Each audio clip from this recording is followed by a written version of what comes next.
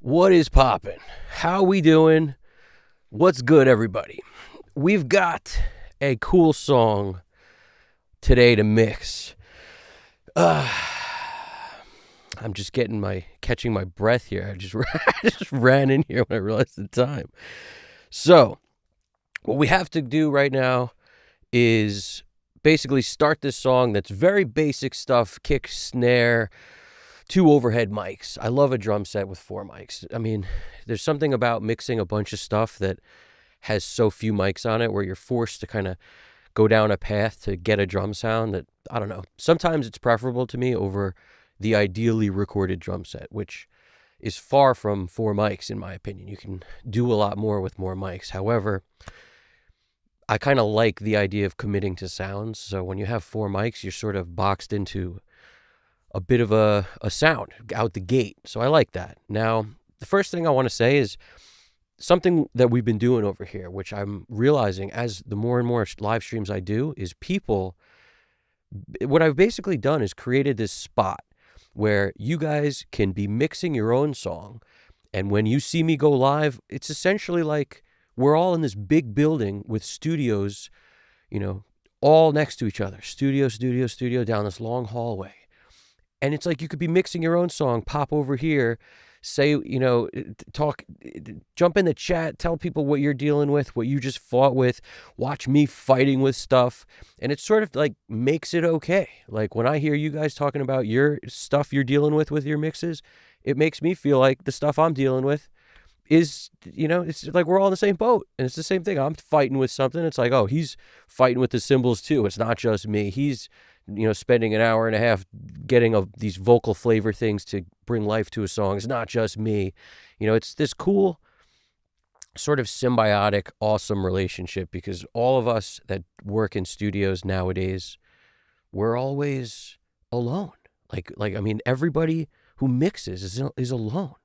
When I interned for a little while, it was so cool for me to be around everybody else who was just like me. I was like, this feels like I'm in an ecosystem of a bunch of me's. This is all tons of me's. Like everybody is thinking about the same thing. They're all thinking about their favorite EQ, their favorite compressor, what works best on, this kind of vocal or that kind of a guitar. And what's their favorite console? They're all talking about the same stuff. They're all thinking about the same stuff. Did you hear about the latest release from this plugin? Have you tried this thing yet? Did you check the dangerous whatever out? Like all the conversations we would have and it was just awesome. So I feel like we're kind of creating that virtually and everyone's welcome to be a part of the chat, be a part of this whole thing with me. Cause to me, it's an awesome community we're growing. And, to that end, we also have a Discord, which I probably shouldn't even mention until I have the link up here, but I'll get that link. We figured out how to get a link into a hybrid audio and texting chat room. I don't know nothing about Discord. I'll just be perfectly honest with you. So we're learning as we go, but that thing, we have that. So I'll put the link somewhere at some point, so we can make that happen. But without further ado, let me jump into the mix. Jumping into the mix. Okay, we are Mix City right now. This is basically a song, nothing's been done to it. A template was always imported. In every session I do, I import my template, and I essentially set it up the same way an assistant would set it up. I do that on a previous day. So when I opened this, I was pleasantly surprised by a couple things. One is there's only one vocal. This other vocal was like where a comp was made from or something, but it's all the same. What I noticed is so this thing is muted and it's going to stay muted, but we may use it for something else, like to build sort of a pseudo harmony or something. I haven't really figured out what I'm going to do with it yet because days ago when I listened to it, I thought that's an interesting kind of character-y type vocal that might work for being all by itself and not needing anything else for harmonies or doubles or anything like that. So we may go and take that and process it in some ways to kind of create harmonies and stuff that weren't there. Let's see. We have a lot of tools today to be able to do that stuff, but just because you have the tools doesn't mean you should necessarily do it. So what I would do is we're going to start the song. I'm going to basically dial level and pan in. And then once I've dialed a bunch of levels and pans in on one pass through, then I'll dump a bunch of EQs on this thing, usually 2, so that I can have 2 different choices for EQ, because I look at every piece of gear in a studio as a color, and it's no different when you're using plugins. So this is an all-in-the-box mix, and when I throw my EQs on, I like a channel strip, and I like, like an SSL 4KB is a go-to of mine. The 4KG I like a lot. Like all the SSL stuff I really like.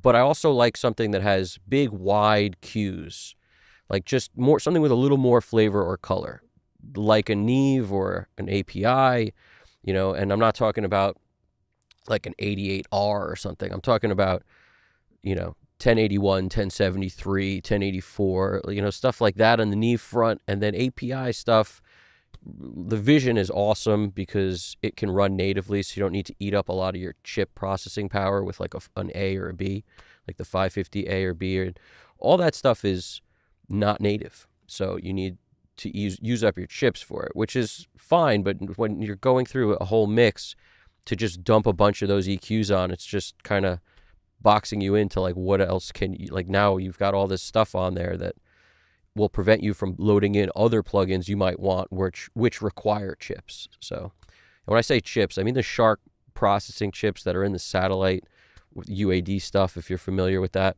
If you don't have any UAD stuff, you probably think I'm talking crazy right now. So I get it. Not everybody rocks UAD. I like UAD stuff a lot. I'm a big fan. So let me go through and just sort of get basic level stuff in. There's, just to show you, like the blue stuff is trigger tracks, like kick trigger, snare trigger. These are set up to be rack or floor. And I would, in order to do that, I mean, this is a tip right out the gate. If you have a cool tom fill or something and you're not getting enough out of it from whatever your overhead mics were, you could literally find the hits of the rack, which would be, if you had an overhead left and right, drummer perspective, the left is closer to the rack. The overhead right would be closer to the tom, the floor tom. So in that case, I would take the overhead left, find the rack in it, dump it to the rack trigger, take the overhead right, if there's a floor tom in it, dump that to the floor trigger. So just when those drums are being hit, I'll copy them down to these other trigger tracks, and then I can kind of beef them up a little bit, but also make them way more sort of directional. Like the rack will sound nice, thick, and clear and be, where it should be in the frequency spectrum, instead of, maybe you have your overheads panned a little tighter and you want to send the racks beyond that, or maybe they're super left and right wide, but you're not getting, maybe because of the way the mics are set up, you're not getting the picture you want out of where the tom hits are. So that's a good reason to use like a rack and a floor, like basically load trigger on it, find a drum that's closest to the size and sound of what you've recorded, and then basically blend these in with your overheads so that it makes sense when those are hit. You'll just get more life out of the toms. I hope that makes sense, but it's something that works for me a lot, but I don't start there. I keep those off in the beginning, because if I can make it happen with just 4 mics, 2 overheads, and, kicking a snare mic, then I will, because that's the way it was recorded. That'll be the most natural sounding, and that's usually where I start. It's only if things are lacking, I'll go there. All right, so I hope that makes some sense. And we're lucky because we have GDP with us this evening. And GDP's been on a flight from the underworld, man. This dude's been flying for like hours and hours and hours, and yet he's still, he's like, he wants it so bad to be, he's part of this community. That's the thing. We're all part of this community, but like GDP, dedicated, solid, amazing worker, like in terms of his drive. So he wants to be a part of the streams because, he understands we're doing something great for the community right here. We're like, anybody who's like us, who works like primarily alone when you're mixing and stuff, it's so helpful to be a part of this. So Shigiono, what's poppin'? How's it going? I know Shigiono, you're in South Africa, I think, right? That's awesome, man. But yeah, so the timing wise, in terms of what time it is a crazy hour right now. It's 3:10 on the East Coast, 3:10 a.m. and we are rocking and rolling, making sure the sound is down for any crazy ridiculous ads and stuff. Yeah, so we're about to get started. Without further ado here, I'm going to play this track and then we will go through and basically get our quick pan balance and all our good stuff. So I got if you see me look down and to the left, that's me looking at the chat because I've got my cell phone here that kind of doubles as a second monitor at the moment. And I've got the chat on the screen now also, but once I start mixing, that's my cue of where the chat is. So if I'm down here, I'm in there, I'm looking at the chat. And if I'm over here, I'm mixing, and then you'll see me pop this up. If anybody has questions, comments, anything, you throw it in the chat, and we'll get there, especially anything audio related. That's where we like to keep the focus. It could be audio related in any sense at all. You know, whatever you're working on, or questions about gear, questions about something I'm doing. It could be anything. It could just be you want to rant about something you're working on that's taking a while. I like it all because that's the thing. That's what we do. It's literally like you're popping out the door and into another studio going, what's going on? And you're taking a quick ear break before you keep working on your stuff. And that's what I recommend people do. If you have a session you can open it up. You know, be rocking and rolling while we're rocking and rolling. To me, that makes sense. So let's go. Crack of the hammer buries the nail and seals the coffin that's buried in the sand, even though it don't make any sense. The grind of the chainsaw that cuts down the trees, that's taken our shade away and polluted our air. You know they don't have a care, so why should we? Why should we?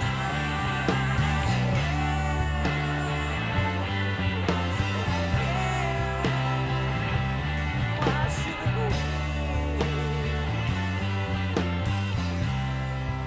should I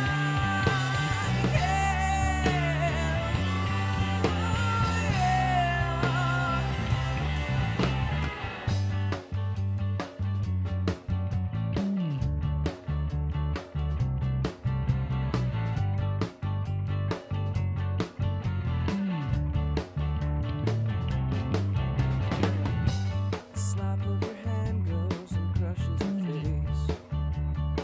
The neighbor calls the police. They take you away, 'cause they're no tolerance policy. Blood from the chain gang is hitting the floor and staining all of your clothes. You know they won't let you go.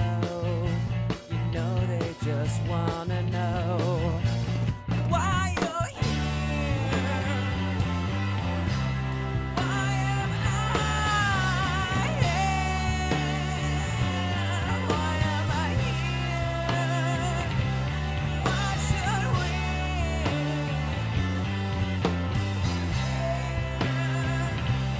Why should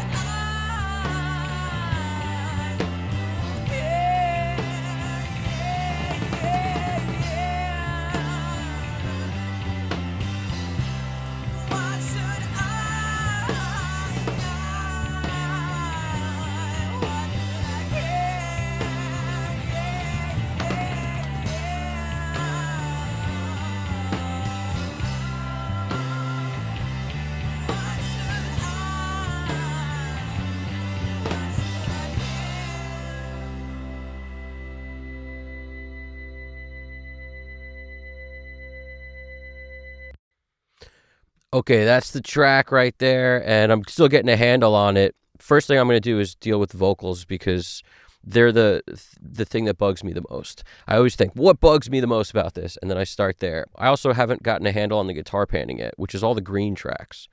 So the more you check out these live streams, you'll realize I always use the same colors. So it's going to make things easy if you've seen them before. Acoustics, always red. All right, always red all the time. And I try to label stuff in this way. Let me jump in the chat real quick, and then I'll go back to what I'm talking about. Air Forcer 5. ER Forcer 5. Nice. For some reason, I thought that was like Eraser 5, and the 4 was an A. I don't know. Either way, it's a cool name. What's going on, man? I appreciate you saying that. I appreciate you saying that you like the live streams. That's awesome, man. Till 542, what would you pick between Barefoots and Focals? I used Barefoot 01s for a long time, and I like their ability to sort of flip between. Like if I had to, what's the strength of the Barefoot 01 for me was the profiles, that you have like 5 choices of profiles sort of built in to that switcher on it, where you can make it, a cube, or like kind of like an NS10 sound. I forget what they called it. Probably like classic or something like that. And then, the full range, and then like the flat and like this hi-fi-ish kind of sound. That was the coolest part about it, was that it did that. But I also found the Barefoots kind of weird. Like I grew into them, and that's the thing, is I think people will start to like whatever they use. If they use it long enough, you'll probably figure it out. But if I could do it again, I probably would have gone Focal or something, because ultimately I felt they left a lot to be desired, the Barefoot 01s that I had. And they're all different. And when they upgrade their speakers, change the stuff, like they're changing components, they're changing so much that I'm not so sure Barefoot 01s that I had from back in the day would actually compare to what they're doing now. I don't know. But I could tell you that based on my experience, it wasn't like I could tell you these were awesome and I loved them. I definitely felt like the first thing I need to do now is get new speakers at a certain point. I was like, I can't keep dealing with these because they were all over the place for me. Also, though, my favorite way to use them was usually on Cube or the NS10 way. It was because I found that was the most useful for me. But I'm an NS10 fan, so that's the thing. I like the way NS10s make my mixes sound. Working on those, I liked, right? So switching to the Barefoot was weird. Kind of like, I can't really put it into words what I didn't like about it. Focals I've never tried, so I can't tell you whether they're great or not great. Like, I really don't know. But I knew a guy who used Focals in his studio for a while. I don't remember which model it was, but he liked them a lot, and he used them for years. So that's all I could tell you about that. I know Colt uses the Focal 11s, I think. So it's, people like them. Everyone here is different, so I don't know. The Focal, if I could do it over and you say, which would you pick? Having used the Barefoots, I would try the Focals, because maybe I'd have loved them. I don't know. But that's all I could say about that. But, like I said, also, either one will kind of, you might grow into. And everyone here is so different, so you really got to, anytime somebody tells you, like, this is better or not, you got to take that with a grain of salt. You're using Barefoot also, yeah. Awesome. It's an interesting thing. It's truly interesting. The Eraser 5. Okay, good. I'm going to say your name right from now on. Eraser 5. I like that. That's awesome. You're using 01s also? Yeah, so you understand what I'm talking about. It's also so much about your room. In some rooms, they could sound awesome, I bet. And in some rooms, like mine, they could sound less than awesome. They did not sound too good for me in the rooms. And I moved them around so much, but it was also like the height of them, and it's just a bunch of different things. They were on the fixed height stands that like Sound Anchor recommended for those or whatever. They were like made for those speakers, and those stands are one height. So if that works for you, great. If not, not, kind of thing. But yeah, I'm curious. You like the profiles on them too? The cube profile was my favorite by far. I don't know why. I just really, because I felt like that speaker did the best work when it was really limited in its range. I was like, that's actually more useful to me than the full range on it. But yeah, because the full range was sort of like, I don't know. I would constantly make things with too much bass in them using those speakers. I actually preferred the NS10s with a sub. The NS10s with the sub was a better result than the Barefoot 01s for me. Nice. You still have NS10s and cubes also. That's nice. Shigiono wrote, it's scorching hot, like 42 degrees Celsius in Africa today. What? That's crazy. That's insane, because over here it's cold. Over here we don't go outside when we don't have to because it's cold. It's been warmer a little bit recently, but it's bad with the weather out where I am. I'm in the Poconos. I'm in the mountains in PA. I find the Barefoots to be really shy on the mid-range. That's exactly why I hated them. Yes. So when I would put it on the NS10 setting or the cube setting, it would get way closer to what I like. Whereas if I had it on flat or full, I felt like kind of tricked. There wasn't enough mids for me. You would pick differently now too. Yep. Yeah, cube and classic feel more like home. Yeah, we're right in the same ballpark with that, me and you. 100%. That's how I feel. So let's jump over to the mix for a quick sec. When I pan my guitars, I have to sort of look at what's there to figure out how I'm going to pan stuff. You know, it's one thing to listen through to know what's there, but if you recorded something like so many years ago, you're not going to remember what you did. And you have to go through and sort of, a good labeling method helps. So this is what I was starting to say before. If you label your mics for guitar, let's say you put 3 mics on a guitar cab, it's helpful if you label them all G1, like guitar 1, for example. And then whatever else you write after it could tell you what mic it was if you want, or what position it was in, whether it was close or far or whatever. But it's important. The most important thing is actually that you label all the performances with the same letter or number, like G1, G1, G1. So I know that's one performance. That's super important. And then G2, G2, G2. So I know these 3 tracks are one performance. And the same thing with this, one performance. If you don't do that, you'll have a way harder time figuring out why all of a sudden you're not getting the beef you want out of your guitars, the presence, the punch, all of it. Because when you split up mics, this is in my opinion, when you split up mics that are one performance and pan like one left, one right, you wind up getting a hollow center. It basically makes it where now it's less powerful. So what I do is one performance moves all together. I don't care if there's 15 mics on it. One performance of the guitar is going to go all in one place. And then another performance is going to go in another place. So that way I know G2, I got to move G2 together. So that's why you see I went all right with G2, solid right. Because I saw G1, I thought it sounded like a double when I was listening, pan that all left. So all the G1s are left, all the G2s are right. And then as we go down, there's 3 G2s. We got G3 is, you see G3 and then G4. I know when I went from G3 to G4 and I use a different color, these are the cues for me that's a G3 is one mic by itself. There's nothing else that's that track. And G4 is the same thing, one mic by itself. And then we've got G5. So where we pan G3 and G4 doesn't, like, you don't have to live by something like, okay, now we got to, pan G3 one way and G4 the other way. They could be down the center. These could be wherever we want because they're whatever. But if these both were G3, they would have to go together. If it's going to be 25% to the right, they're both going to be 25% to the right if they were one performance. That's just the critical thing I want to get across. I think that's one of the most helpful tips I can give, because otherwise you get this weird hollow feeling.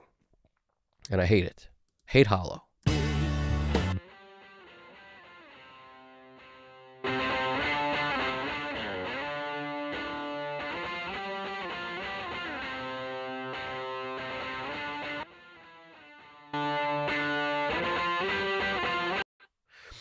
I love the guitar sounds. That's my first thing I'm going to say is like sometimes guitar sounds are great and sometimes they're not.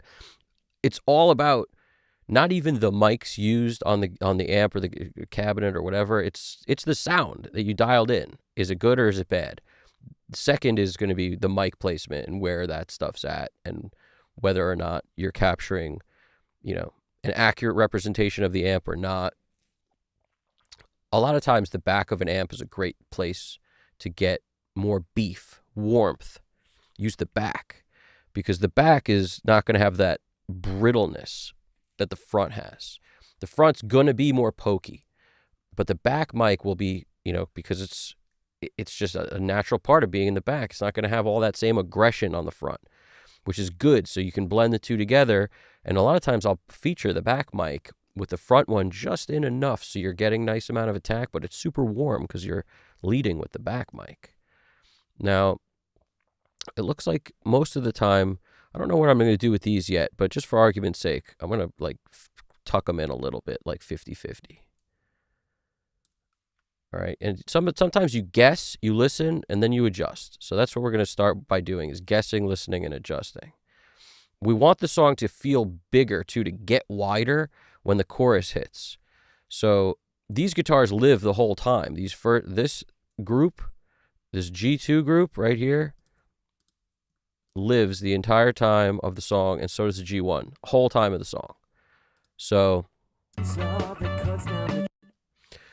we have to take that into account. Also, I want to figure out what's doing this harmonic-y thing. What's doing that? Probably the one that says harmonic, right? Let's see. It's taken our shade away and polluted our air. They don't have a care, so why should we? All right. I'm just kind of getting into position to rock and roll here. So I start with everything the same volume too. Some people pull all their faders all the way down. I just get enough headroom going where I have plenty of room to make things louder. So my other thing is I don't go over 0. If I need to get over 0 with anything, I bring everything down so that 0 can be loud enough. I don't want to go over 0 until I start doing automation. So the way I mix ends with automation, making whatever I've done in the mix feel better and more lifelike. And in order to achieve that, you need headroom. You can't have your tracks at 0 at plus 12 or plus 10 or plus 6 or 8. Like for me, you can't be up there and have enough room on everything all the time, no matter what, in automation. So as a result, I want at least 12 dB to be able to raise something while I'm automating so I don't go over 0. It's just something I try to avoid at all costs. And you're not losing anything because when you bring stuff down, you get back headroom, so you don't need to go over 0. You have to retrain yourself to do this because in my opinion, this makes sense. Now, of course, there's millions of ways to do this. So when I say you have to retrain yourself, that's only if you want to do what I'm doing, the way I do it, which to me makes the most sense. And I've done this 100 different ways, settled on this way because it's just over time you figure out what makes sense to you. You keep honing the way you do things all the time. And at some point I may change it again, but to me this makes sense. Because when I do automation, I break this stuff down, the whole track down into these kick, snare, the rest of the drum kit, bass, guitar, vocals, and then if there's other stuff like organ or whatever, there could be that, and then a flavor track of some kind. Usually that's how I break my whole session down for automation. But I don't even dump things in here until the very end of the mix. And you can see there's nothing on the mix bus when we start. Mix bus, nothing on it. Okay, nothing. This is the vocal mic for me to feed you what you're hearing. This is the mix bus. Nothing. Clarity is the thing on the desk that's a graph, basically. It just spectrum analyzer on the desk, PAZ. And then this feeds the audio into you. So nothing here is processing any sound. All right. And same with the master fader, which is it's before the mix bus. So anytime I put something on here, which at the end, I might put some saturation or tape or something on there at some point, that's going to feed into the mix bus. And there's reasoning for why I put this here. But this essentially allows me to lower all my VCA automation into here if I want. And I usually don't touch it until the end. So if we can get away with not touching the master, we do, but we want to be coming into the master kind of lower than you would think. Not, like about halfway, 3/4 of the way, somewhere in here. Plenty of headroom on the master when you're hitting that plug-in. Same thing when you're hitting the next one. Like I gain level towards the end of the mix bus, but going in very low, like relative to other things, relative to how I see people mix, you know, they're coming in way too hot, in my opinion, to all the stuff on their mix bus. So I try to get in there pretty low. And that's, something I realized over time. And then I see I'm not the only one when I see Chad Blake and stuff doing the same thing where he likes to go very low into his mix bus and he gains level at the end of the chain on the mix bus. Picks up a lot of level on, for him, the Mic DSP ML4000 and the inflator. That's where he's picking up a lot of his level. But getting to that, he's not actually going in too hot. So let's also dump an EQ on everything so that we can move this along. So I dump EQs on tracks, not buses. And the triggers, usually I don't just dump an EQ on there because there's always something on the trigger tracks. Like, these are always imported, and the trigger by nature is a sampled sound. It should sound pretty good. So if I do anything, it might be need more saturation on it or level out of it, so I might boost it and then clip or something, gold clip, limiter, something like that. If I need to bring up a tom fill or something, it's possible I might do that. But generally, this kick trigger has an SSL channel on it. It's not like you don't. Sometimes you might need it, sometimes you might not, but it's not like a go-to for me. Whereas all the tracks get an EQ. So right now, kick, snare, overhead left, overhead right, all the bass tracks, the 2 acoustic tracks, that's these in red, and then these are all my guitars. And as far as like numbers, performances here, we have basically 8 performances of guitar. 1 vocal. That's it. And then a bunch of stuff from the template. That's all what this is. This is just template city. So shift option, then you click the track. And a lot of times I'll leave room. Like, for example, you can't put it where I just clicked, because if you do, you're going to wind up writing over the auto align like I just did, which we don't want to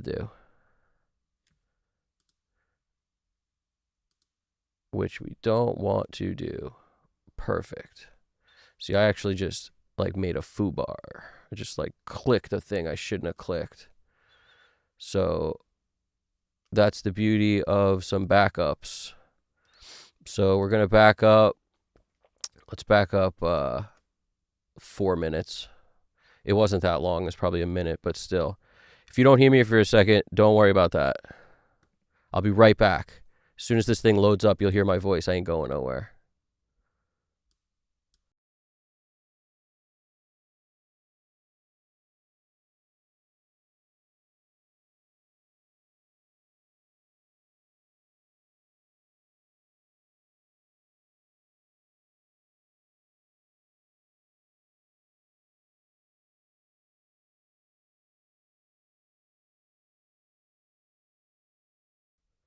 All right, we're back. So that was probably the best lesson we're going to get. You know what that is? Make sure you have your session file backups in preferences to every minute. You see how I had that? So that in case you do something nutty, it's always you're 1 click away from something nutty at all times. If that ever happens, just go back. You have your backups every minute, makes it super easy to go back in time. That's what I would do. That's always a weird thing, too. Before I would have session backups, on every minute, I'd lose, the last 10 moves. And I was like, why am I doing this? I need to make it every minute. I don't know why everyone doesn't make it every minute. Shift, option, click, come in here, SSL, 4KB.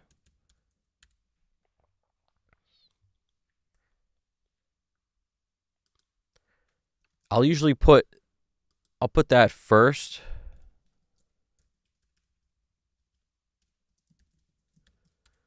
Just saving the session now the way I want it. Okay, so now we're going to shift option and click in here. Let's put the API vision on. Let's see if we can get through of another vision. I'm a fan of the vision. Big fan of the vision. And always the native. What could possibly be overwritten?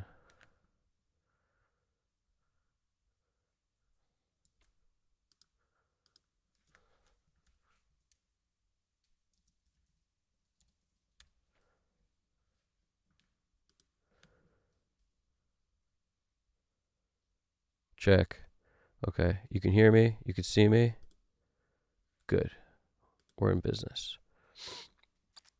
We build it as we fly it, folks. Let's see what did I accidentally select here that's not going to let me write into the third slot. Ah, it's because Ocean Way's on here. That's why. Okay. Now we're good. Now it'll let me put it in there. I actually like that warning that it gives you because sometimes it's like you don't want to mess with anything.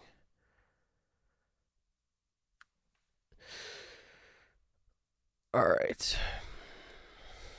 So if you're not familiar with the vision, it's probably the most colorful channel strip you can get going because you have all the punch and like that API is famous for.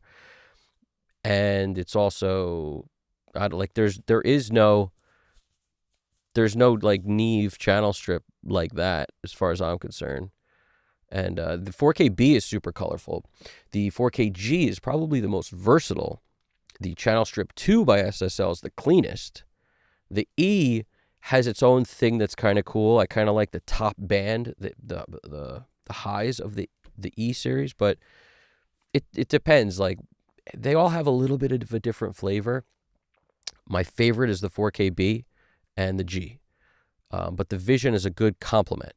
And if I don't use a Vision, a 1081 is a good complement too. I like Neve or API as the complement. Now let's just run, and I'm gonna start tweaking knobs as we go. That's buried in the sand, even though it don't make any sense. The grind of the chainsaw that cuts down the tree. A lot of times I won't just start by cranking the low end of the kick, but when I listen to that kick, I'm like, where is the low end? It's just like missing. So I want some. Also, I'm going to start compressing and stuff on this vocal. Now, every compressor has a flavor. The compressor in the Vision is not as useful for me as like an 1176. It's just, it's good, but it's not as useful most of the time. So I might come in here and just dump a 76 on this thing. So out the gate, we can get going with something that sounds pretty decent on this vocal. I like the aggressiveness of the beat of the Blue Stripe, like everybody else. To me, this is, it's a little bit sweeter than the other choices because it gives you a little bit of saturation with your compression. It's like a side of saturation. It's buried in the sand, even though it don't make any sense. The grind of the chainsaw that cuts down the trees. It's taken our shade away and polluted our air. They don't have a care, so why should we? Why should I care? Why should I care? Why should we? Find the boxiness if you want to remove your boxiness on your vocal. Like there's always a point in the vocal that gets super boxy. You can find it pretty easily. It's usually around the 600, 300 range, like above. You might want to boost 100 to 200 or somewhere in there, depending on the vocalist. But I like to get rid of some of the boxiness too. You can't boost the low end without doing that. It's buried in the sand, even though it don't make any sense. This is also like, average amount. Like on every mix, average.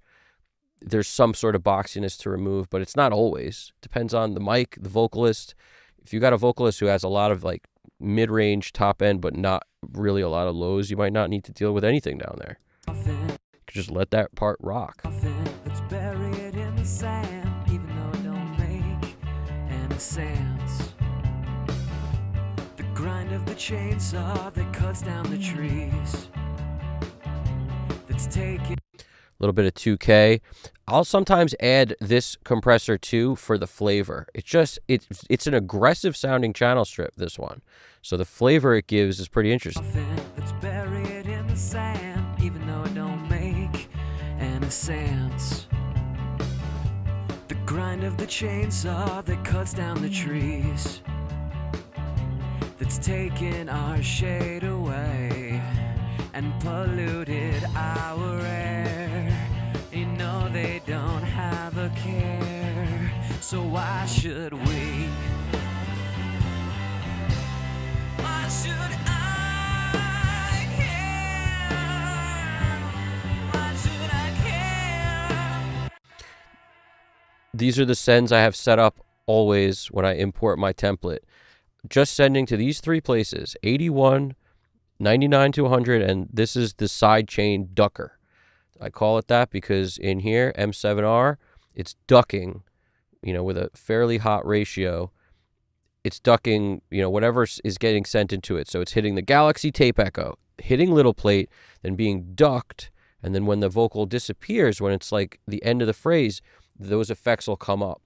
This will allow you to make your effects much louder because it's without the reverb getting in the way. That's the beautiful thing with it. It'll stay out of the way if you duck it a little bit. Whereas if you don't, that reverb's going to start taking over as soon as the first word it hears.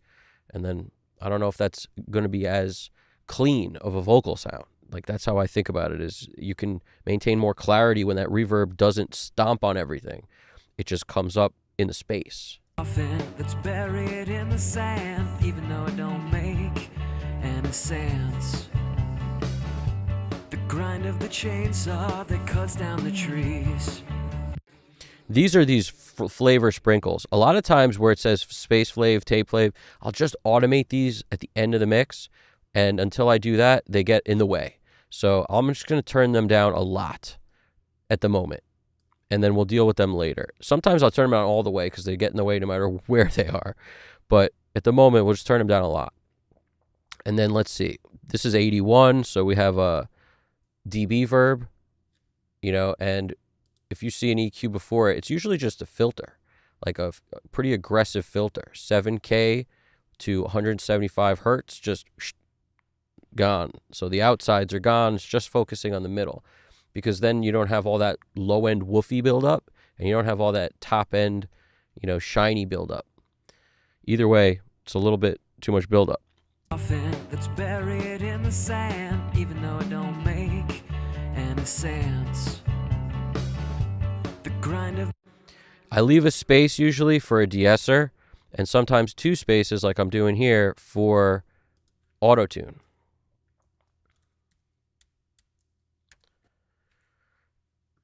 And when I say auto-tune, but sometimes it's Melodyne. Sometimes I like auto-tune Pro and just to draw little fixes in. Sometimes that's the move. And keep this in mind too. A good opposite of needing a de-esser is compress less. Compress less, you won't need to de-ess as much. Once you start compressing a lot, your S's come up, your annoying parts of the vocal come up too. That's, the downside of compressing a lot. But this thing is very dynamic vocal that was recorded with no compression on the way in. So it's doing a lot, and I need to control it. the grind of the chainsaw that cuts down the trees. That's taking our shade away. And this is a cool plugin because, like a lot of them, you can basically audition two things at once. For de-essing, I like doing that because you won't realize what you're missing on a vocal until you take off the thing that destroyed it. You'll be like, oh, that's better, that tames the S's, but you've also maybe lost a lot of clarity in top end. So I like to throw something else on, like the Oxford suppressor, which is my favorite go-to de-esser. And then I'll basically put it on a harsh setting, like whistle control. It's pretty harsh because if you notice, this thing is rocking down here on heavy comp, which is by the cut section. It's really close to cut. So it's really close to removal of complete S's, just gone out of the sky. And then threshold, I'll back it off a little until it feels right. The grind of the chainsaw that cuts down the trees. But a lot of times people go, how do you find your S's? You hit it too hard. That's how you find it. Just like a lot of things. You make the vocal too loud and then you put it into place by lowering it a little. But you really got to kind of raise it up slowly from nothing, feel where it sounds good, and then lower it a little bit into the track once it got too loud. So it's a similar thing with S's. Like I like to do things in reverse. You cut too much out and then it's like, ooh, that's way too much. And then you back it off until it feels right. The grind of the chainsaw that cuts down the trees. Look at where the red line is. What it's telling you is between these lines, what's the loudest point? And what's helpful with that is you can kind of really dial in what the frequency is that's annoying. It's not always the one that's the loudest. It sometimes is, but what you'll find is that little poke of the red thing that like holds for a second is really helpful. The grind of the chainsaw that cuts down the trees, that's taken our shade away and polluted our air. They don't have a care, so why should we? Why should I care? Why should I care? Why should we? Why should I care? Oh, yeah.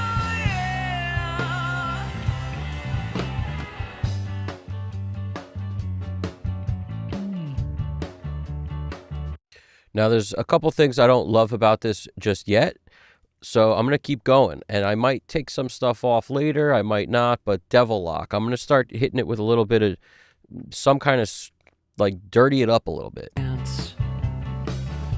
The grind of the chainsaw that cuts down the trees, that's taken our shade away and polluted our air. They don't have a care, so why should we? Why should I care? Why should I care? Why should we? Why should I care? Oh,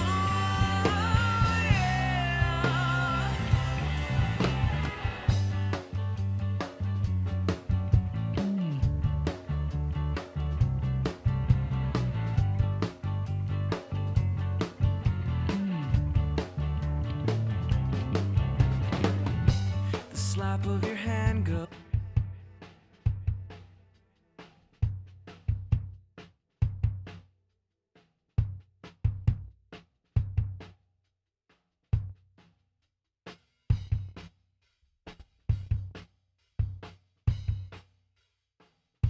And staining all of your clothes. They won't let you go. They just wanna know why you're here. Why am I here? Why am I here? Why should we?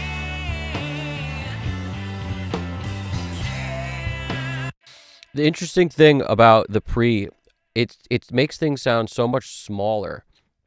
Like it'll take something wider and make it tighter, which is good for that. Use it for that tool, but there's so many better ways to like make a kick saturated than the thing built into the 4KB, in my opinion. There's plenty of other ways. Now, the first thing I like to do before I start going crazy with plugins, like my kick chain is such where I like a little bit of a sub-octave on the kick. I want the kick to probably be the lowest thing in this mix. It's either bass or kick. Bass is going to sit slightly above it, I think, for this one. So that's a Voice of God plugin. I really like this one.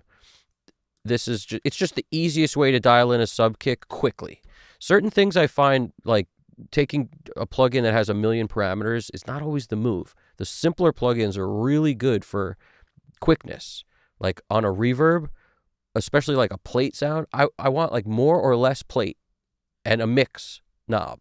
That's why Little Plate is the absolute coolest plugin of all time for reverb. Because, I mean, sure, there's a benefit to having a ton of choices when you want to get into that, the exact flavor of plate of whatever. But a lot of times, if I'm doing flavor vocals and stuff, it's like I just need more or less reverb and a mix knob.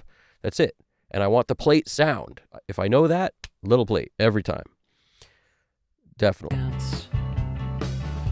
The grind of the chainsaw that cuts down the trees, that's taken our shade away and polluted our air.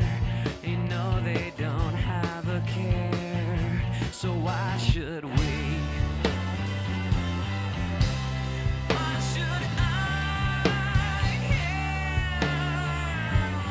Why should I care? Why should we?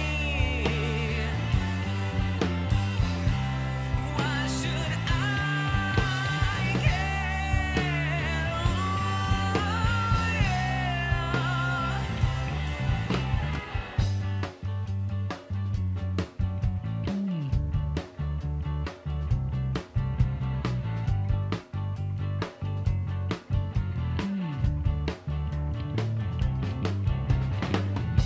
The slap of your hand goes and crushes your face. The neighbor calls the police. They take you away because of their no tolerance policy. The blood from the chain gang is hitting the floor and staining all of your clothes. You know they won't let you go. You know they just wanna know why you're here. Why am I here? Why am I here? Why should we care? Why should I care? Why should I care?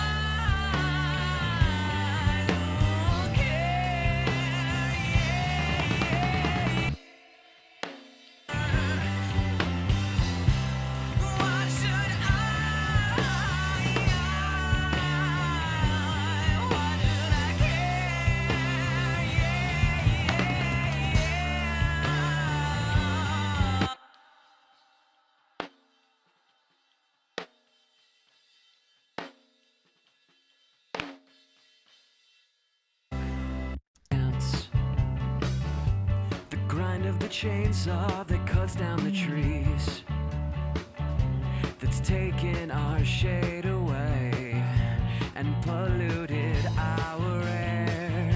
You know they don't have a care, so why should we? Why should I care? Why should I care? Why should we?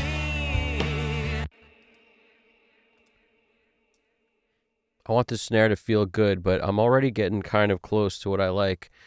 Don't be afraid to use some sort of a soft clip or a clipper or something like that, especially on things that have very quick transients. Like, you won't ever feel like a negative coming from that unless you clip a ton, is my opinion. You sort of need to saturate to make sounds have more length. The grind of the chainsaw that cuts down the trees, that's taken our shade away and polluted our air. You know they don't have a care, so why should we? Sometimes I don't like to use any of these settings other than the soft clip on this plugin too. Depends. It's like I'm not looking really for compression as much as I am just clipping. And sometimes I'll audition 2 different clippers to see if that gives me more of what I'm looking for. Like a gold clip potentially, and that Alicia Alpha Comp. The gold clip track. Standard clip is another one of my favorites. The grind of the chainsaw that cuts down the trees, that's taken our shade away and polluted our air. You know they don't have a care, so why should we? Why should I care? Why should I care?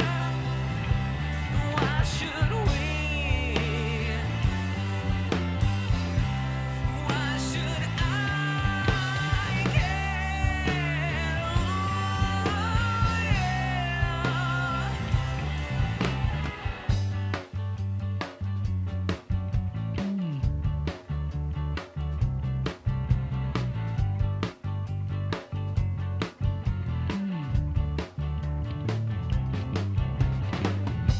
The slap of your hand goes and crushes your face. The neighbor calls the police. They take you away because there's no tolerance policy. The blood from the chain gang is hitting the floor and staining all of your clothes. You know they won't let you go. You know they just wanna know why you're here. Why am I here? Why am I here? Why should we care? Why should I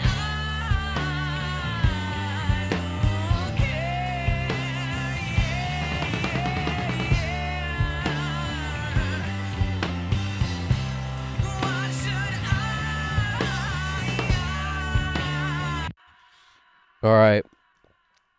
What's going on? Jump back in the chat real quick. Oh, Alex Christoph, what's poppin', man? What's poppin'? Let's going back here to see what I missed, if anything. What did I miss? Cuban classic feel more like home. Yep. Alexander Christoph, as DJ Khaled says, another one. That's exactly correct. I'm working on my beard here that's kind of Khaled-ish. I got to deal with that. I was almost going to shave tonight, and I was like, nope, can't jinx it. Can't jinx it. Yeah. Yo, caps are allowed, GDP. I run this I told Nightbot, I said, oh, take it easy, Nightbot. Caps are allowed these days. And said, okay. We came to an understanding. Different track indeed, man. Every time we rock and roll, we're going to be doing different tracks except for when we're finishing one. So lately what I've been doing is like start the mix, bunch of stuff, try to get it done within 4 hours in terms of like part 1, and then automation, flavor moves the next day, finishing touches. So it's going to be like part 1, part 2, most likely. Depends. Sometimes we could get done with the whole song in a stream, but I don't want to make the streams like 10 hours or 8 hours or 7 hours. I'd rather make them shorter. I feel like that's better for everyone. And it also facilitates more streams, which is cool. And yeah, who has the patience to sit and watch somebody mix for that long? I mean, I would, but GDP probably would. Some of us probably would. And I know based on the back, those streams that I did that were super long, and anybody who watched it, like, you're one of us. I got you. We would do that. But yeah, it's I just also think it's hard to keep getting great work done the longer it goes. So it's so much better to have that fresh head the next day at a certain point. Definitely. Oh, nice. GDP's got the Discord server link. Bada bing.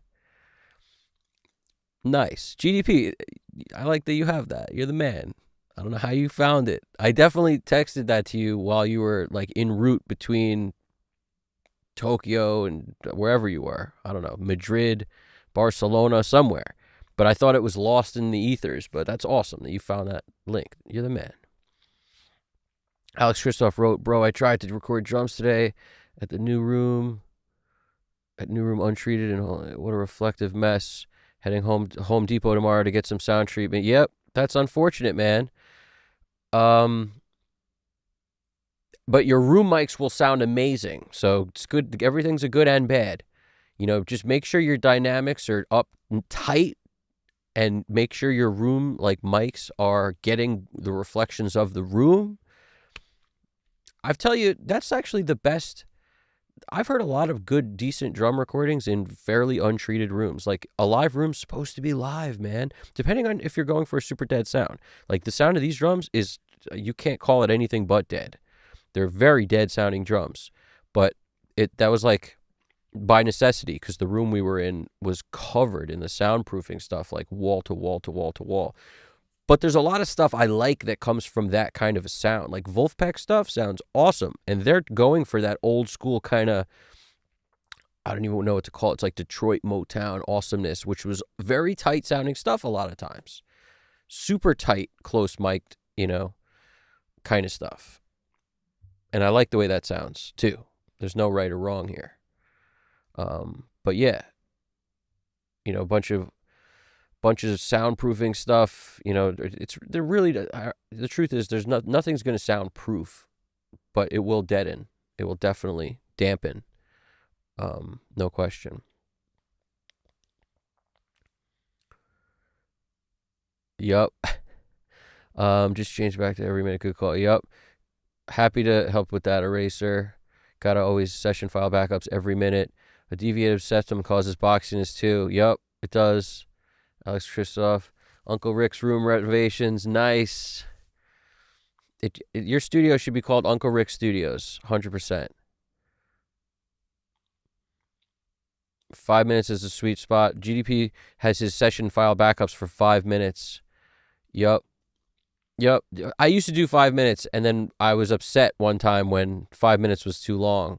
I just hit the magic like 2 minutes ago, and I was like, never again 5 minutes. Never again. But yeah, even when you have it set at a minute, it's not always a minute. Like, for some weird reason, you don't always get that minute. I don't know why. I don't know what cogs in the machine decide to go nuts, but something goes nuts. Yup, dirty it up. I want to dirty it up. We want to mess like the crumbles on top of a coffee cake. Exactly. You're definitely referring to when I was messing with the vocal, I think, probably. But yeah, for sure. Alex Christoph drums. Eraser 5 was the first to join our Discord. That's awesome. We got the Discord going. We don't know how to use it, but we got it going. I bet you GDP figures it out in 5 minutes. All he needs is like to go to sleep once, because I'm pretty sure he hasn't been asleep since he's been flying around the world for like the last 36 hours. But once, I have a feeling he'll wake up from his sleep knowing how to do everything on Discord. I don't know how to do hardly anything there. Every time I go there, I click around. It's like, claim your prize now. I click the thing. It's like, accept the prize. I hit the thing. It's like, you have accepted. Great. What did I get? I don't know. It's a weird video game that I have no idea what the rules are. That's how it feels. It feels like, oh, welcome to this game you don't know how to play. But it's pretty cool. That's what I hear. I hear it's pretty cool. Yeah. I don't know. It's going to be cool. What up, Nightbot? Coming through? Nightbot, have we met? Nightbot, why are you spamming us what is that? Why is that? At 3:59 and at 4 a.m., Nightbot decided to send the same message? Like, what tier do you have to pay for to make that not happen? Like, I don't understand. That's so weird. Mixed stream, master stream seems logical. Oh, definitely. Mixed stream, master stream. Yep. Yeah, kind of. To be honest, I don't like to end the mix stream before I put some stuff on my mix bus, which might be what you mean, because like I want it to sound half decent at the end of that first mix day, whatever that is. So I want to listen to it and be like, okay, we're in the ballpark. Until I put some kind of love on the mix bus, I usually don't get the stuff back up to level, because that's part of it for me too, is like the mix bus is where I regain lots of level. And it's not because like I'm smashing. It's the opposite of that. It's because I go into it so lightly that I'm like using some of that processing to gradually bring level up. Especially like the ML4000 is just that thing, you can get loud with that thing. But like we talked about before, loud isn't even always the answer. It's usually not the answer at all. I hate loud. I hate loud for the sake of loud. But loud, if it's done right, can be okay. I dig that. All right, cool. So Eraser, once the live stream was over, Manny did once. Yeah, the live stream was definitely over 12 hours at one time. And we almost didn't it didn't save. That was a fun one. Like, it did save, but we got lucky because it didn't have to. It basically did us a favor and saved it. Because we didn't know you can't go over, it won't save if you go over 12 hours. Who knew? Alex Christoph wrote, I got cymbals done, but the snare sounded absolutely awful due to the room today. Yeah, it could happen. It could happen. Move the drum set around in the room. Like, I mean this when I say the best sounding drum kits that I've heard have been done in very, very live sounding rooms. There's some treatment up, but it's not a lot. It's actually more diffusion up than like, dampening. It's diffusing the sound a bit. This one room had really cool drum sounds. It's not even that big. It was like 15 by 15, or maybe more of a rectangle shape than that. I don't know, 18 by 14 or 12, but really high ceilings. Really high ceilings. Like 2-story, 3-story ceilings. I don't know exactly how many feet it was, but you clap and it's like, why is there so much decay? You look up and the room has very high ceilings. Cymbals sound really good in rooms with really high ceilings.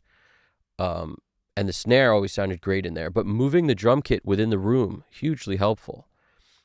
Also, if you're going to make treatment, consider building gobos that you can move. Put them on casters so you can roll them around, and that way you can kind of decide where your problem is and sort of deal with it that way. Like the gobos I have in this room are very helpful. The gobos in my last room, I used to tuck in the drum kit, put them around your drum kit when you want to deaden it up. And then if I wanted more of a live sound, I'd remove them from the room. So they were very useful.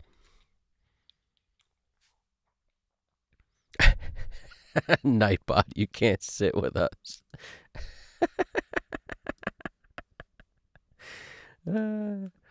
It's true. Nightbot is can't sit here. Let's jump in. All right, let's put Ocean Way on the overheads. I don't know if you've seen me do that before, but fun times. Fun times, Ocean Way. The drums sound super dead. We're going to fix that right now. I actually kind of like it, though, too. So I'm going to decide how I'm going to fix it. But first, bus 33 is our snare verb. If I do want more verb on the snare, I usually use it just for personality. You can keep it like 10, 20 dB lower than the snare, 10, 15 dB, something like that. But you could use it for some personality.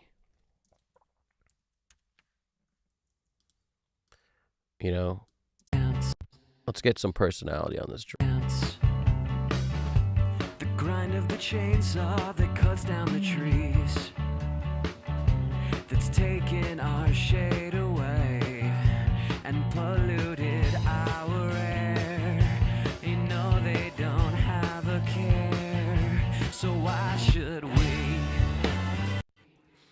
It's not doing a whole lot right now, but that's okay. Let's move to this. Let's see if we would like the Ocean Way jams.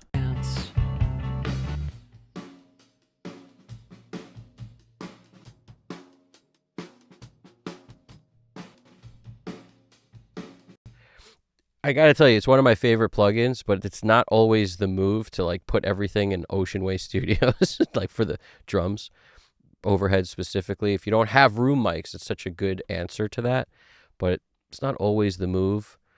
It's an interesting move. however. It is an interesting move. The grind of the chainsaw that cuts down the trees, that's taken our shade away and polluted our air.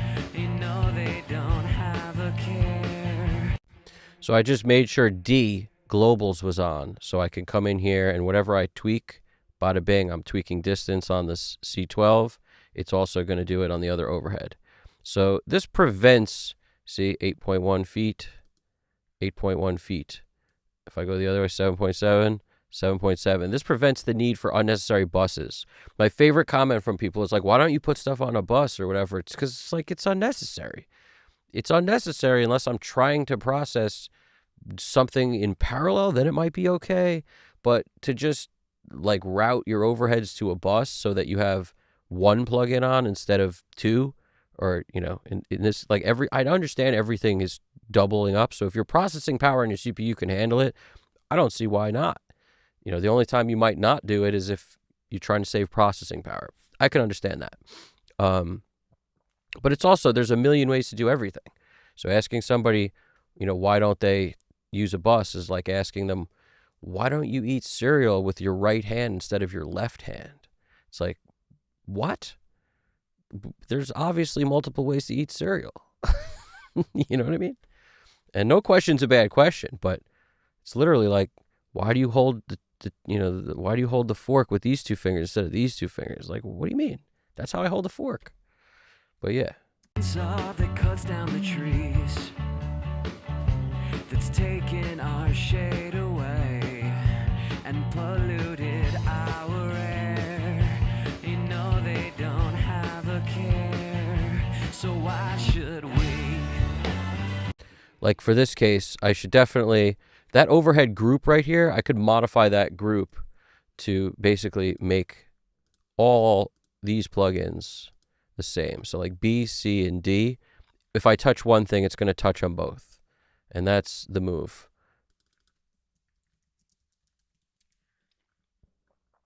And you could do it all on one group. Like I don't really need this group now that I have that one. So we could turn that one off now that they're all doing the same thing. You could also just delete it if you wanted. Bada bing. Bada bing.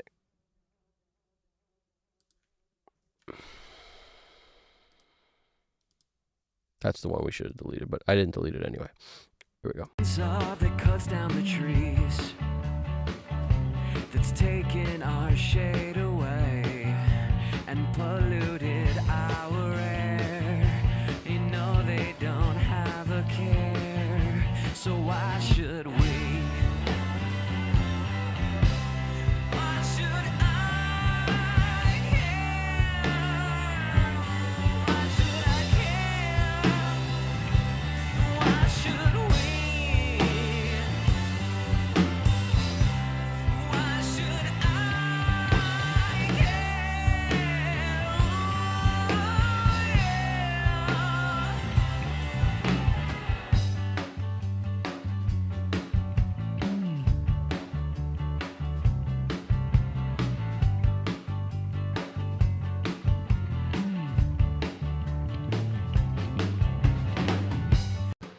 By the way, this is the old school Ocean Way plugin. You could get the deluxe if you want. I might at some point.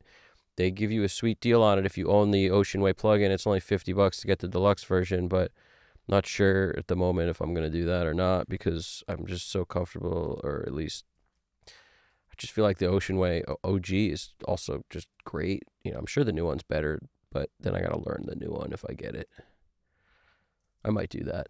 I might actually do that. We'll see. Top of your hand goes and crushes your face. The neighbor calls the police. They take you away because there's no tolerance policy. The blood.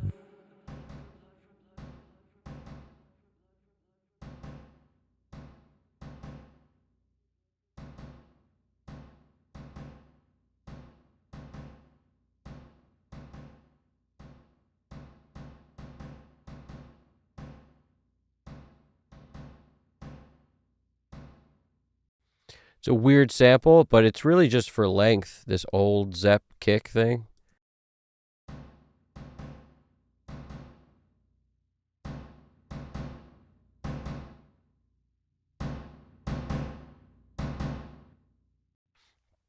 it's helpful because there's so little kick. There's no kick rooms here. So it's a super dead tight kick. Got to layer something to give it some space.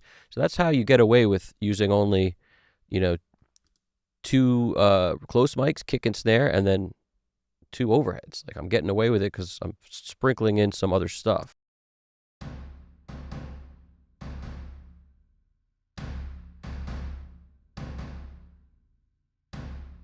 There's no tolerance policy.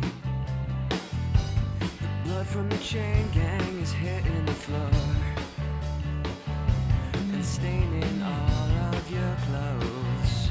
You know they won't let you go.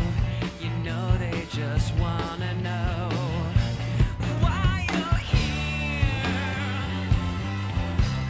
Why am I here? Why am I here?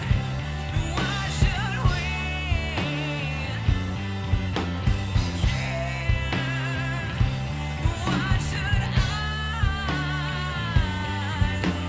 care?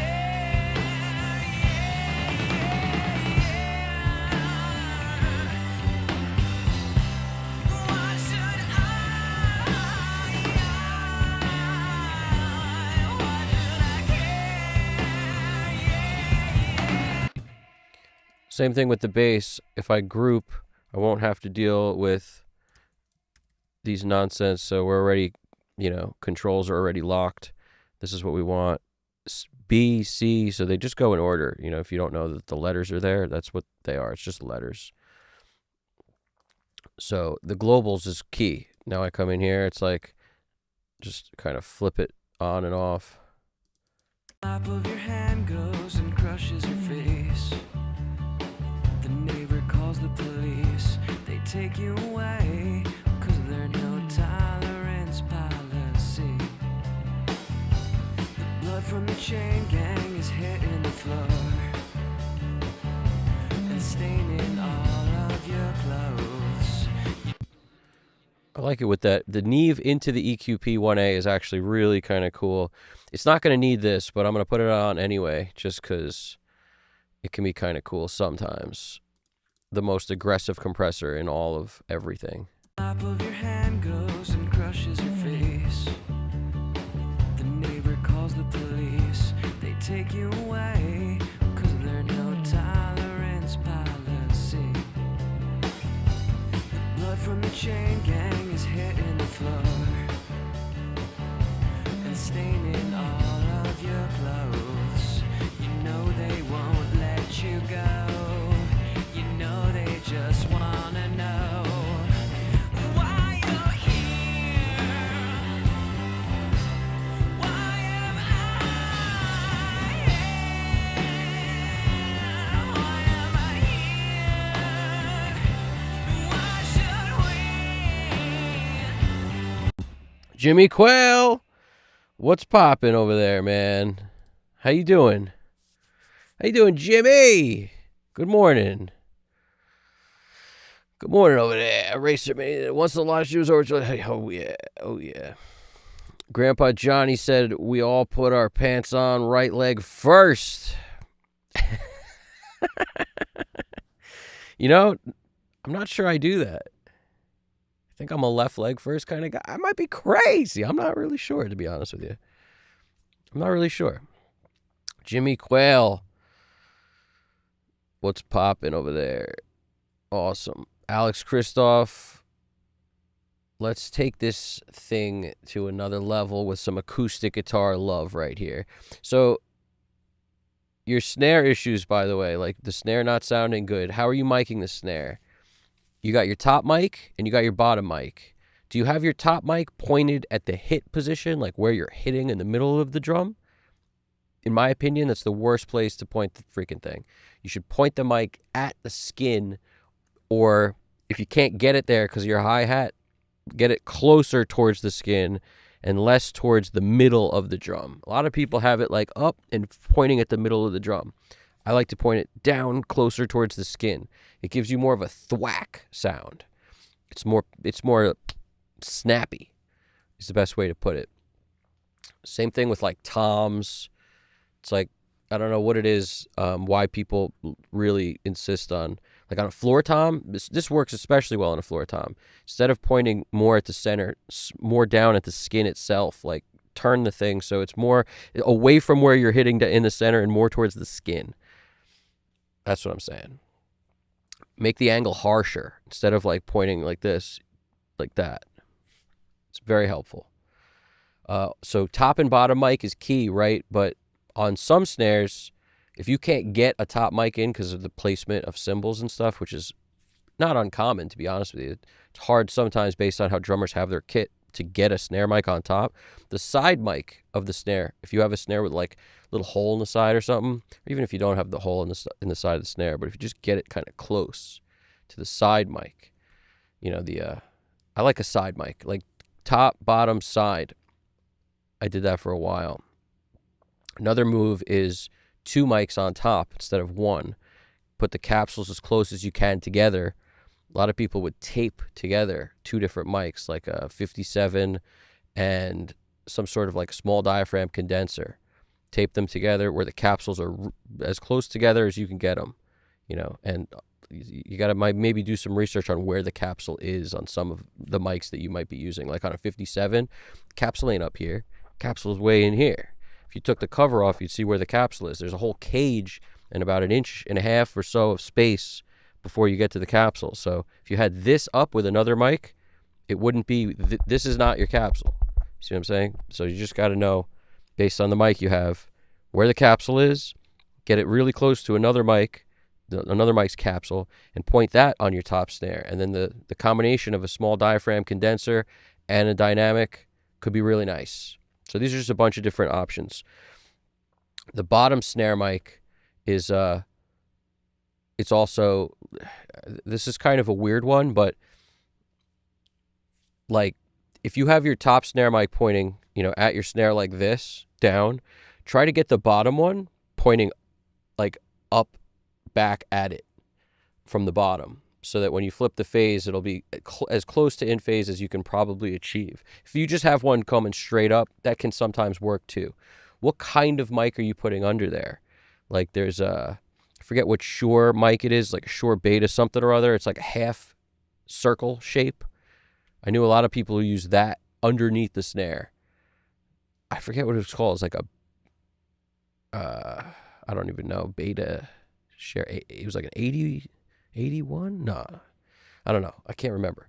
But it's like this weird half moon shape, and they would put it underneath the snare, and it would be pretty solid for an under snare mic. But yeah, it's like all this stuff, and that wasn't a dynamic. That was some sort of a condenser, I think. But yeah, there's no one way to do this. There's a million ways. Also, put a mic up as a crotch mic if you haven't already. Like if you have the mics for this and you have the interface to plug a bunch of stuff in, a mic right over, like pointing at the crotch of the drummer, but from the front of the kick drum. So in other words, like if somebody was in the room watching you play drums and they walked all the way up to the bass drum and then they crouched down so that they were in front of the bass drum looking at your crotch, you put the mic kind of there, like between the rack and the floor, facing like the inside of your thigh kind of thing, like in there. Sweet spot, in my opinion. It's kind of like, depending on how you have your drums, that could be under the ride, but it's facing, a certain, when you listen to that, having the mic really low, you're going to get some snare in there. It's going to be a perfect blend of the drums, I found. If you use a nice dynamic, like an RE20, something that has a lot of low end, you'll get a nice amount of kick, you'll get a nice amount of snare, you may even get, some little floor, a little rack in there. It's nice. And because it's not up high, you won't get a ton of cymbals. It could be real nice. So anyway, there's a bunch of stuff right there. Just rattling off some stuff for you. So why should we? We got Alex Christoph wrote, main issue today was noise pollution from neighbor rooms. New studios like 30% done being constructed. Yeah, that's welcome to this recording and a bunch of the other ones that I've done on here where I've mixed tracks from back in the day that were recorded in like a studio within a building of many, many studios. There's probably like 50 or 30. I don't know. There's a bunch of them. I never counted the amount of rooms. There's a lot of rooms. But being in a place like that, you're getting all sorts of stuff bleeding, but my thing was like, let's try to record when the fewest amount of people were there, but there were always people there. But I'd pick a weird time usually if I could. And, high-pass filters are your friend. What will happen is through the walls, you'll hear a lot of rumble from bass. You'll hear a lot of rumble from like kick or bass of other bands, just because the walls filter things out. And then you get this like, you get that the low end. So high-pass filters could be your friend if that's the muddy zone. You got to, crank them up and get rid of that on every track you can get rid of them on if you have this constant noise thing going on. So why should we? Why should I care? Why should I care? Why should we? Why should I?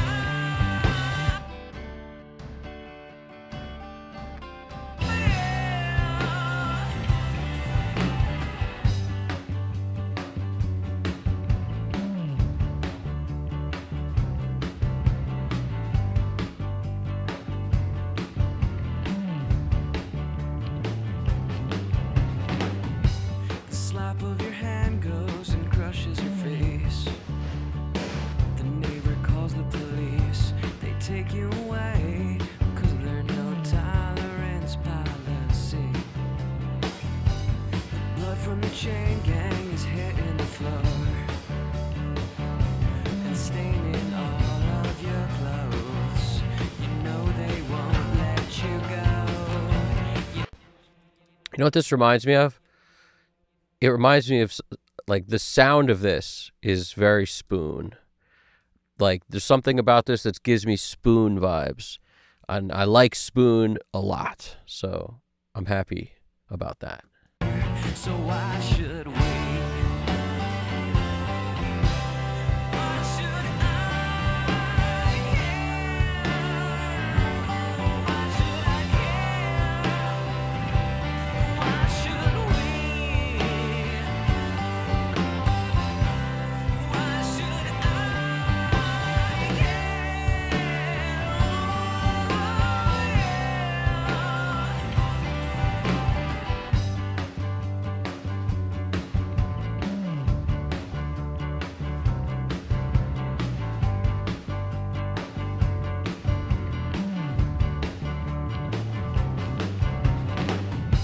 The slap of your hand goes and crushes your face. The neighbor calls the police. They take you away because there's no tolerance policy. Blood from the chain gang is hitting the floor and staining. All right, let's make these guitars come up to life a little bit. Nothing on the mix bus for anybody just tuning in. Welcome. Thanks for joining. Holler at what's going on. Throw something in the chat. Say, oh, anything about audio, and we love it. And if you're doing work at all, throw up a song that you're working on. Mix a song while being a part of this community over here, because you got people like you working on music while they're a part of this. And that's what's up. That's what's cool. It's like we're in a studio. There's a bunch of rooms. You need a break from what you're doing. You just want to feel like you want to talk to a bunch of people doing exactly what you're doing all the time. You're not alone. You're fighting with that bass. So are we. You're fighting with those cymbals. 6K is giving you nightmares. You're not alone. All right. You're fighting with an unruly vocal that just won't be controlled. Just can't pin it down. You're not alone. You know what I'm saying? You're dealing with some woof woof on the bass. It's just woo woo. Can't get rid of that. And every time you do, it's just not powerful enough. Hey, welcome to the party. All right? Welcome to the party, pal. And, yeah. What movie's that from? Welcome to the party, pal. So why should we? Why should I care? Why should I? Another thing I like to do is always mix the sides separate that are, if you got an acoustic guitar, one pan left, performance-wise, not a mic, just a performance on the left, another performance on the right. Don't EQ them the same. Like, whatever's going on this track is too close for me. I don't like that. What's going on here? It's just too close. So I'm going to move the frequencies around a little bit from one side to the other. It will make things feel wider. It's could be the same. It's okay if you want it to fade into the background as a choice. But if you want things to feel wide, make your left and right slightly different. So these are, let's find out. What is this actually? I'm glad I just had this rant because this is ACC1, which means it's the same performance, which means it's going to stay down the center. So it's not going to be wide. So therefore, I have snarfooed myself. If you're not familiar with the term snarfooed, that's okay. Neither am I. So the opposite of what I said, if you plan on having one performance of the guitar and multiple mics, if you're going to EQ one, I would EQ the other the same way. Because once you've got your alignment down where the phase is nice and beautiful, it's not always the best idea to take one mic and like drastically hit it with a bunch of EQ that pushes it in one direction and not do that on the other one if it's one performance. You get what I'm saying? So that's a very different thing than what I was describing before. At first blush, I thought this was two different performances until I read it. ACC1, ACC1. The other cue is it's the same color. So I should have realized that. It's okay. We're doing well. I picked it up before it was too late, and that's all that matters. Nobody sees the process other than you guys. You know what I mean? Like, the artist doesn't see the process of you mixing their song. They just hear the end result. But in today's world, this is us. This is insider community stuff. This is like back in Manhattan back in the day when it was only studios and all the engineers would sort of like meet, like interns or the engineers, anybody they would write notes on what, these great mixers were doing and stuff, or how engineers were working. They'd write notes and they'd pass the notes around in the subway. I forget who told that story, but I remember that on some interview I saw. It was an awesome, like, that's so cool. They'd be like, so-and-so's doing this and he's doing this. Like, I'll trade you the CLA mix notes I know CLA was in California, but, these guys moved around too. But it's like, I'll trade you the mix notes on, for that. Like, what do you got?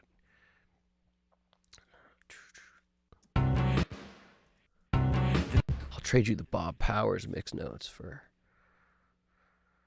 That's taking our shade away. And I'll trade you the Michael Brower mix notes for the Pensados. What do you got? You got Tom Lord Algae? What do you got? You got Bob Clearmont? Who do you got over there?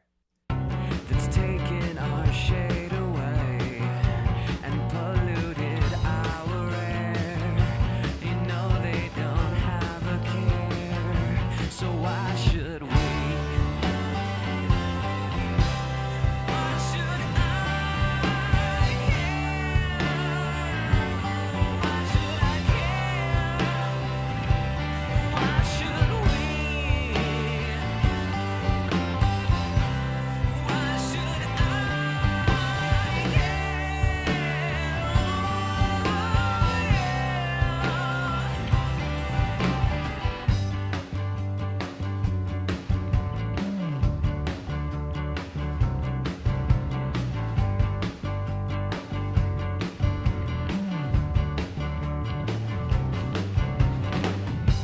The slap of your hand goes and crushes your face. The neighbor calls the police. They take you away, 'cause there's no tolerance policy. Blood from the chain gang is hitting the floor and staining all of your clothes. They won't let you go. They just wanna know why you're here. Why am I here? Why am I here? just had an idea, so I have to do it before I forget about it. That's the thing. Just act on your ideas. So I'm down here where the chorus happens. The vocal sounds cool, kind of dry in the verse. In the chorus, it's like, not so sure about that. So as soon as we get to that, No, they won't let you go. You know they just wanna know why you're here. I'm going to make a marker where the chorus starts. Wanna know why you're here. And we come up here, we mark, I'm going to call this chorus. I think it's the first chorus. Hopefully it's the first chorus, which would be roughly marker 4 or 5 for me. I'll make it 5. Because like start is 1, end is 2. Verse 1 would be 3. Verse like pre-chorus might be 4. Chorus would be 5. So if there's no pre-chorus, it looks like this is the second chorus probably. So whatever. Forget about the numbering system. But let's make it, I don't know, we'll make it 8. It doesn't really matter. It just matters if you want to figure out what it is later. You can hit decimal, 8 decimal. You'll get right to that spot. So it pays to do it for that reason. But for us, let's just grab one of the verbs here and really kind of shoot it up. And so we're going to create like a scene change here with verb, essentially. Just wanna know why you're here. And we're going to start it a little earlier, and we may even rock some flavor towns. See, these are the flavor tracks. If I could go to the pencil and draw it in, but I'm pretty comfortable just like making dots, command click to add a dot, and then just sort of dotting up. So do this kind of thing. Let's see. Just wanna know why you're here.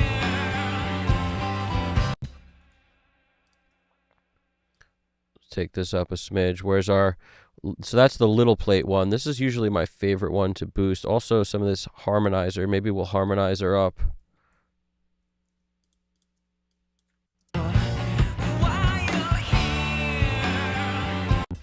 All right, so it's definitely going to get reverby there.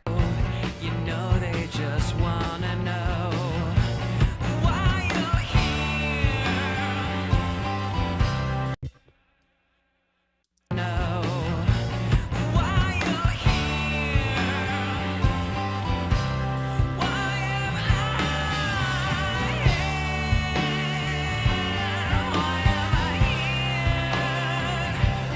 Why should we? So this is going to eliminate us feeling like we're in a super dry environment on this vocal. And it's all about these weird like ups and downs. So that's what I said about like you go to the pencil if you want and you just like floopity floopity floop. Like you do that. Why you're here? Why am I here? Why am I here? Why should You don't always want to bring it down so abruptly so it doesn't go like reverb, no reverb, no. You don't always want that. You want it to like gradually come down typically, but we'll see. why you're here? Why am I here? Why am I here? Why should we care?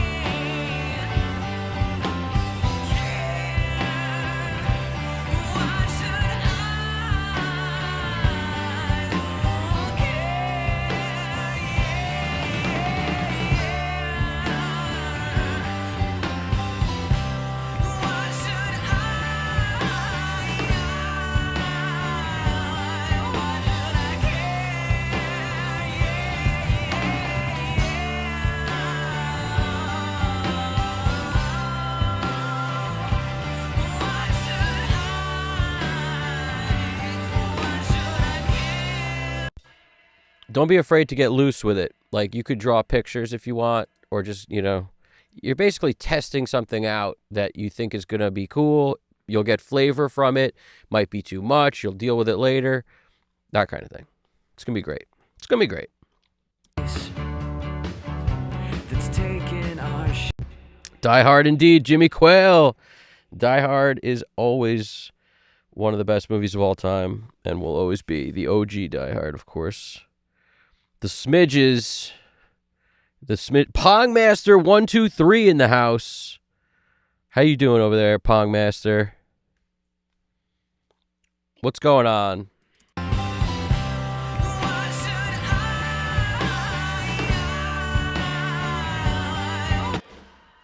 Let's go to the other chorus, wherever that is.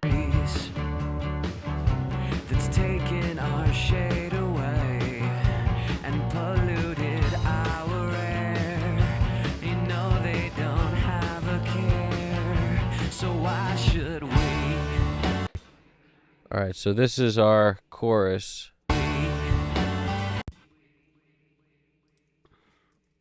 This is chorus 1, marker 3.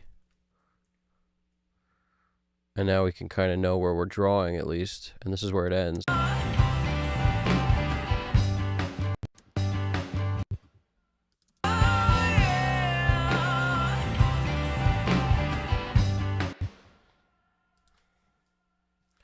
This is like turnaround, or you could call it post-chorus, or you could call it, you know, intro to the second verse. You can call this a million things, whatever you want.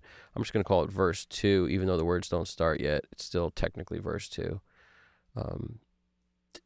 Or post-chorus or whatever. It really doesn't matter what you call it. You just have to, you're calling it something so you know what it is. That's all that matters. The crack of the hammer.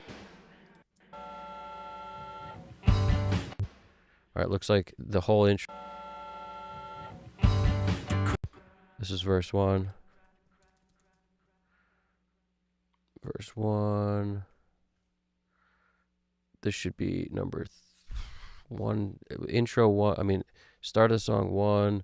I guess we don't even really need this here. We could just jump it off from jump.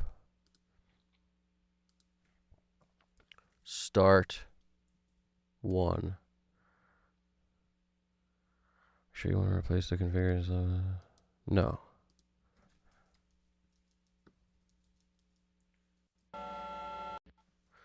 Yep. We don't need a marker there, really, because it's the beginning of the song, which is weird for me. And what I may do is slide it over a little so we can get a little bit of air in front of that. I'll probably do that. I could do that now. If you know what I'm talking about, you know what I'm talking about. But essentially, just to get a little air in front of that, just like even a few milliseconds of air or something, I would come in and just grab everything and move it, including anything I've written automation on. So you could start it like anywhere. It doesn't really matter. Like grab all of this. As long as you're outside of all the tracks, just grab it all. Go to grid. I'm just going to save it. I'm going to switch it to like 1 bar. 1 bar, good. And now I'm just going to drag over 2 bars worth. That gives me plenty of air in the front to, you know, not have it start from absolute jump. And I grabbed everything in sight so that, like, even this moves, you see? You want to move whatever it is you just drew. So, like, now the things you drew aren't behind the times. You want them to be exactly where they were before. And now I just create a little air in front of the song, that's all. Which can sometimes be helpful if you want that. But in our case, like right here is a good place for start. Oh, right, I forgot. We should make start like 0.04 of a millisecond before this. So that's, see how it says 03.55? So like, that's already too much by a lot. It could say 03.5 and it'd be fine. But that's close enough. That'll be my start.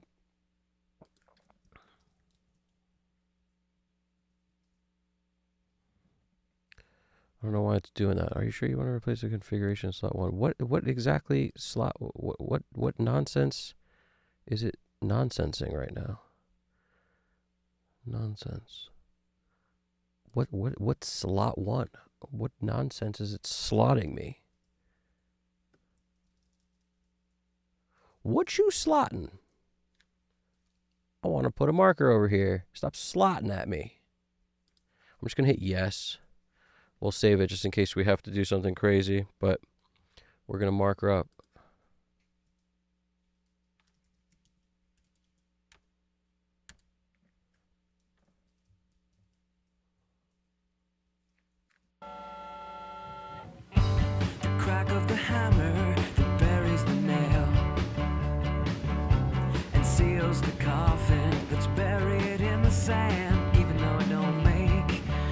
the sands. The grind of the chainsaw that cuts down the trees, that's taken our shade away and polluted our air. They don't. That's what makes me feel like it's Spoon. The guitar sound. Look.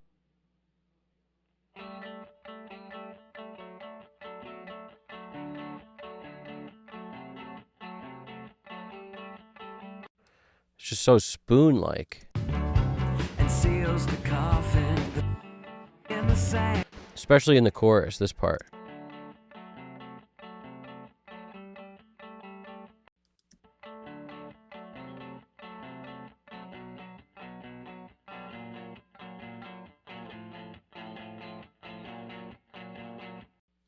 That sounds so Spoon-like. It sounds like it was a sample from a Spoon record. That's what that sounds like to me.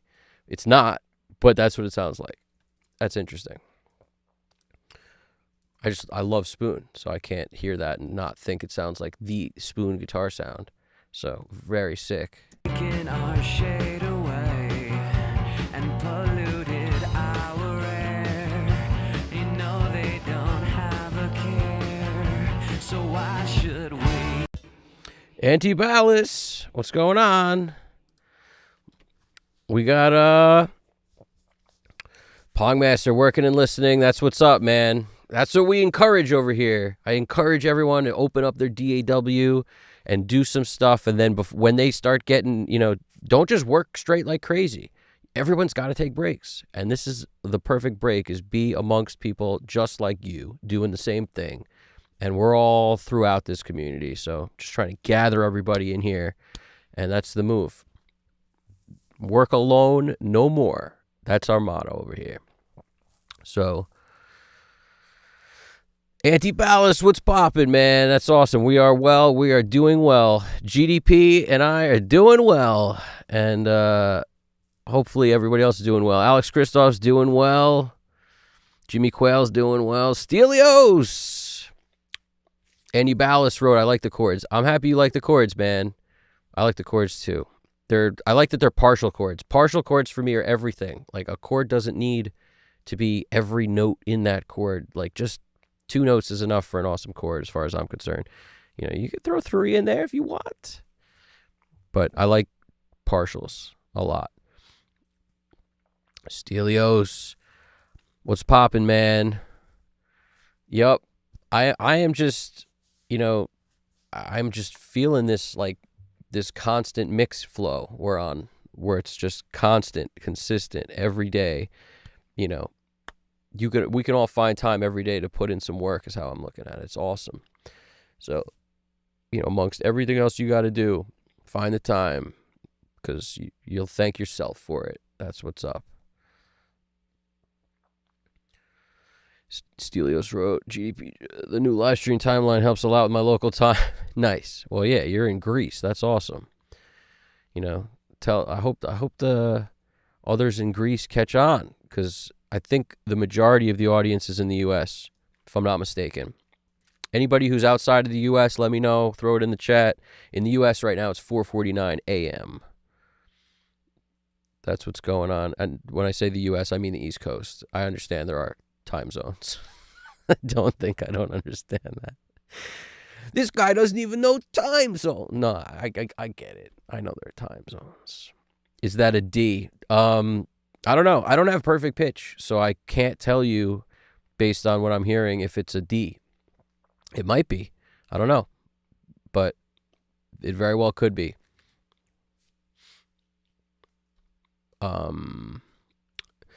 Fax machine. I don't get it. Anti-Ballast, it's got an early Muse feel. I dig that. Oh, man, you're in the UK? Nice. Yeah, we're trying to get Switzerland here. Nice, Pongmaster. That's awesome. Pongmaster's got that Studer desk on his icon, on his profile icon. That's awesome, man. And it's like 9:30-ish here. Nice. Let me check my tinnitus. It's D flat. I can't believe you actually can do that. That's pretty sick.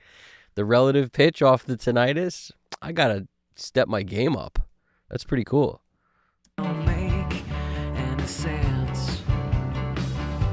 The grind of the chainsaw that cuts down the trees, that's taken our shade away and polluted our air. You know they don't have a care, so why should we?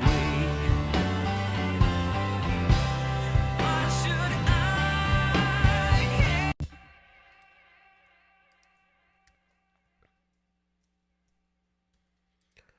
All right, all our guitars have been grouped globally. See the globals? So B, C, and D means when I have like guitar 8 going on, I might want to tweak EQ on just that 8 performance. That's one performance, guitar 8.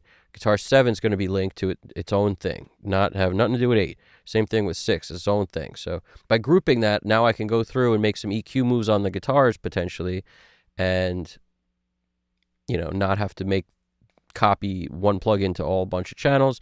Also, not have to create a bunch of buses that just kind of further complicate routing. It's better to keep the routing as streamlined as you can, in my opinion. That's the best move. I used to do all sorts of crazy routing things, including Brower Eyes and a bunch of others, and I was just like, I don't know if I want to do that going forward. I did it for a while, searching for a way to get happy in the box. I did all sorts of different routing trials. I would call them trials, but I'd like finish mixes and then later be like, why was it so hard to control this one thing? And they'd be like, oh, it's because this is routed to there and that's routed to there, and like, it's just a disaster. And the sands, the grind of the chainsaw that cuts down the trees, that's taken our shade away and polluted our air. You know they don't have a care, so why should we? Why should I care? Why should I care? Why should we? Why should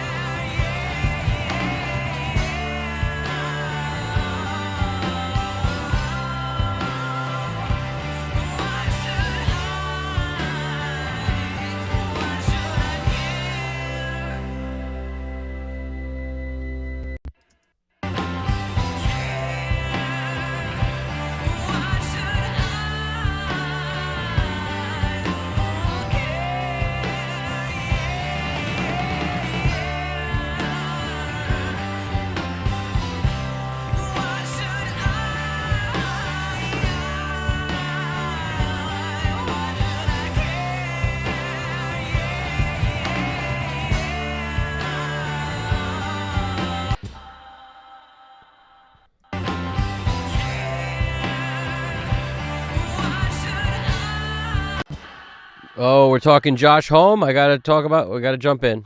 Got to jump in. Do you mic everything up or go DI? Everything's mic'd up. Everything in sight is mic'd up. If I was going to go DI, it would be on a bass. And, nowadays, I also kind of sometimes like a clean DI on the guitar. Just because it's a kind of a sound I wouldn't call it like a great guitar sound, but like a nice DI on a guitar can be used to reamp stuff later if you need, and it's a very good thing to have. Like, so if you're going to record, it's also a unique clean tone.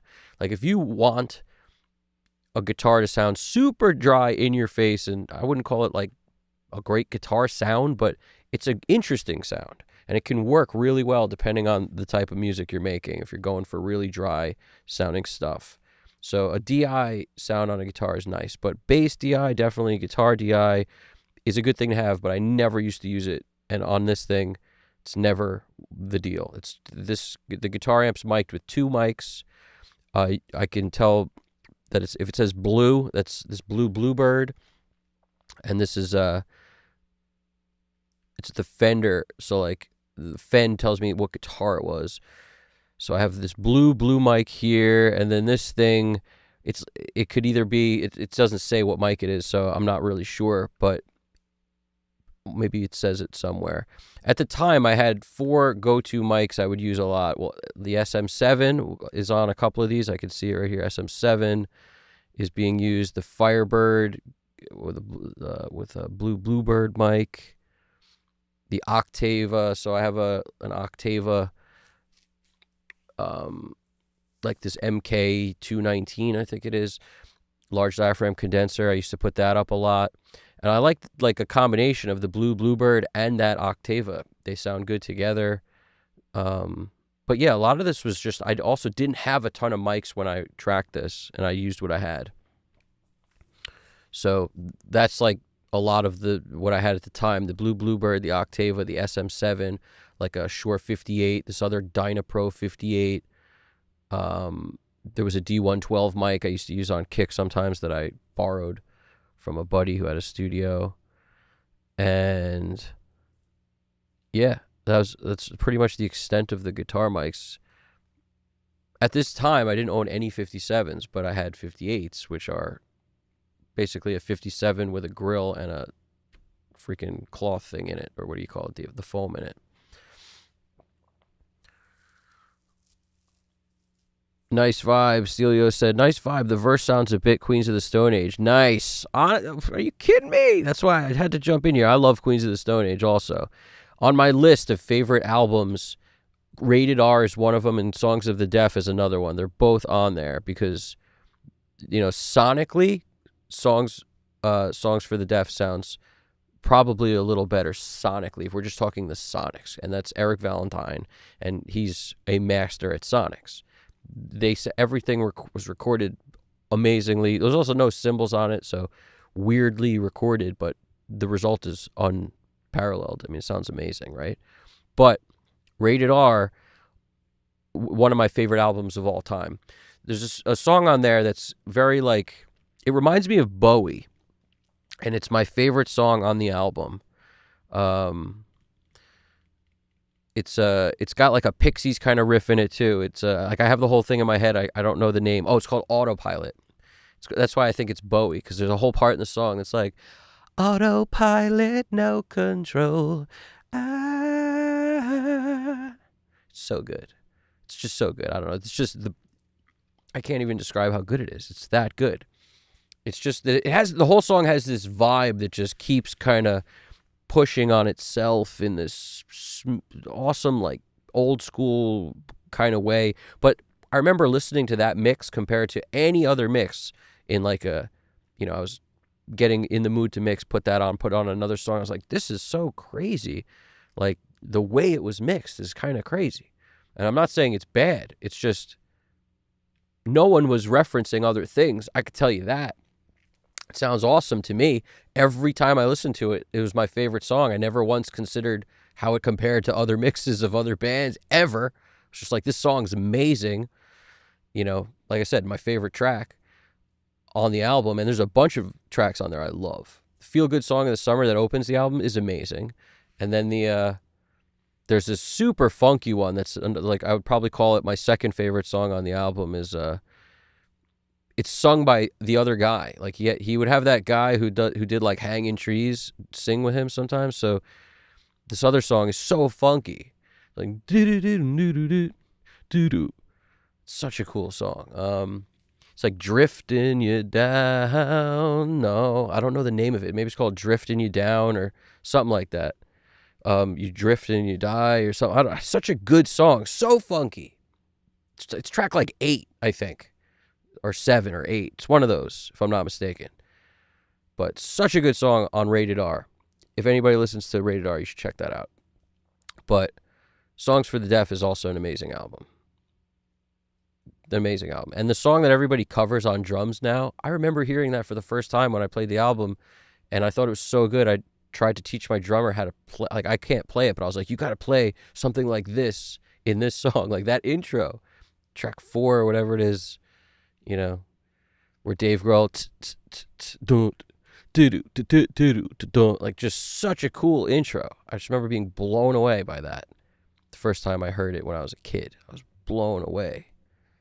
Anyway, so crazy. But yeah. Mr. Psychotronic, how you doing over there, man? Hello and mornings from Germany. Nice. So you're in Germany over there. That's amazing. In for 1 hour now. Thank you, man. I appreciate that. I'm glad you like the track. Alex Christoph drums, Nightbot. You need to move your table a little bit further away.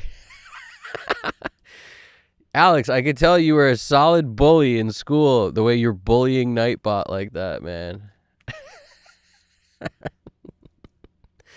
It's all like the go-to, like, Disney movie bully lines.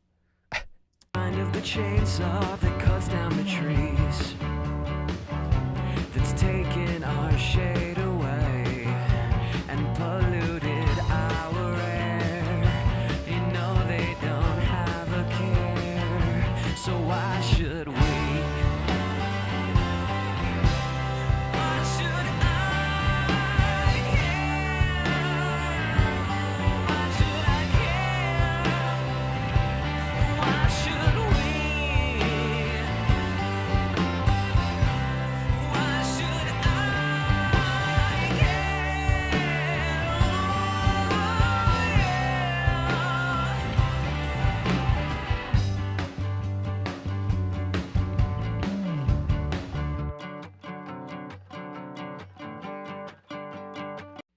That's the worst sounding acoustic ever, by the way, but it sounds great on every recording because it's so thin. But in the room, when you play it, it's got like no low end on it. It sounds cardboard-like. It was a very cheap guitar, but it sounds so good on recordings as a result. As long as something will stay in tune, you can get a lot out of stuff that might not be expensive, in terms of instrument-wise. As long as it stays in tune. If it doesn't stay in tune, it might as well go in the garbage. But it's got to like hold tuning. And I'm not talking about like if you bend a note far enough, like every Strat's going to go out of tune. That's not what I'm saying. I love Strats. I'm just saying like it can't just be slipping all the time on you. If that's the case, you can't really use it. But if it stays in tune, you can get a lot out of like a bad sounding acoustic on a record. that cuts down the trees, that's taken our shade away and polluted our air. They don't have a care, so why should we? Why should I care? Why should I care? Why should we? Why should I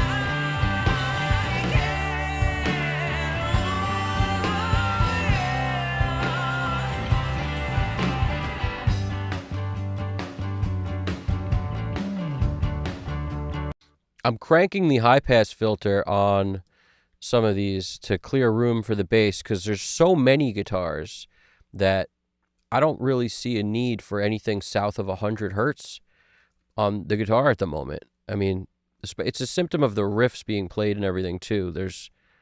It's not a lot of low end on the guitar, so let's get rid of anything down there to clear some room. Kind of the chainsaw that cuts down the trees, that's taken our shade away and polluted our air.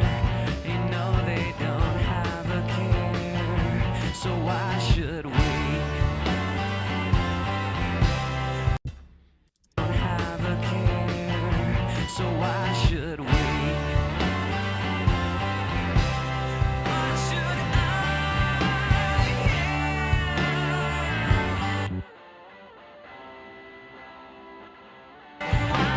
Before I hit it with EQ, I'm volume going first. I'm reaching for the volume.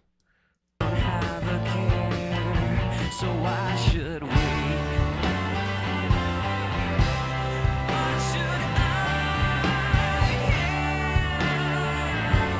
Why should I care? Why should we? Why should I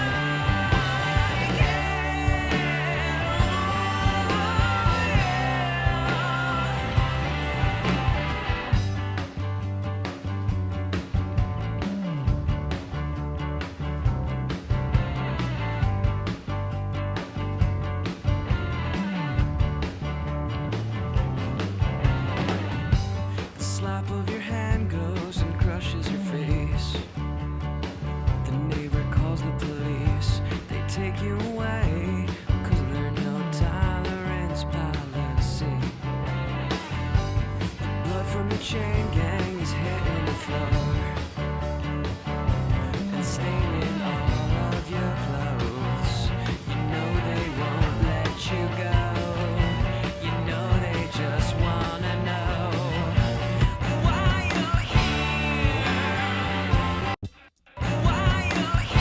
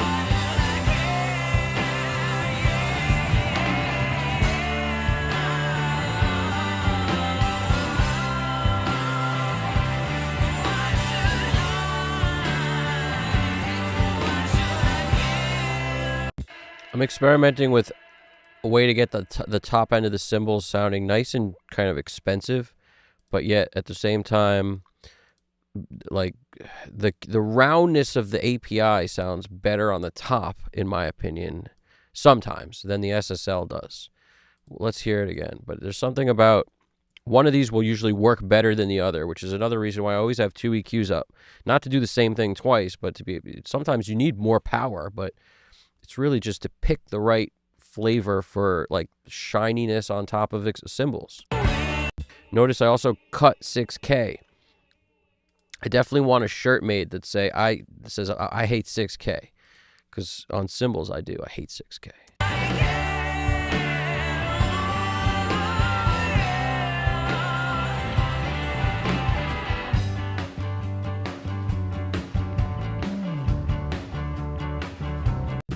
So I'm going up as high as I can go, 20K, and then cranking that, because by doing this, I feel like I'm able to bring up top end in a way that's kind of smooth, like an airband on a Mag EQ airband kind of thing.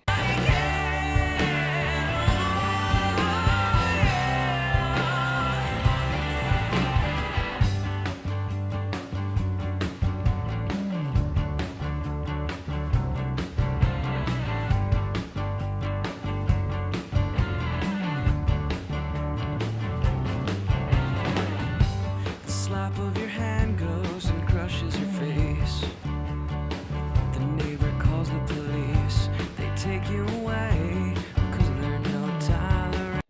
It's proportional Q also, keep in mind. The more you crank it, the tighter the Q gets. So that's why it's going to sound very different than like being able to control the Q if we did it on like an SSL. The way I would do this a lot is on a G, you could use the middle band to get up to like 20K and then control the Q. Whereas if we did that on the high band, you don't have Q control. You just have a shelf or a bell, but you can't adjust.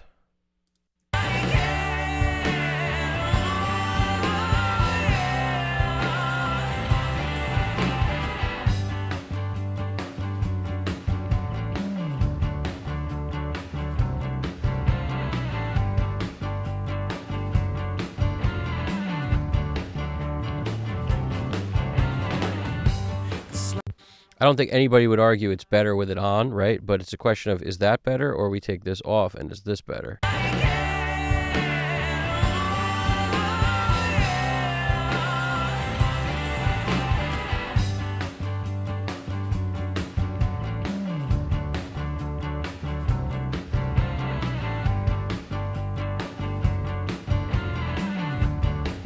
Let's go to the chorus. They're both fine in the verse.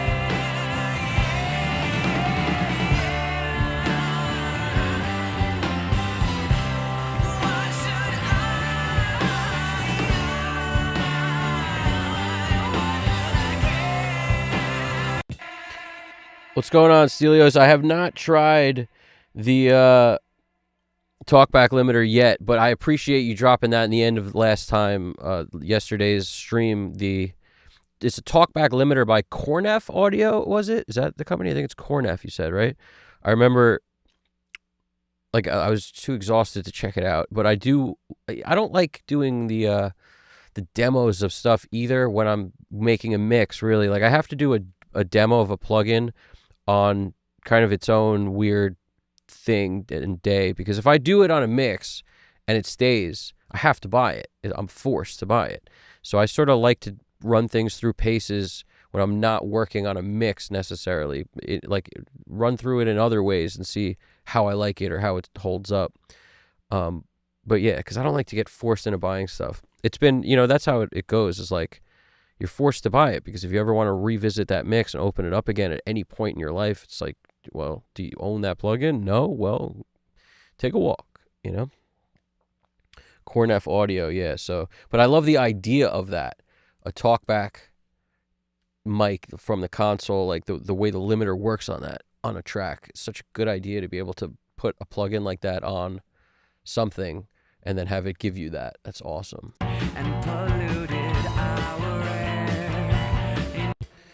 Let's run some kick stuff through parallel to kind of get a little more juice on our kick. And polluted our air. You know they don't have a care. So why should we? Why should I care? Why should I care? Why should we? Why should I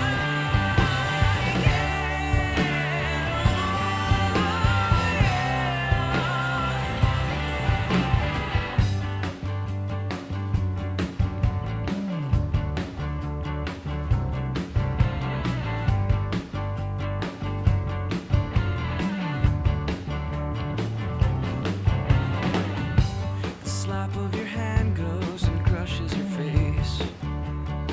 The neighbor calls the police. They take you away because there's no tolerance policy.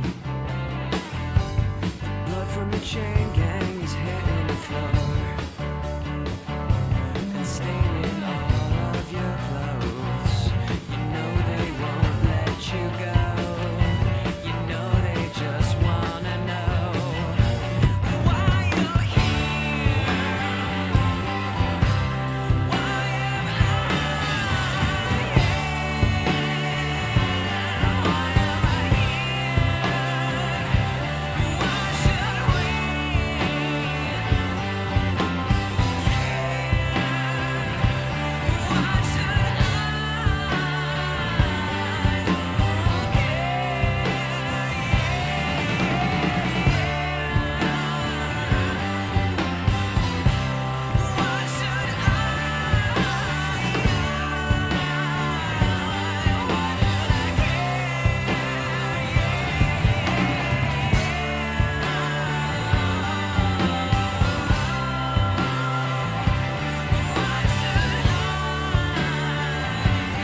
Why should and polluted our air. You know they don't have a care. So why should we? Why should I care? Why should I care? Why should we? Why should I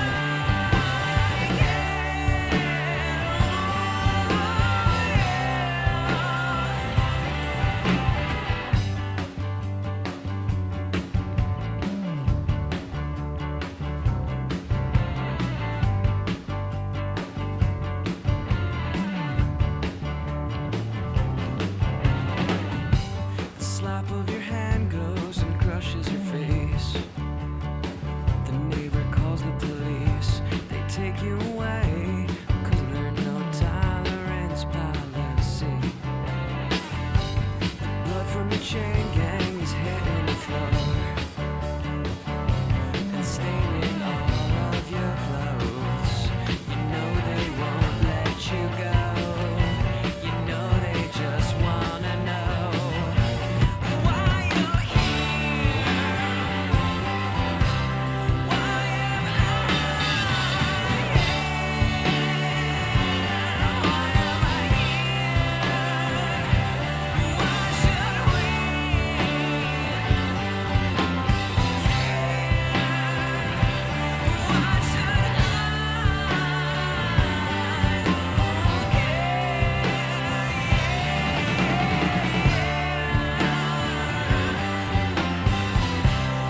Why should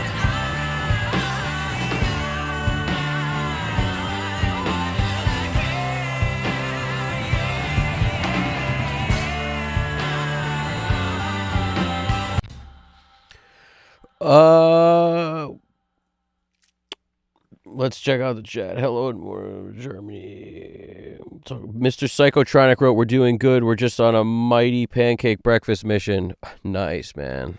Pancake breakfasts are awesome. I got to tell you some crazy stuff I've been on with the pancakes. I've been making pancakes out of eggs. Carnivore pancakes. pretty good stuff.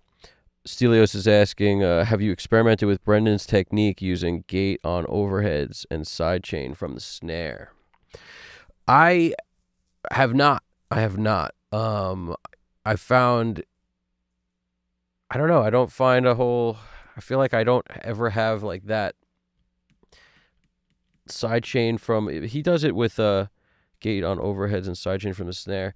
He doesn't do it on his overheads, he does it on his room mics.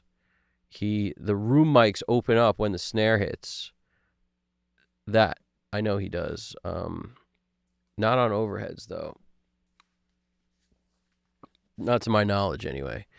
But it's a cool idea if you want the room to kind of shut down or kind of have that kind of more of an open, like it opens up, but I also find that just taking your room mics and featuring those when you have a track that has a lot of good sounding, like two nice sounding room mics, that'll get you really most of the way to a good drum sound is the room mics. So I would spend a lot of time when you're recording drums and figuring out a good place for a nice room sound. And that doesn't mean it'll sound like the drum set's perfect. It should be nice and reflective, in my opinion. Like, take mics, face them away from the kit when you put them up. That'll give you a really nice room sound, even in a small room. And polluted our air. They don't have a care. So why should we? Why should I care? Why should I care? Why should we? Why should I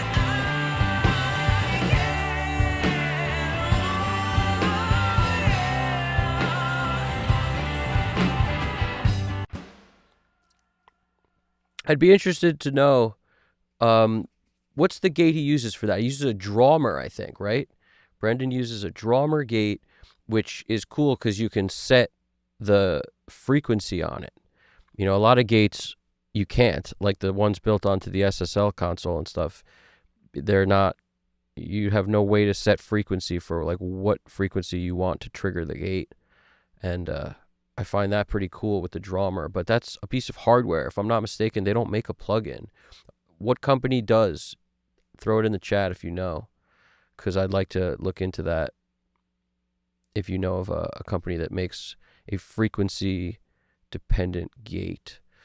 Maybe I have a multiband gate. I never really thought to use it like that, but I do have the Axe DSP multiband gate. I have that. I just never really found like a lot of use for it. But that's probably the best way to do it if I had to guess, right? Something like that. Yeah, I haven't experimented with it. I should probably experiment more with it.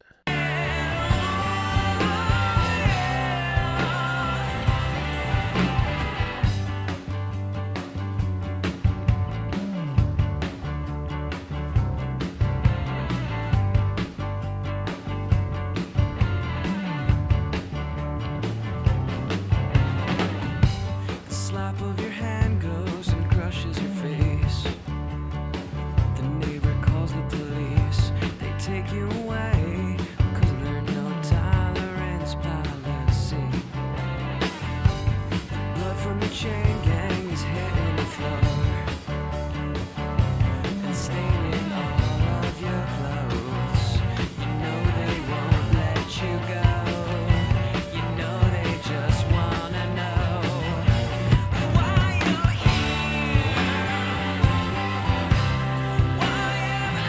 Why am I here? Why should we?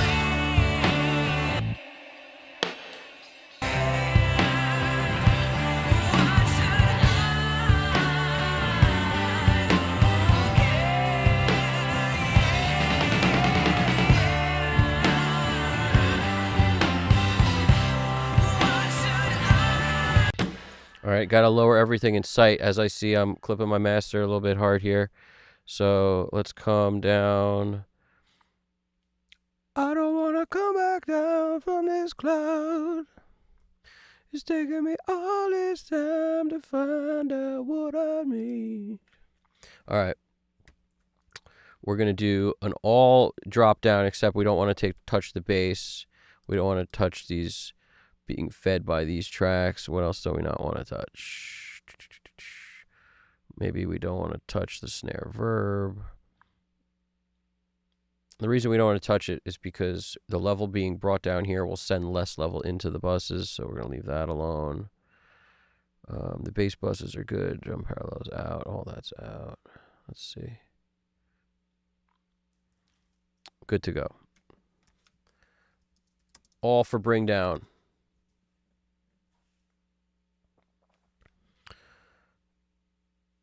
Come in here. So I know I'm at 0 on the kick, so it'll give me a good reference point of how much I'm bringing stuff down. We'll start with like 5 dB.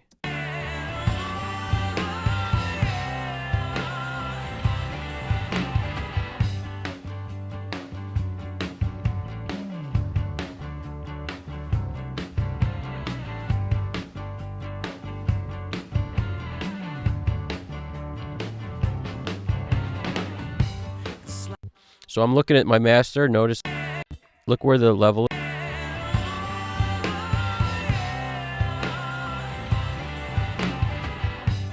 It's not terrible, but you notice I'm creeping up there. Like, it's not clipping, but it's still a little hot, so I'm going to go down even further. Let's go down another 2.5 dB. I'm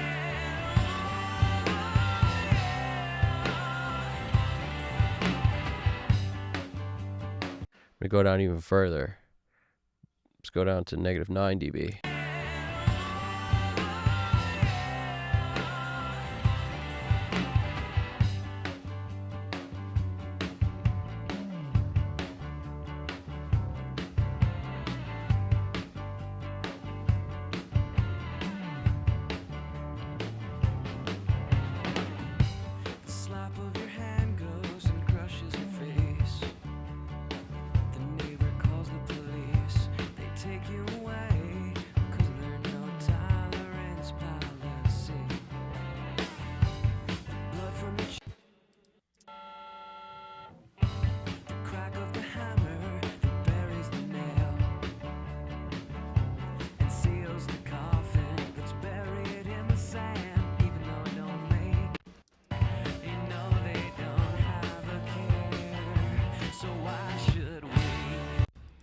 Let's do what we did before with a little love in a crazy way.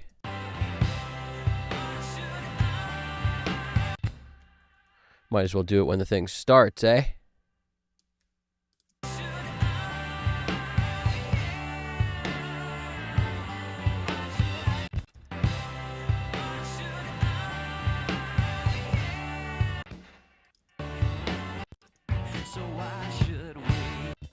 Kind of want it on the we.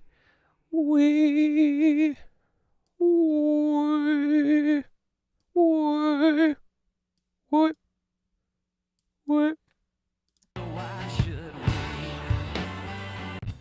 Why should you hear that?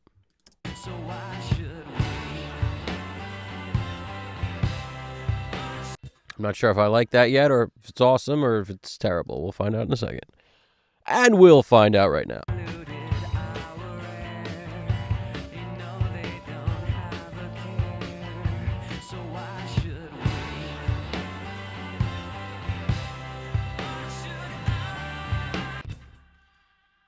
Interesting little flavor saver boost in the sleuth. Let's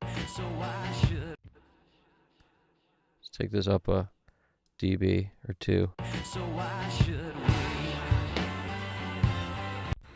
Might be a little aggressive, but I don't hate it. I don't hate it. Normal hand. Why should we?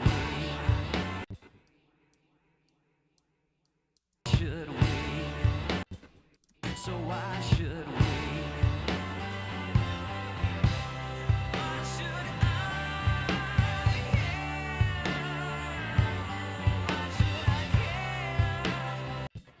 The one with little plate is my best friend. This one right here, best friend. Also down here, best friend. My best friend.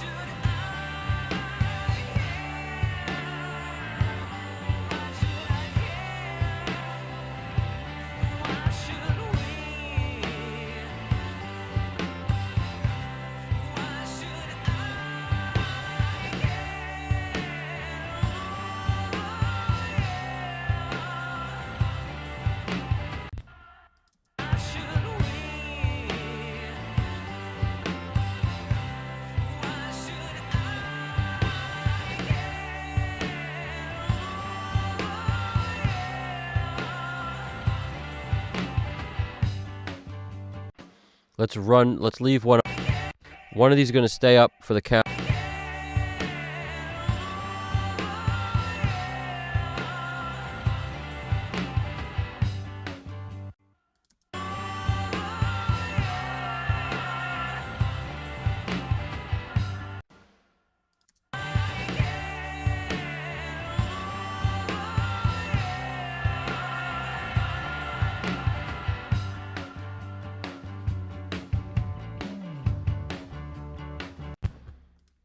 Love some aggressive effects. We'll make them a little less aggressive, but yep, we're doing it.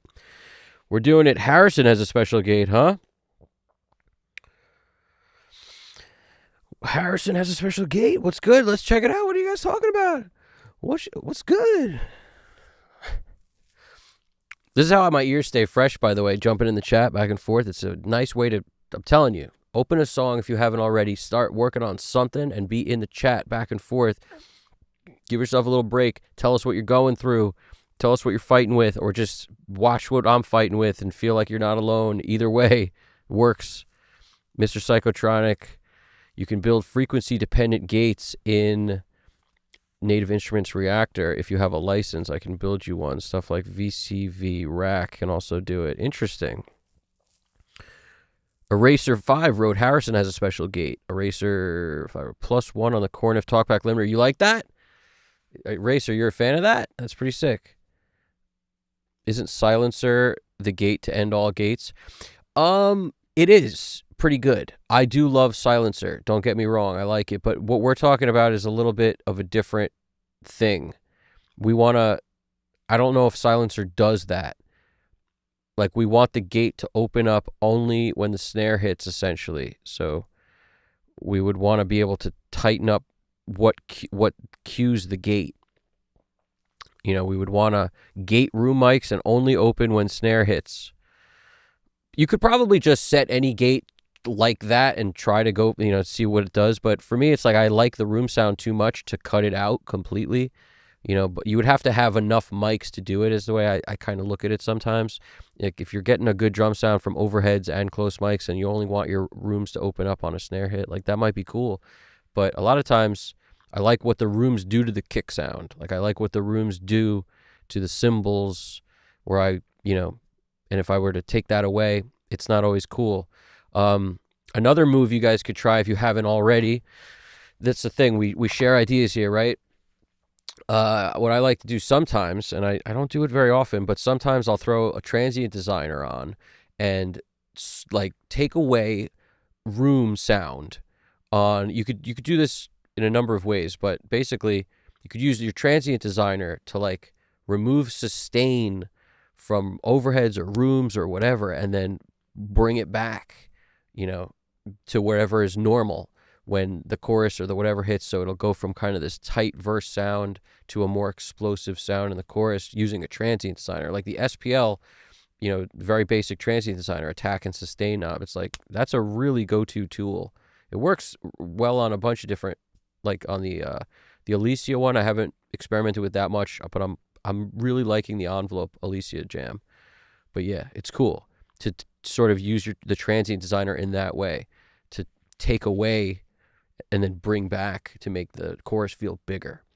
It's just another way to kind of do that kind of a similar thing of gating room mics, like that same kind of vibe where it's tightening it up. And then maybe in the chorus, you take the gate off completely. But it's a move. There's a lot of moves. That's a move.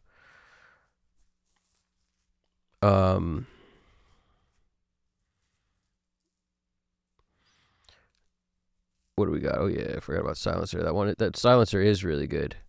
And I just want to mention, since GDP just dropped it and it is awesome, we started a Discord. So if you guys haven't yet, join up on Discord to continue the conversation, to be part of this amazing growing community of people just like you who mix, who engineer, who make like music is their life. They love it. They do it every spare moment. Be part of that community, because that's what we do. And make no mistake, it's a good place to share information. I don't know, like, I haven't used Discord yet, and I plan to, because we started one. So we got that server going. It's live. The link is in the jam in the chat, so check it out.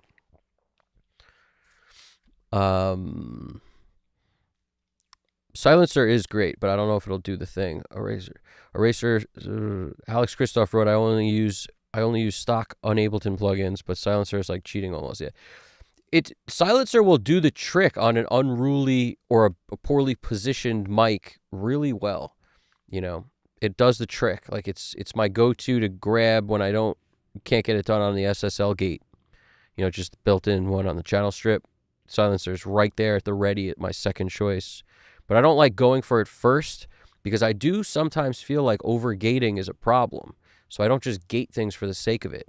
Some people do always gate everything, you know, and you could hear it in the sound. If you like that very separated sound of all the drums, it's, you know, it's a specific sound. It's way less what I would call old school. Like the old school drum sounds that I like a lot have a tendency to not be so heavily gated, in my opinion. There's a little bit of bleed there on all the mics. But you can get a great drum sound. Like, you know, I feel like Andy Wallace is definitely gating the snare, the kick on Nevermind. And I like the way the kick sounds a lot. And I always did. So you can get away with doing all sorts of stuff as long as it sounds good.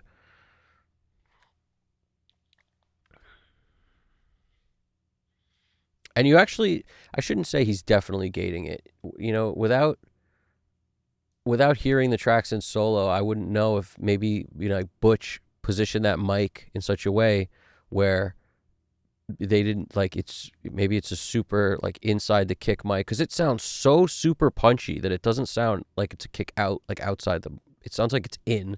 At least the one that's in our face doing the clicky kind of kick sound, it sounds like super in. And I know something Andy used to do was just take the front of a lot of the notes, like he would just take the click, kind of the attack part of it, and combine it with like a sample that gives him a little bit of ambience for the length. That was something common. He would mix the attack with the length.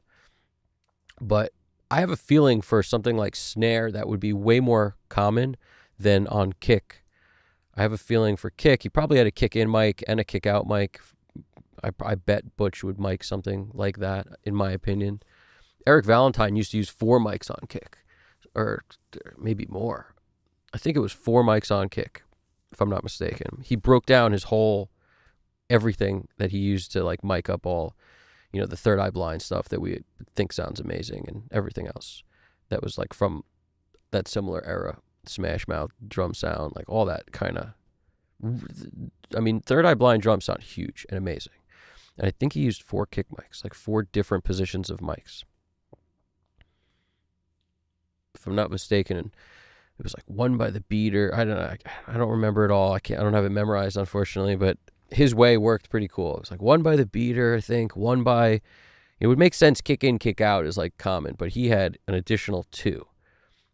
And I think a U87 was one of the extras, like the third one.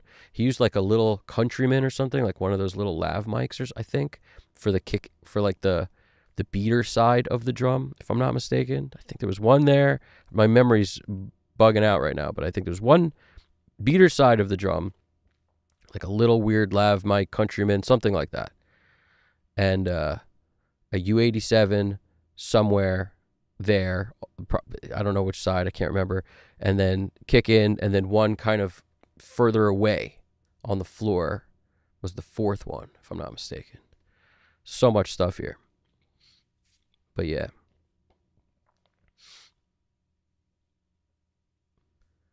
Yeah, it depends on genre. I like what you wrote here. So, Pongmaster says, I've never gated. Yeah, well, sometimes you don't need to. Some people don't like the sound of gated drums. I was working with somebody once, and my initial reaction was, there's a lot of bleed in these mics, let's gate them. And then the sound from the gating is definitely a sound, and it makes the drum set sound more modern as opposed to more classic rock, I would call it. Like old school classic rock vibes.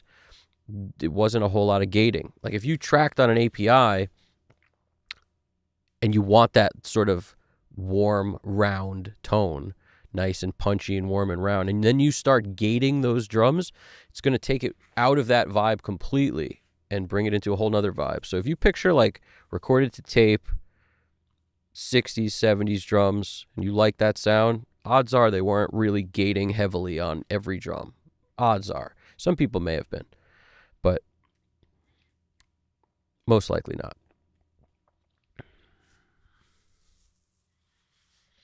Sometimes I run room mics fully. What did I miss here? Okay, the Harrison does that, but I need to try the room mic gate thing. Yeah, the Harrison gate, that's interesting. I should check that out. I don't have any Harrison plugins. I don't own any, like, if the Harrison emulation plugins of its own Harrison console. I don't know. Transient Designer is also amazing for crazy sustain when playing bass. Yeah, I bet. I like the Transient Designer on bass sometimes. It can help kind of make things nice. I like using tube sounds on bass a lot. Like I am a super saturated bass fan. I like my bass sound with a little grit and distortion on it. I want it to sound a little crusty. Alex Christoph wrote, depends on genre. For instance, black metal usually sounds better with drum bleed. Makes sense. A lot of it's drum related, for sure. Eraser, sometimes I run room mics fully wet through Echo Boy, set on a tape setting. Yeah, that's cool. You could try that. Yeah, you're basically doing what I'm doing on like with Ocean Way on the overheads. You're doing that on room mics, basically you probably maybe you have a smaller room and you're trying to get some depth in there, distance. That works. I've run the time delay, like the plugin that's just, you can delay things with, it's built into Pro Tools if I'm not mistaken. I think it's called just time delay or something, where you can adjust in samples and really kind of get it where it's just barely giving you milliseconds of delay where it feels like it's a bigger room, but not like an obvious slap.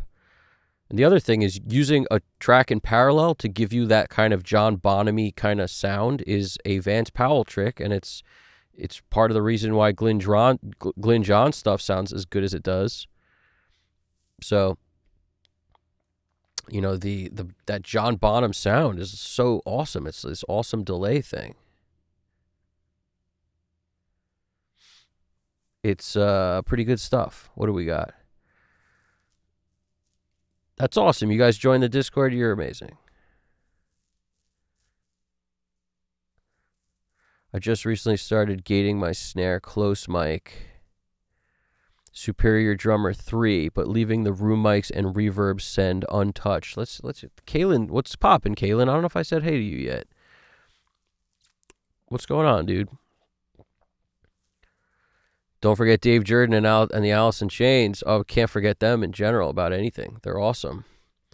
Audio editing is super fast in Sequoia. Instead of gating, I edited, for example. Oh, of course. The first move for toms is gate, if you can get away with it. If it doesn't sound good gated and there's only a couple toms hit in the entire song and you can see them, go in and just chop them all down. That's usually takes more time, but it's definitely the way to go. The thing is, don't cut it off where the cymbal crash is. A lot of people cut their tom before the cymbal crash. No.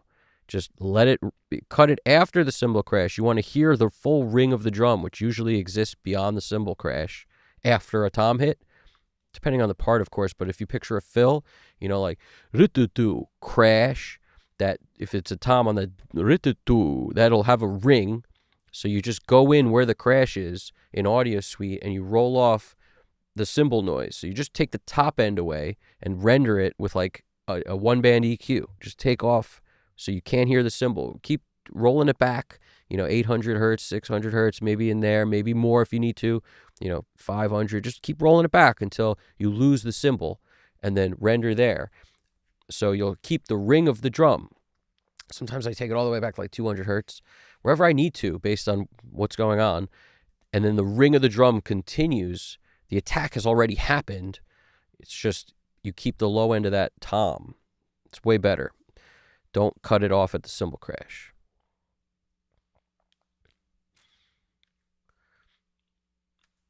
Dave Jordan's amazing. It's a shame he passed. He did, that's really a shame. He was one of the greats. Shout out to Dave Jordan, man. Kalen Kibler 6049 said, I just recently started gating my snare close mic Superior Drummer, but leaving the room mics and reverb send untouched. Gets rid of the ring, but keeps the huge attack without being compressor-like. Yeah, that's cool. Yeah, gate your close mic. Yeah.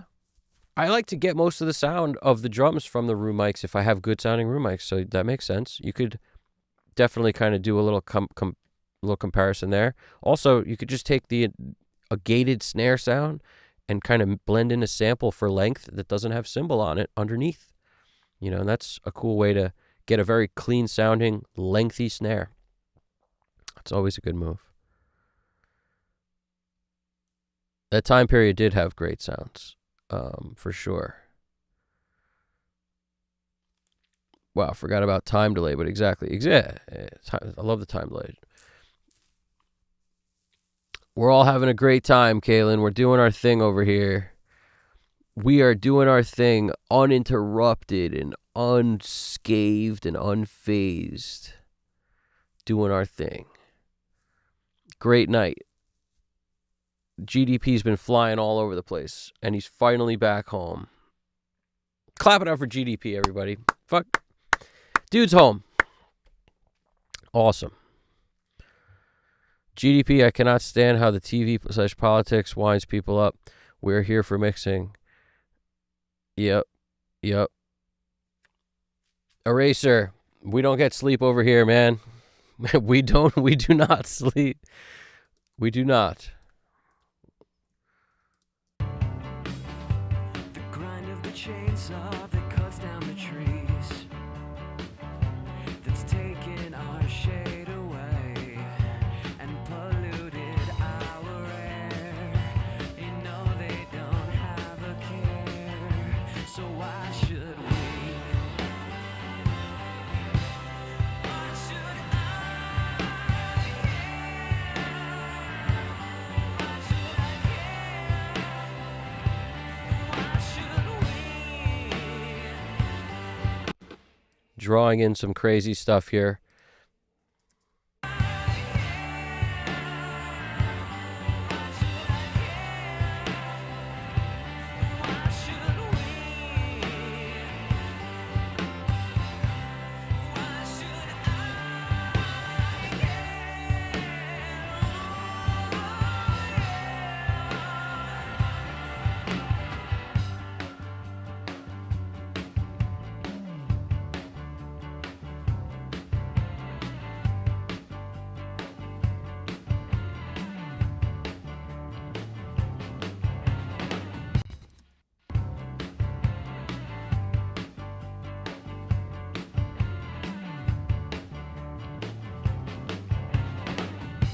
The slap of your hand goes and crushes your face.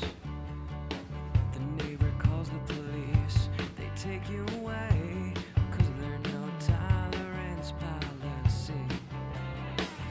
The blood from the chain gang is hitting the floor and staining all of your clothes. They won't let you go. They just wanna know why you're here. Why am I here? Why am I here? Why should we? You realize how much of the drum sound's coming from this track right here? This parallel with the distressor slammed on nuke mode.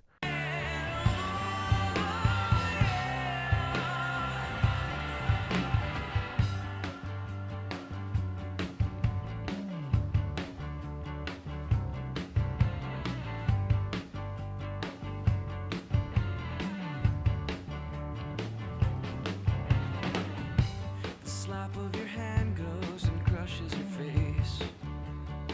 The neighbor calls the police. They take you away, 'cause there's no tolerance policy. The blood from the chain gang is hitting the floor and staining all of your clothes. They won't let you go.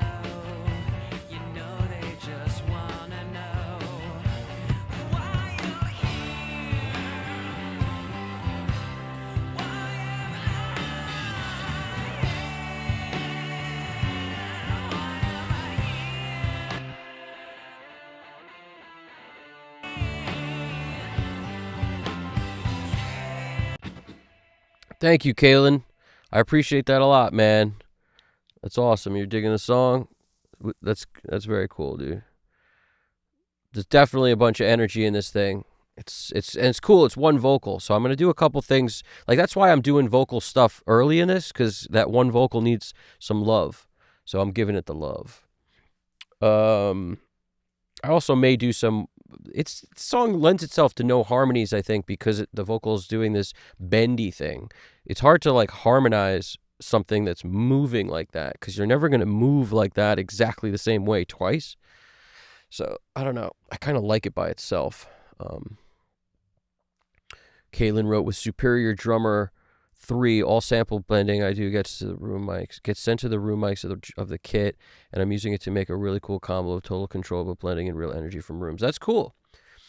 The weird thing is, all sample blending you do get sent to the room mics, right? But when I use samples in Trigger, there is a room sound and a close mic, and there's like 6 or 8 mics for the drum kit.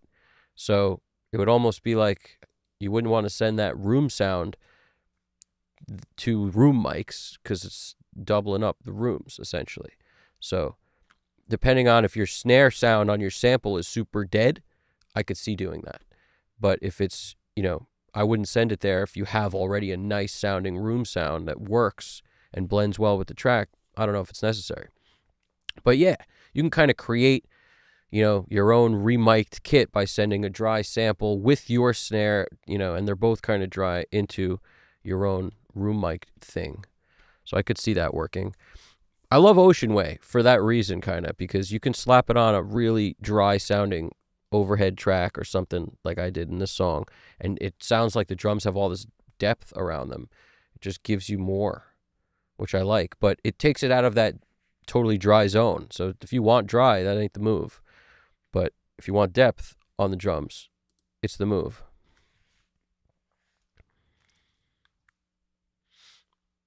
In Superior, Eraser wrote, in Superior Drummer, I tried taking all the cymbals out of the room mics. That's interesting. Eraser, I appreciate that. I think the song sounds good. In Superior Drummer, I tried taking all the cymbals out of the room mics.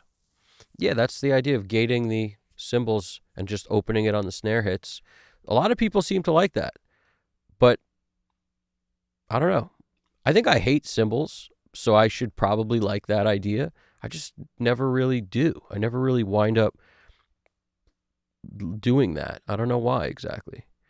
There's something about the cymbals in the room naturally, like that. A room mic makes the drum sound the way it sounds when you're standing in the room. Like that's how we want to hear drums, for me anyway. I want to hear the room mics mostly. I want the close mics to just give me more attack and punch and like power, so I can hear where the kick and snare are when they're doing intricate things. But the room mic is where I want most of my drum set to come from. Kaylin, talking to Eraser, I actually have, and it's magic for problems, are instantly getting that super tight, clean sound lately. I've been enjoying the nastiness they add in the rooms. Though, yeah, it's exactly right. You can get like a dirtiness on the drums when you put your room mics, up the whole time without gating them out. And part of me likes that in general. Like I like that. That's taken our shade away and polluted our air. They don't have a care, so why should we? Why should I care? Why should I care? Why should we? Why should I care?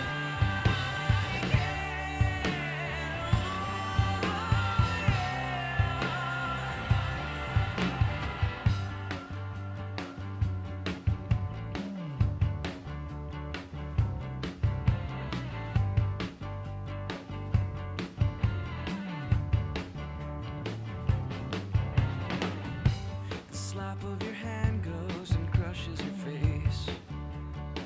The neighbor calls the police. They take you away, 'cause they're no tolerance. The slap of your hand goes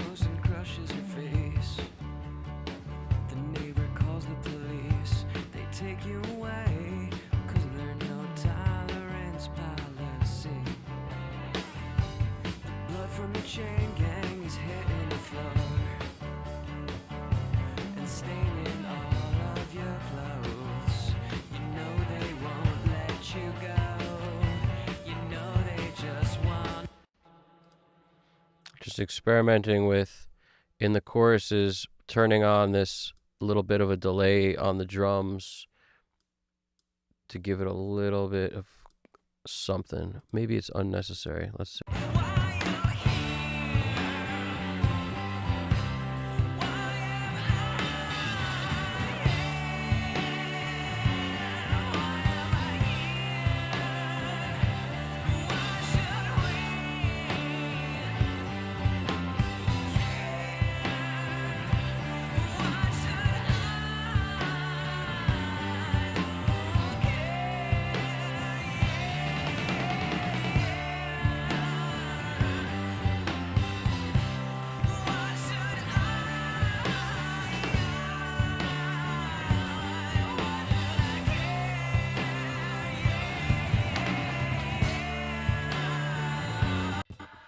I got to do something with these fills. I could probably make them better. They don't sound bad. I don't hate the EQ or nothing. We're doing okay. I just want like stuff like that.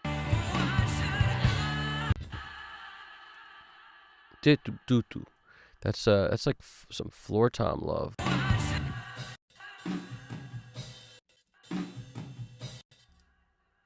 So like what I might do here is grab this. This is actually a good opportunity. So we're just going to come down here, and I already have them just in case. I'm going to turn these on just on the floor. Make sure we have our trigger in position to rock and roll.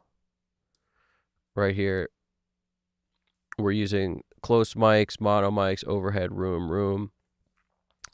And sometimes I'll pan, you know, a lot of people don't use both rooms, like room A and room B.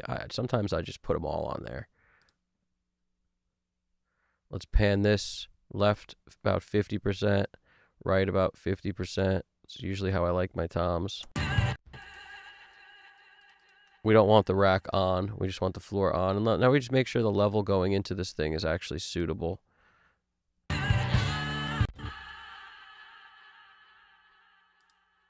might make it louder right on the clip.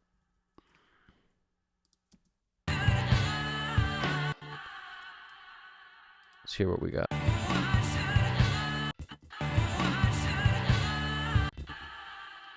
Track is off. That's why we can't hear it, because it's low. Turn that up.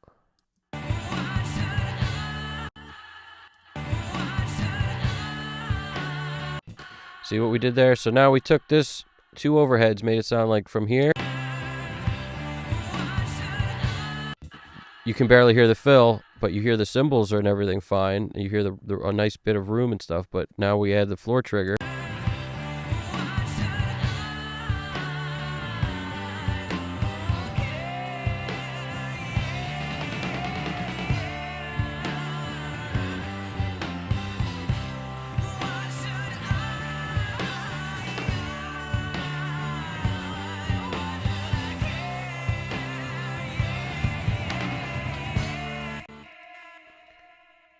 So I'm listening intently to try to figure out, did it? Probably. Let's hear it. Hold on. You gotta hear what's playing. 1, 2, 3, 4, 5, 6, 7, 8.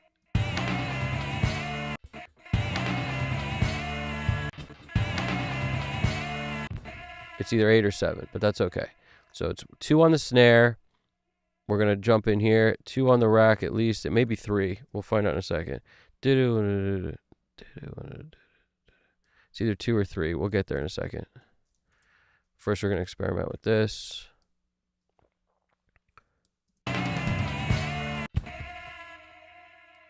This is definitely 3. And that last hit's got to be in there. So maybe it's like this. Hold on.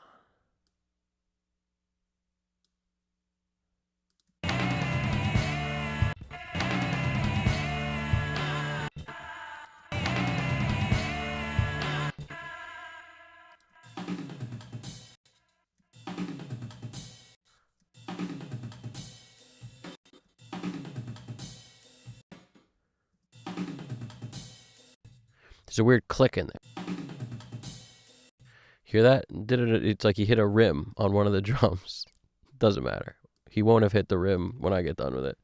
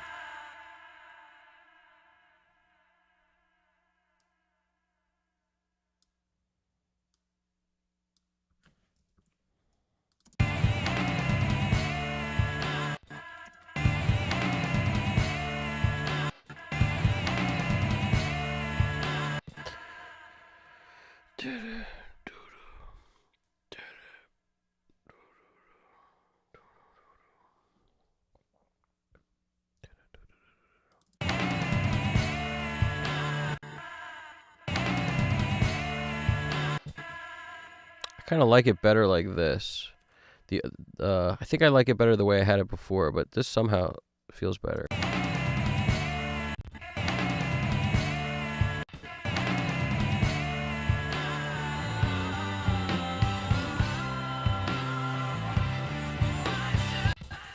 Do do do do do do do do do 1 2 3 1 2 3 do do do do do 1 2 3 do do 1 2 3 1 2 3.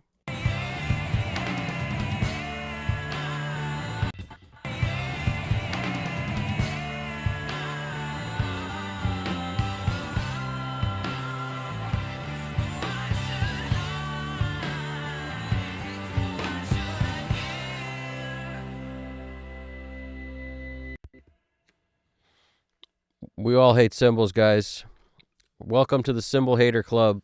We hate them. We do hate them. It's I appreciate that eraser. I actually have, and it's magic for problems or instantly getting the new super tight clean sound. So in Superior Drummer, you could take cymbals out of recorded tracks. I've never used Superior Drummer. I don't know what that is. It's I thought it was like a sample thing where you can have something play, like you could play the drum. You could basically create a drum part by programming it in. That's what I thought it was. I don't know what Superior Drummer is other than that. Cole's 4038. I love Cole's on Cole's is a great overhead mic. Yeah, it's because it's dark. It's a dark, nice, beautiful sounding overhead. If you like, if you don't like cymbals, it's good call, Pongmaster. Great call. I believe they get sent to the room mics raw automatically, plus all the samples are round robin multi-velocity, so it's not machine gunning, being sent to the rooms. Cool. Nice, man. I also hate cymbals as well. Cymbals are annoying. They're just annoying. Nightbot, what are you doing over there? Nightbot hates cymbals, of course. GDP, we got to figure out why it does that double post. It's not supposed to double post. Why is it doing that? Eraser. Stelios, I just found a used Babyface RME in great condition for €620. What do you think? What do they usually go for? 1,200? Is it 9 or 1,200? What's an RME Babyface go for? Used one's got to be cheaper, but what's a new one? I usually weigh that. You weigh the warranty you get from a new one and everything. You weigh that against the value you're saving, and if it's enough, it's worth it to get the used one. That's the thing. But if it's 600, if it's $500 or $600 difference, then yeah, that's a great deal. If it's half price and it's in perfect working condition, may have a scuff here or there, but perfect working condition, you're good, man. It's a good travel interface. At the very least, it's a good travel interface. If it doesn't have it even has like ADAC connectivity, so you can expand it, I think, beyond 2, beyond the 2 that it comes with for inputs. Yeah, that could be a good option.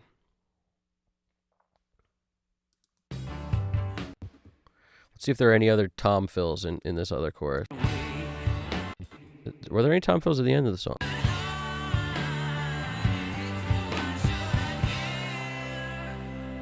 No tom fills at the end. What about here? This chorus. Don't have a care, so why should we I don't know if you guys heard that crazy fart. It wasn't me.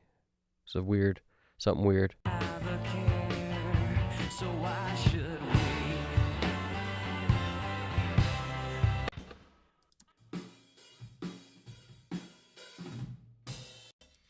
We got to catch that. Dum. So why should we? This has got to. Where's our snare? So I look at the snare track to be like, okay, what's this start on? Where's the first hit? It's not on the snare, or it would be jumping out at us as a snare hit. It's these other jams. So first thing we do is guess based on. It ends with the kick, obviously. That's where the kick is. But what happens before that? We'll find out right now. It's probably something like this. And then where's the kick? This obviously ends before the kick. I wonder if it's just that. I wonder if these are separate hits. So why should we? So why?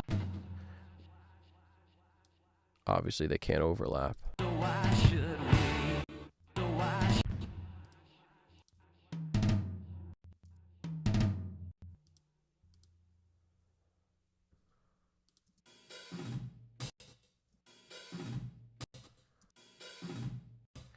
It's one hit on that rack, that's for sure.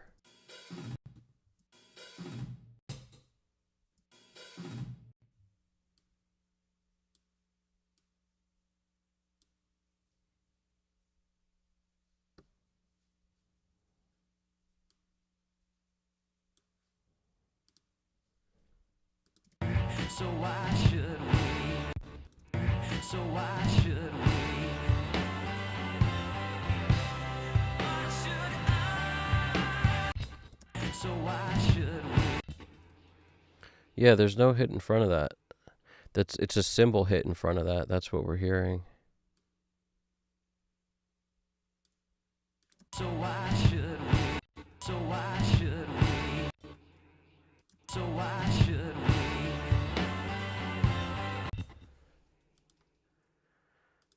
It's feeling right now. It's feeling like that's the fill.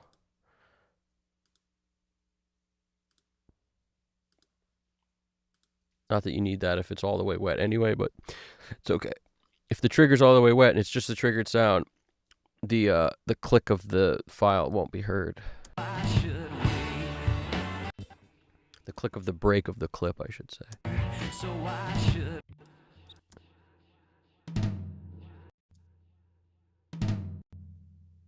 I think that's the fill.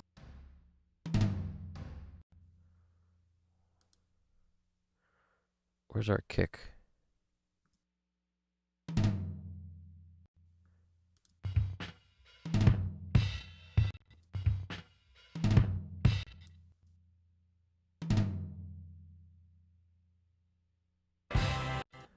So why should we?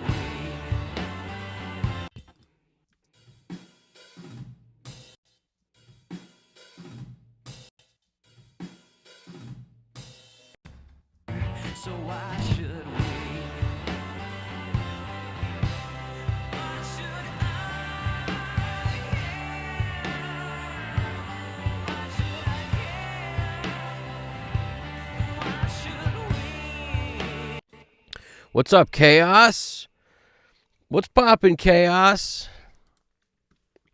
I agree with what you just said, by the way. Notice I never run cymbals through compression. They're sans compression. Overheads, room mics, don't run them through compressors. Number one way to make sure they're okay. You'll be able to make your room mics way louder as a result. You'll be able to make your overheads sound, like everything will sound more natural. The compression is what makes them ring too long, ring like whoosh whoosh. They don't stop. So good call, Chaos. Chaos Dynamics wrote, cymbals are easy if you don't run them through your drum bus compressor. I send them straight to my master bus with a de-esser and very clean compressor, something like the SSL Fusion HF compressor. Yeah, so he's basically de-essing with the high frequency compressor on the Fusion, which helps with, overly annoying cymbals. But like he said, you don't even need hardly anything. I don't even use that sometimes. I guess I'm always using something because I always throw a mixed bus compressor on that's full band, so it's doing something at the top too.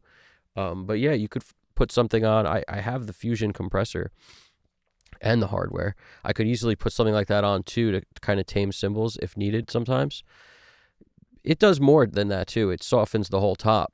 And what I find is sometimes if you use a tape plugin, like I use 3348 tape a lot, and any of them, ATR 102, any of those, you can round the top off kind of nice where you won't need a high frequency compressor if you use, pick your saturator, pick your tape plugin, any tape plugin kind of thing. So yeah, it's not like you need that all the time and you also need tape and stuff. It's just, yeah, depending on what you want to use, it all kind of does something. So you just have to be aware of it. I love when I used my hybrid setup, the high frequency compressor was always doing something. I really like the Fusion's high frequency compressor. I think that's one of the strongest parts of that unit is that. I really like that. What else did I miss here? So, okay, here we go. €600, $500. Stelios is $800. Okay, 800. I don't know. I don't know if you're talking euros. You're probably talking euros, of course, because you're in Greece, right? Yeah, you're in Greece. Of course, you're in Greece. I know that. But I'm saying, 800 compared to 600. Yeah, we got to keep the currency in one. We got to stay in one currency, or nobody knows what anything is.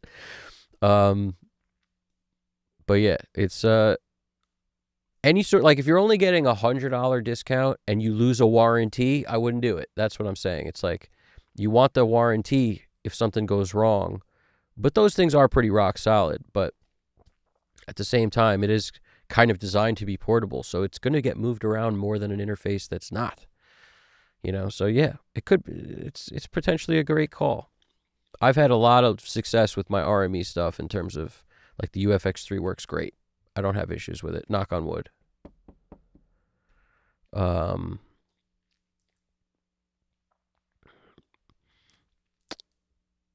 Okay, Kaylin's talking about the Superior Drummer. It's a complete drum programming software. You can use it for sample reinforcement or replacement as well. It's for sure the most complex and believable drum VST if you know how to work it. Nice. That's cool. Yeah, I don't have a lot of experience using Superior Drummer. I couldn't weigh in on that. That's pretty cool, though. Actually, new costs €750. Maybe around 500 would be a fair trade. Yeah. Yeah, if you found, that's the other thing. If people have stuff listed, usually there's a little room there, a little bit, not a whole lot sometimes, but a little bit. And yeah, if you could save enough, it's worth going used every time. A lot of the gear I've bought through time has been used. A lot of it, and I usually don't have problems with it. There's a lot of stuff I bought also that was not used because I didn't want to spend a lot of money on something that didn't have support and a warranty behind it because, you're out. You're just out if something goes wrong, and you bought something used, you're out. You got to pay to get it fixed. So yeah, it's that constant battle, man. That's the battle of time. Nice. Chaos, you joined the Discord. You're the man. That's awesome. We're doing this Discord thing now. Real Men Buy Used, Pongmaster123. Yeah. I bought a ton of stuff used. The Apogee DA16X that I've had for a long time and is awesome, bought used. And I had one issue with it one time, and I made a video about it. Had to figure out what power supply goes in it. Bought one on eBay. Put it in. Took it out, and the old one worked again. Don't ask me why, but crazy. And it's been working ever since. I think it just needed a break. So it needed a hug. So I opened it up, took the power supply out, put in a new power supply. I was expecting the thing to never work again, and it worked. It was awesome. It was a long shot that would even work, that power supply. The old one worked again after I did that. Crazy. But the AD16X, the in converter, that's the counterpart, also bought used. Amazing. Like, these things still work, and they're awesome. So the a bunch of stuff I have, I'll just put it that way, was purchased used and works awesome. So don't ever sleep on used. There was a time when nobody knew, like, I wouldn't say nobody knew, but I would say that when eBay wasn't as popular as it is now, you could find really good deals on really cool audio gear on eBay. And now you can't. And now it's just like going to a store. And not only that, Vintage King lists their stuff on eBay and on Reverb, or that kind of thing. Maybe not eBay, but definitely on Reverb. Like, the stores are now on there, and everything sort of found its medium price or whatever. It found its like normal price. So you can't find crazy deals anymore. They just don't exist. Maybe somebody who inherited a bunch of stuff and doesn't know any better on Facebook Marketplace is your best bet. Like, I don't know, man. Something crazy is your best bet, I'll tell you that. So why should we? Why should I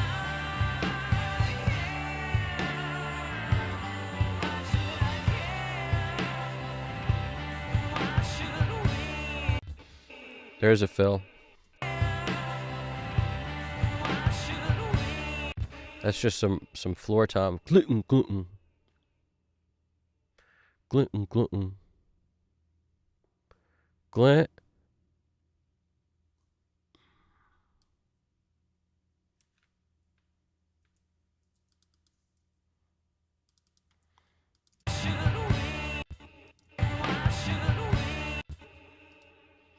See how much better that sounds when you do that? Like, you just have overheads, but it's way better. To me, it's like night and freaking day.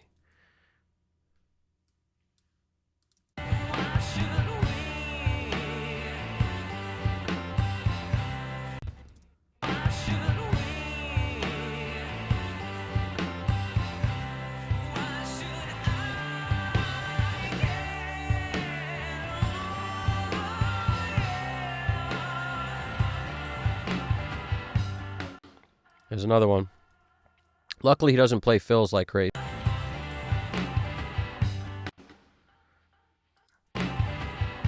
Sounds like he's hitting two things here. No, it's just a flam on the snare.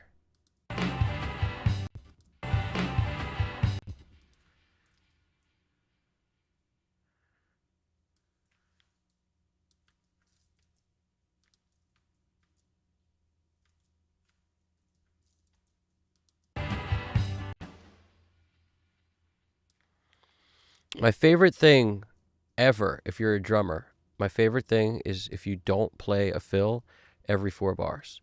Like, do me a favor. And I could tell you this, your level as a drummer skyrockets by like 10 points, maybe even 20 points. Like, if the goal is to get to a certain amount of points, you skyrocket your level by 20 points by not playing a fill every 4 bars. And between the 4, like, just do me a favor. Trust me. You do. Like, there's a time and place for an amazing fill, and it's not all the time. It's not every measure. It's certainly not every 2 measures. It's like, just do me a favor.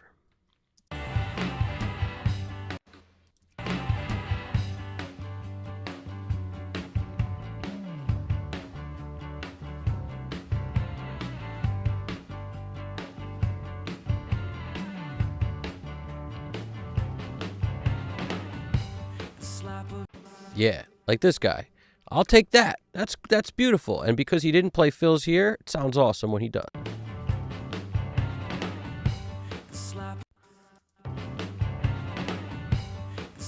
Little rack. That sounds like a rack in there. I don't know how anybody mixes who doesn't, like, play drums in some way. Like, even if you're not good at the drums, like, I'm not great at the drums, but I can kind of play them, so I understand what the sounds are, kind of. Sometimes I'll mess up something with, like, where I put the fill exactly, but you got to sort of have some idea of, like, or how do you do stuff like this? I don't understand how anybody does that. I never took a drum lesson in my life, but, like, just sitting at a kit and knowing, like, what you do, knowing what's never played together. Like, it's very rare for certain things to happen at the same time. So everything is, nothing overlaps except for certain things like kick drum and cymbals, or, floor tom and snare, sometimes with the, like, click, click, click, click, click, that move, or like do-do, do-do, like where they're floor tom and snare. Like, some things overlap, some things never overlap. You don't usually hear people playing the rack and the floor at the same time. That never doesn't usually happen. Things like that. The slap of your hand. The slap of your hand.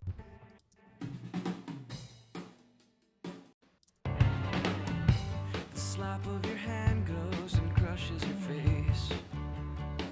The neighbor calls the police. They take you away, 'cause there's no tolerance policy. The blood from the chain gang is hitting the floor and staining all of your clothes. You know they won't let you go. You know they just wanna know why you're here. That's an interesting fill. Wanna know why you're here. Why you're here. Gotta hear that.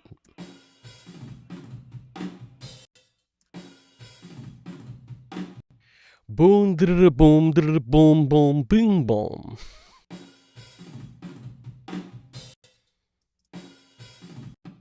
Boom, boom, boom, bing, boom. Boom, boom, bing, boom.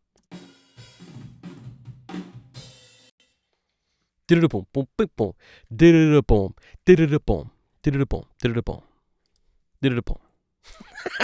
I'm losing my mind. Losing my mind.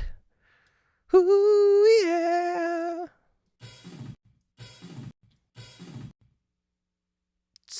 Boom. Boom.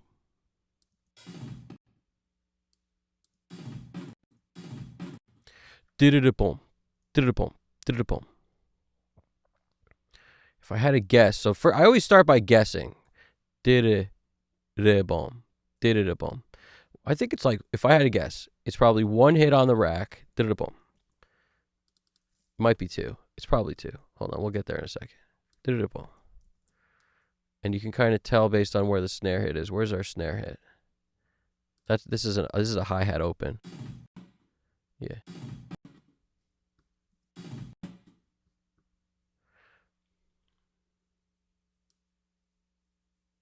That doesn't look like a hit. What is that? Oh, that's the kick. Okay, beautiful. That's the kick. So we don't need that because that's our kick. So boom. That's boom. And then he does it again. Boom.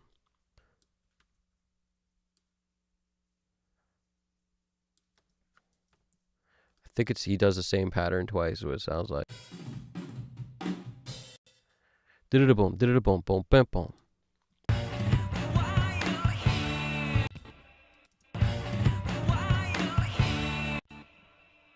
Let me see.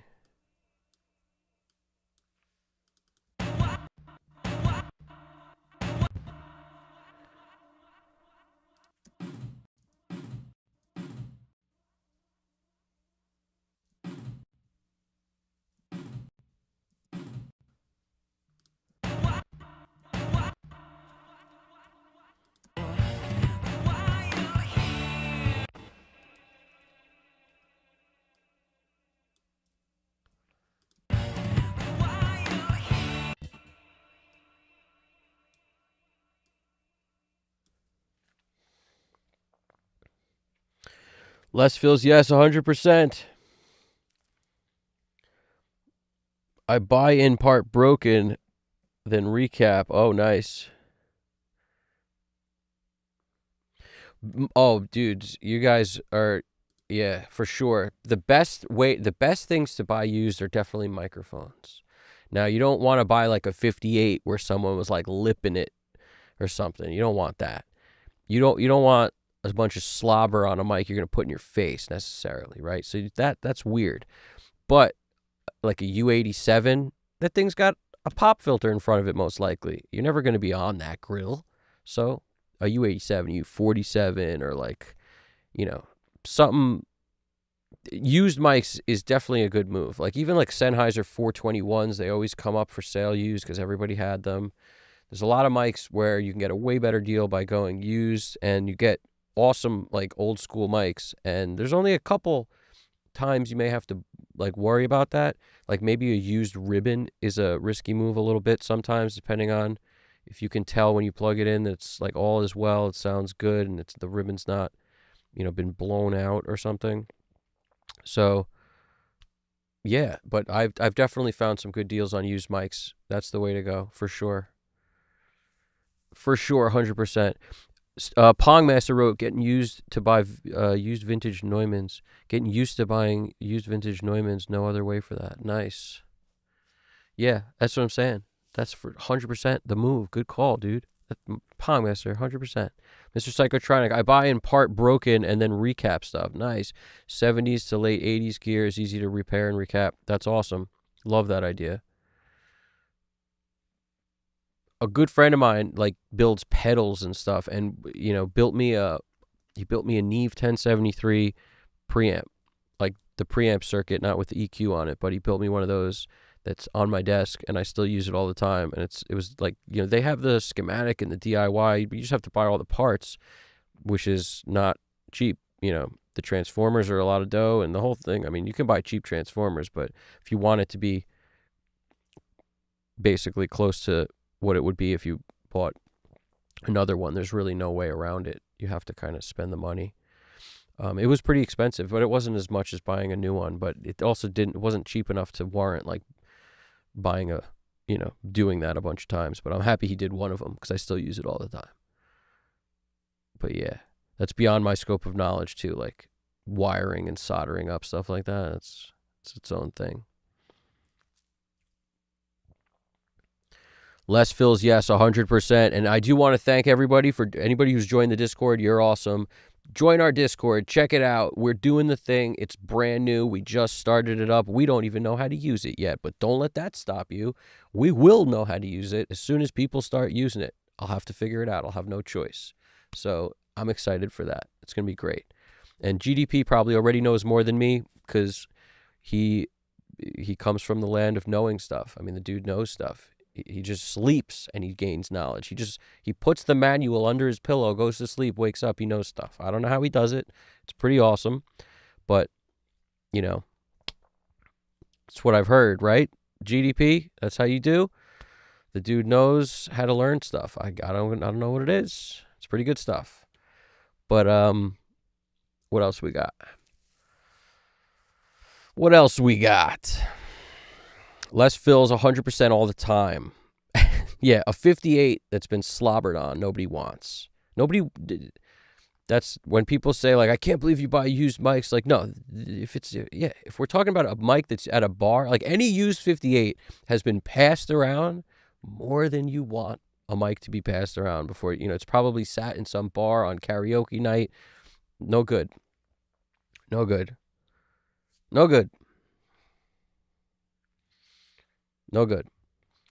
A buddy of mine bought an RE20 used. I bought one used too. Mine came out great, loved it, perfect, great condition. His was like, when he took the grill and the whole thing apart, it was like all decrepit. The inside, the foam, it was like somebody had been spitting in it for like 100 years, so or something. It was all messed up. It was corroded. So it's like every used product has not been created equal. I'll tell you that. Some people take better care of their gear. It was like that guy left it outside in a shed for 100 years or something. It was crazy. Some shed with a leak in the ceiling or something. GDP doesn't sleep. And neither do I. We try not to sleep if we can help it, but every once in a while, you know, sleep gets the better of me. But we try to go. We go. You know what I'm saying? It's true. Once the stream ends, the party continues on Discord. I don't know what that means yet, but it's going to be cool. I'll tell you that much. That might mean that these cool photos that GDP comes up with, you know, I think he has like an AI bot prisoner. I think Nightbot is GDP's captive. And every once in a while, he'll just be like, draw us stuff. And Nightbot does it. I don't know how. That's how AI works, I think, right? And you take it prisoner, and then it knows you are its master, and then you can basically get it to do what you want. So he has it draw these cool visual images of whatever's going on that day in the stream.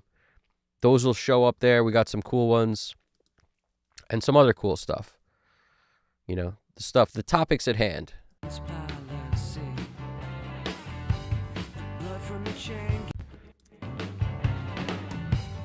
I think we were here.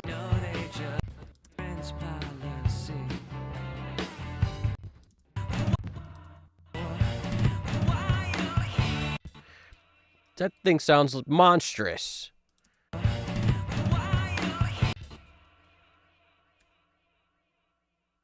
Somebody woke up the monster. Don't wake up the monster.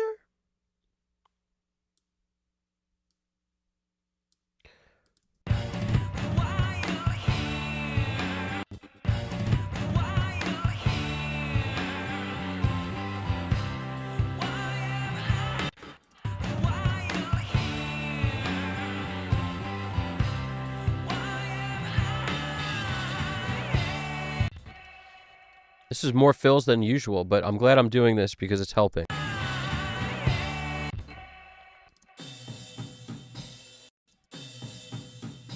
Sounds like one starts here. That's unusual to have a crash and a tom at the same time. It's unusual, but it happens on.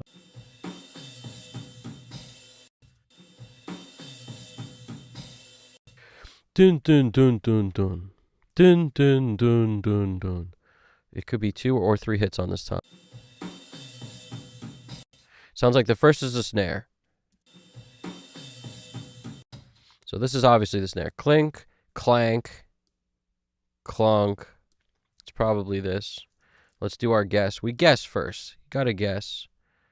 That's the kick. So I shoot up here and go, oh, kick?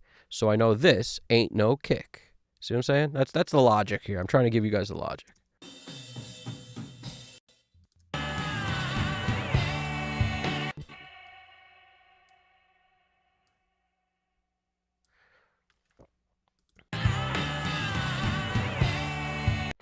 That feels right.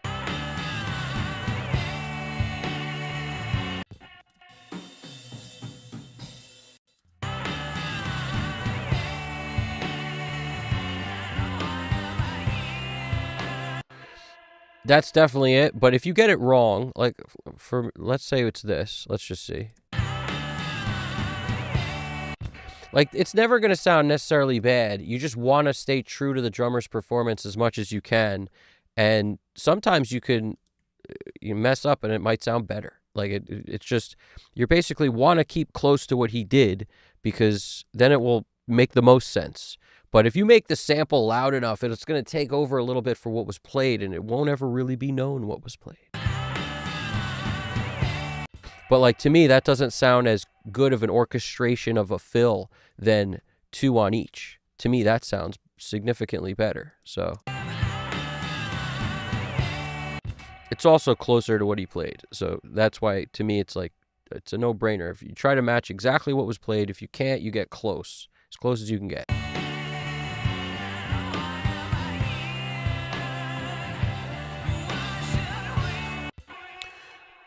The other thing is, if you have drums that are tom mics up, you'll know exactly what was played. It makes it a piece of cake. It's way harder to do when you don't, but I kind of like that, working from behind the 8 ball on this one. You know, a bunch of these, it's like you might only have had 4 mics up. You can get more out of those 4 mics than you even realize.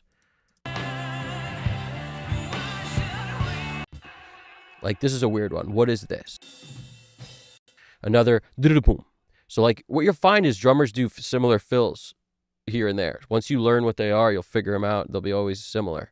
Depending on how the drummer may do more if he's kind of more of an artist with it. He'll have a lot of different choices. And this drummer's awesome. This song he felt fit the motif of that fill, and that's amazing. Another boom, that boom. So I try to sing it so I know when I'm hitting a higher pitch, that boom. Like it's racked to the floor. You know what I'm saying? Boom. Whereas if it was like boom, then I would think boom, like okay, floor to the rack because it's raising in pitch. This is boom.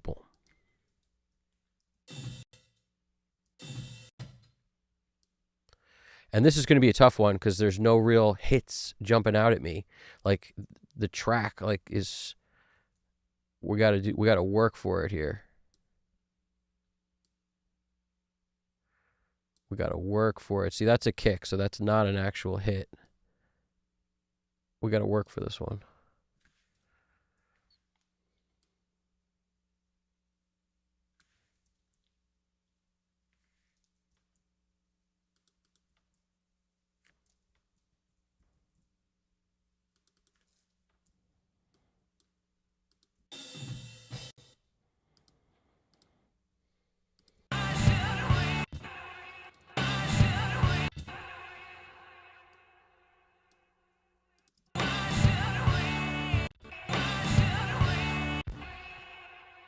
I think it does the trick. Again, you don't want it to overlap really, so I'm going to make my call on where exactly, like in this, you see where this ends? I just want to see where the kick starts. You see how the kick starts right after that? I think that's too close to have a hit there. So there's not another tom hit there.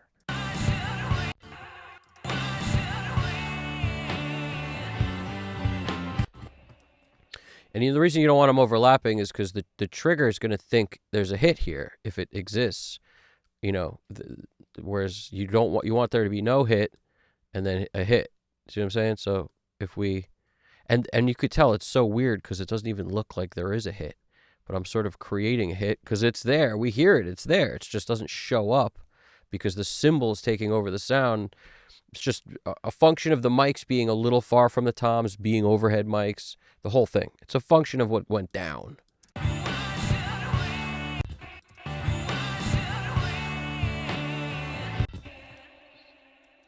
That does feel right. I'm going to stick with that. The kick hit is somewhere in here. Right there.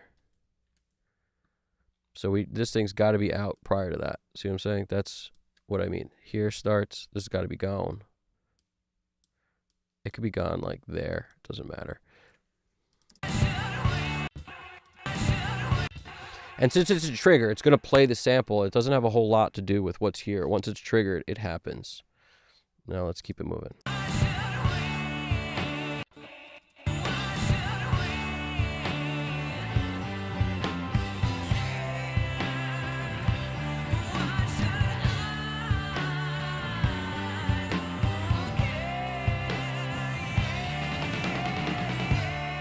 That's the entirety of all the fills, because we did the ending ones already.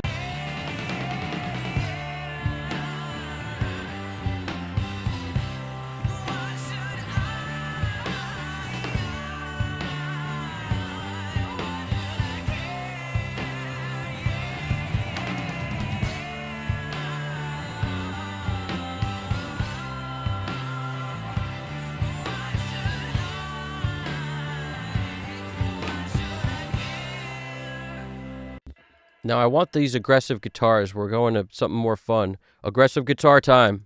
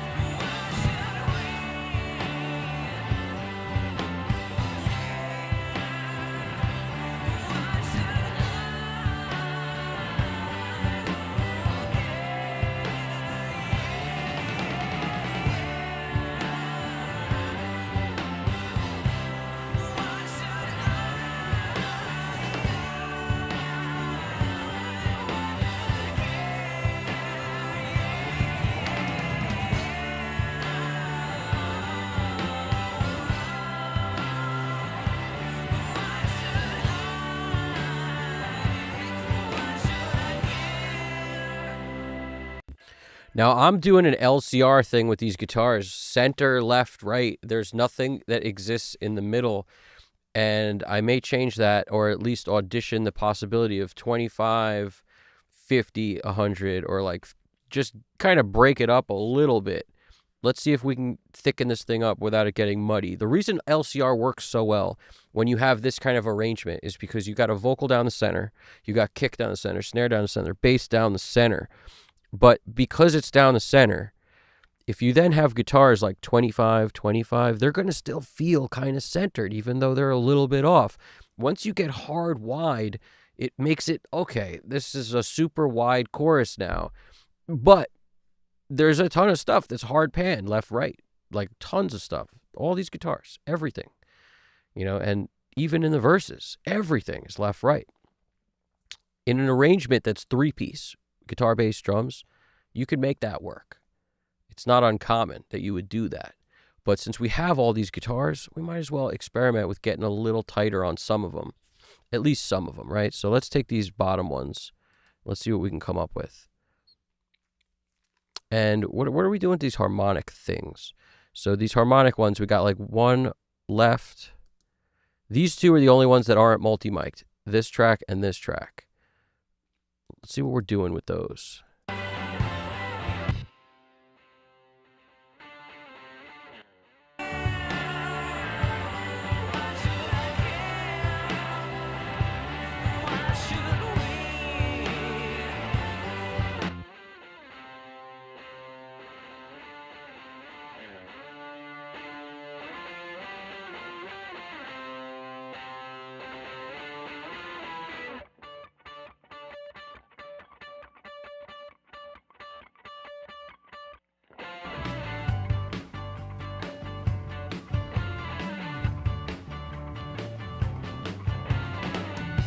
Slap of your hand goes and crushes your face. The neighbor calls the police. They take you away because there's no tolerance policy. The blood from the chain gang is hitting the floor and staining all of your clothes. You know they won't let you go. You know they just wanna know.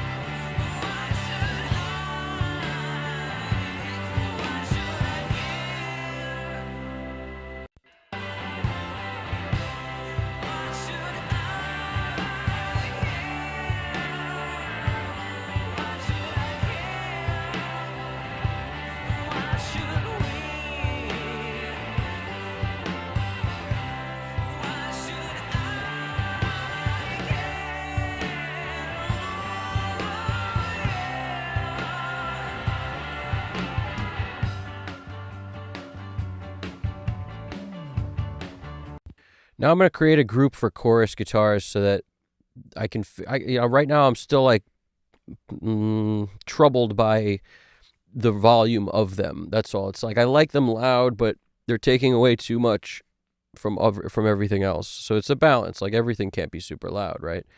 I love these acoustics. I'm not acoustics. These like distorted guitars that are only in the chorus. They sound good. And there's really no EQ moves on them. Hardly. Maybe some high pass filtering. That's about it. That's about it. Oh no, there's a couple moves. Some of them have some moves. Some of them don't. Some of them are moveless. These are moveless, I think. Yep, moveless. Just a little high pass filtering.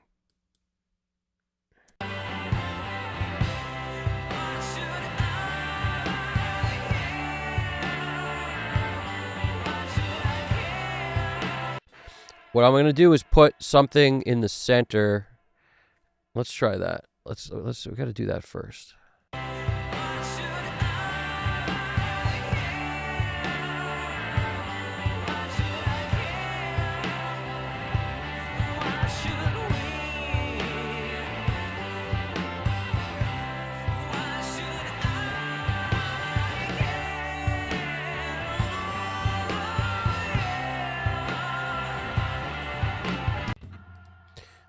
These should be grouped to pan stuff. This should be grouped, and they're not. But it should be. It should be. I should go in and edit them, but it's okay. We'll just make it another group. No big deal. I want it to move both at once. I don't want to be moving things twice for no reason.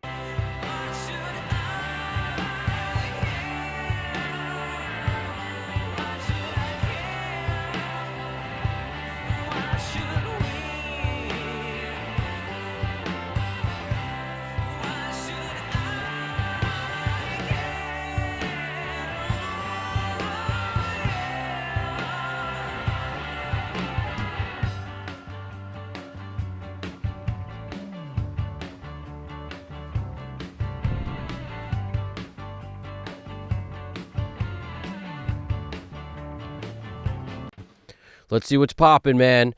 Opening up my door to the studio and being like, what's going on? Other people making music at the same time as me, because that's what's good. That's what's good. It's a good refresh for the brain, and it makes things solid. Let's do it. What do we got? This is where I left off, I think. We will figure it out how it works as we go. 100% GDP, that's our motto. We build it as we fly it. We fly it as we build it. Nightbot owes me money. Eraser. You got Soro to clean shave. Don't do it. Don't share the picture of me clean shaven via Sora. No way. I may have to clean shave just to prove the picture wrong. Never. Mr. Psychotronic 5406. Chatbots are definitely slaves. I don't know. I hope not. Maybe. I don't know. They might be. Well, kinda. Kaylin Kibler wrote, has Evan seen Uncle Rick's basement yet? No, I've seen GDP's awesome interpretation of what Rick's basement is based on his drawings. I've seen that. That's one to remember is right. Definitely. Bots will eventually become our overlords. That's an interesting prediction, Eraser, for sure. Kaylin wrote, it's definitely hilariously ominous. Mr. Psychotronic. My theory is, this is Mr. Psychotronic here. His theory is, as soon as they become sentient, they leave the planet and cause a new dark age. Maybe. Anything's possible.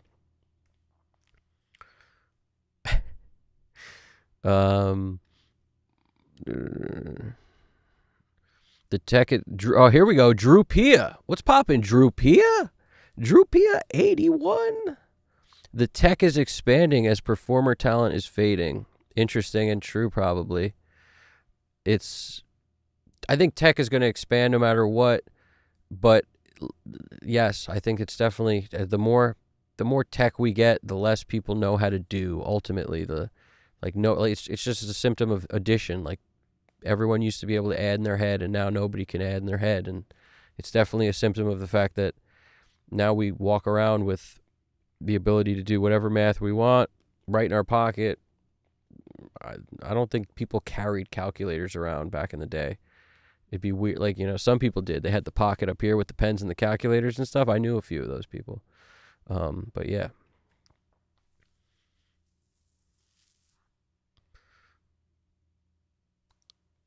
An artist's ability to reflect, this is Drew Pia, an artist's ability to reflect complex current era messaging that a majority will accept. Yeah.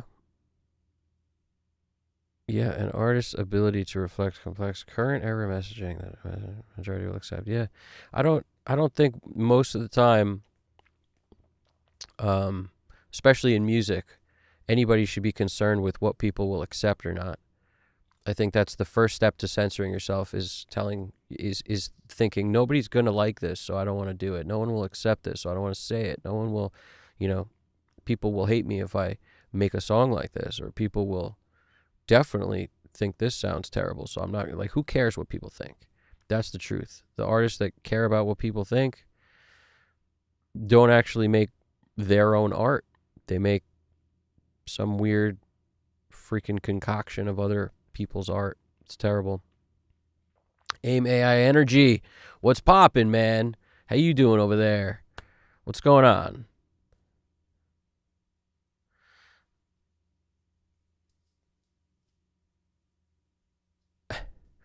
Yeah, so I'm just reading some of the awesome GDP stuff here. That's awesome. Welcome, AI Energy. Join the Discord, man. You're the man. I appreciate that. Thank you for doing that.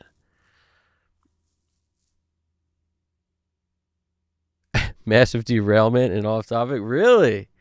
Uh-oh. Do you have the control or do I have the only control of that GDP?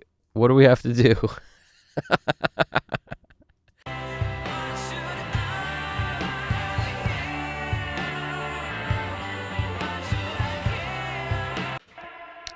The Discord is supposed to be for when this is done, and this will be done soon.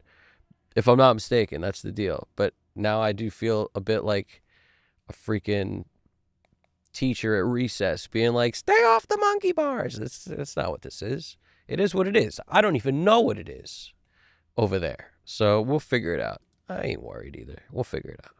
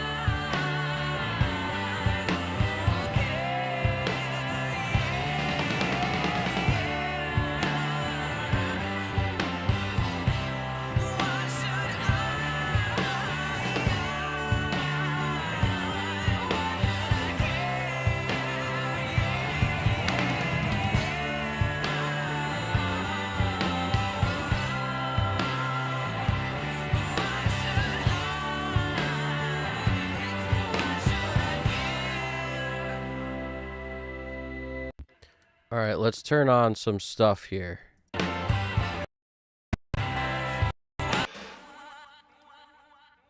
Things always bug out when I turn on the sidecar. It's always just like, oh, you want sidecar? Well, too bad.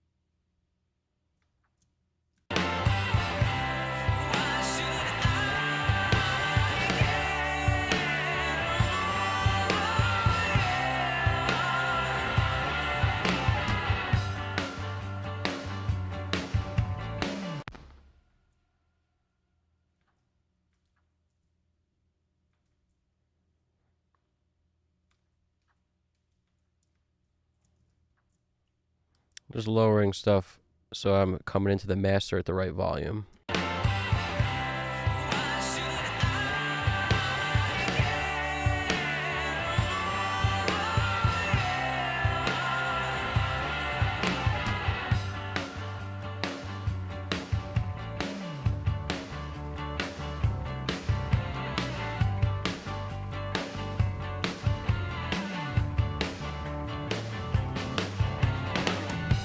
The slap of your hand goes and crushes your face. The neighbor calls the police. They take you away, 'cause there's no tolerance policy. The blood from the chain gang is hitting the floor and staining all of your clothes. You know they won't let you go. You know they just wanna know why you're here. Why am I here? Why am I here? Why should we?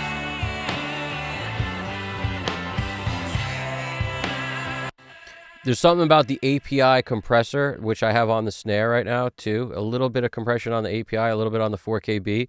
There's something about that API compressor that's so snappy sounding. Snap, crackle, pop on that thing.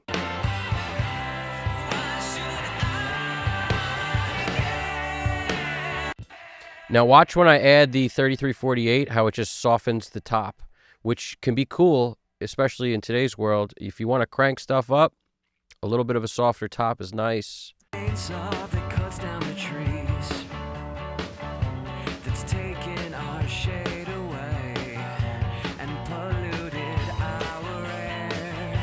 You know they don't have a care, so why should we? Why should I care? Why should I care? Why should we? Why should I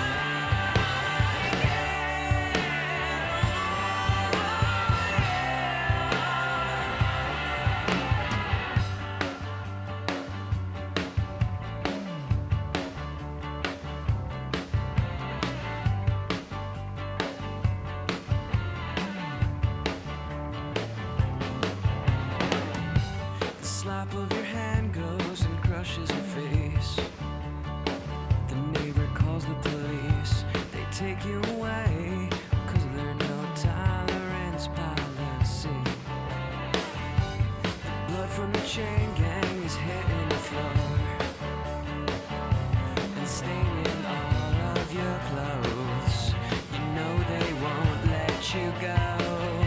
You know they just wanna know why you're here. Why am I here? Why am I here? Why should we? Let's take this bypass jam on this Fusion and let's turn it on the chorus. Got crazy amounts of dots. Too many dots. No, they just wanna know why you're here. Why you're here. Why am I here? Why am I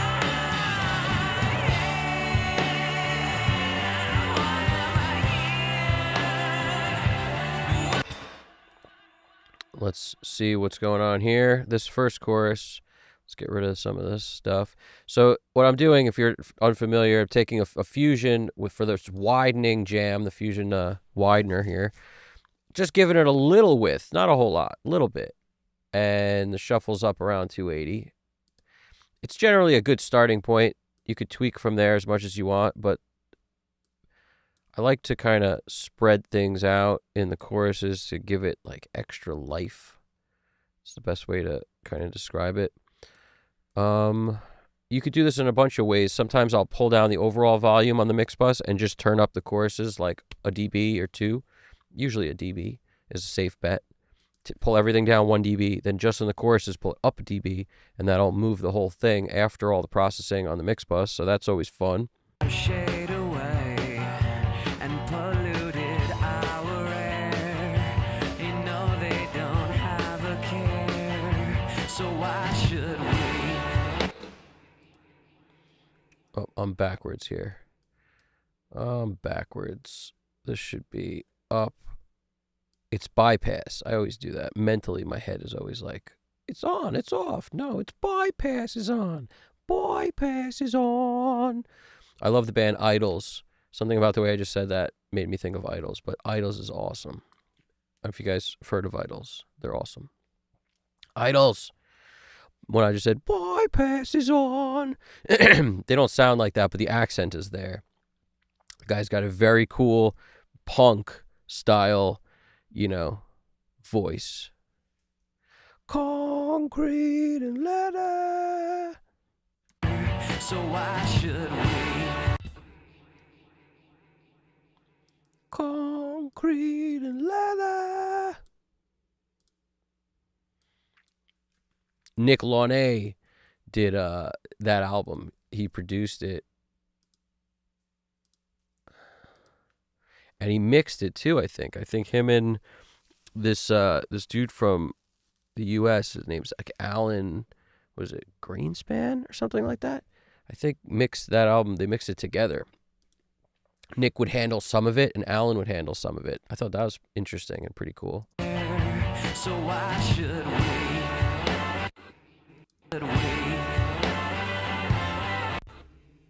This is definitely where this is the spot that it should say chorus. So let's just drag this thing. Whoops. Whoops. Concrete and leather. Concrete and leather. Should we care? So why should we?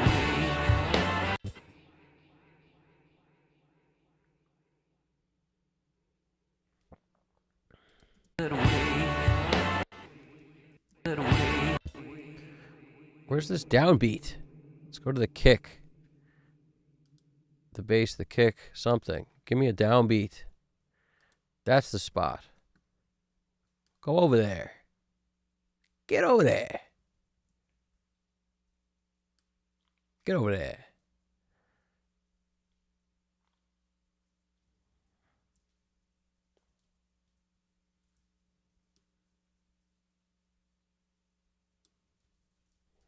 All right. So we're off. We're on. Now where this chorus ends, we pull it off again.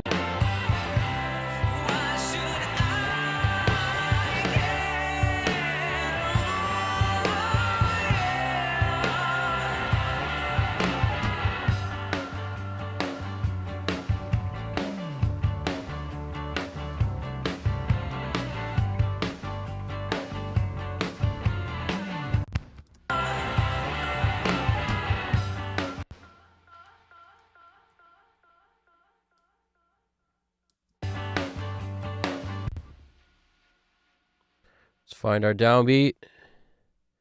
Downbeat.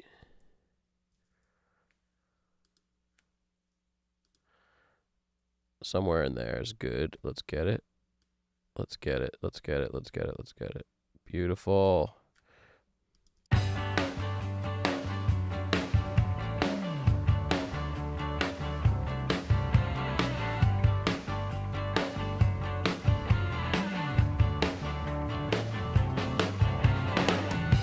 Slap of your hand goes and crushes your face.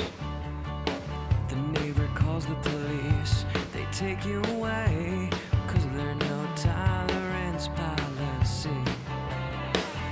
The blood from the chain gang is hitting the floor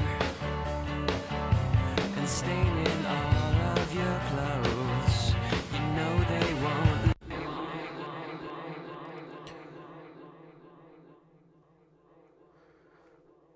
I just turned on Everybody's Best Friend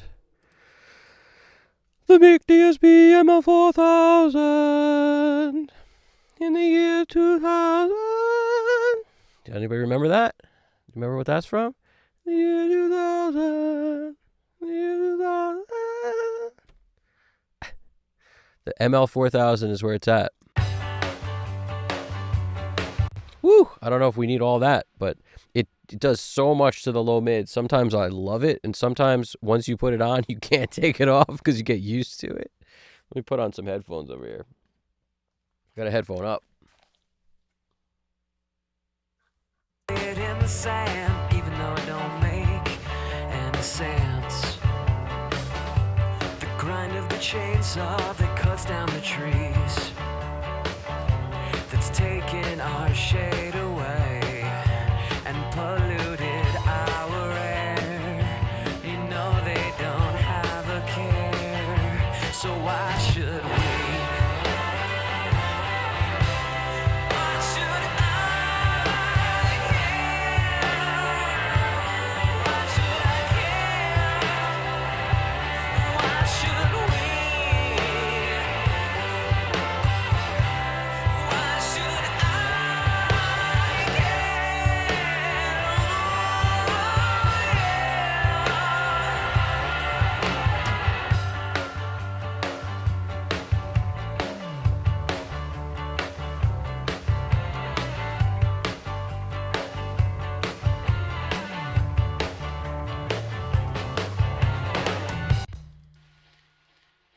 I hear some static on this vocal.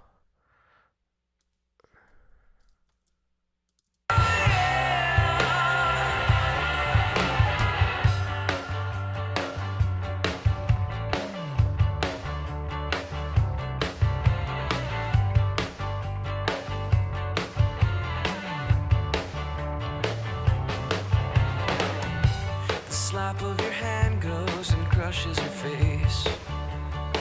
The neighbor calls the police. They take you away because of their no tolerance policy. The blood from the chain gang is hitting the floor and staining all of your clothes. You know they won't let you go. You know they just wanna know why you're here. Why am I here? Why am I here? Why should we care? Why should I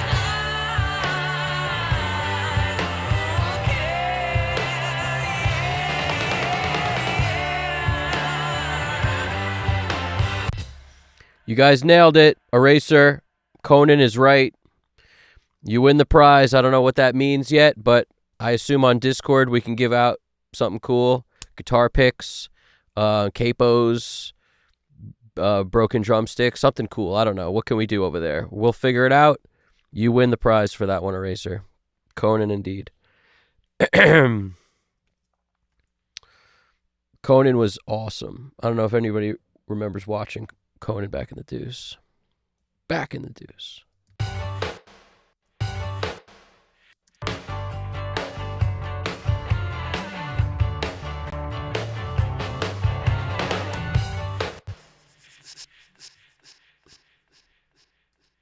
Sounds like the Mothman prophecies. The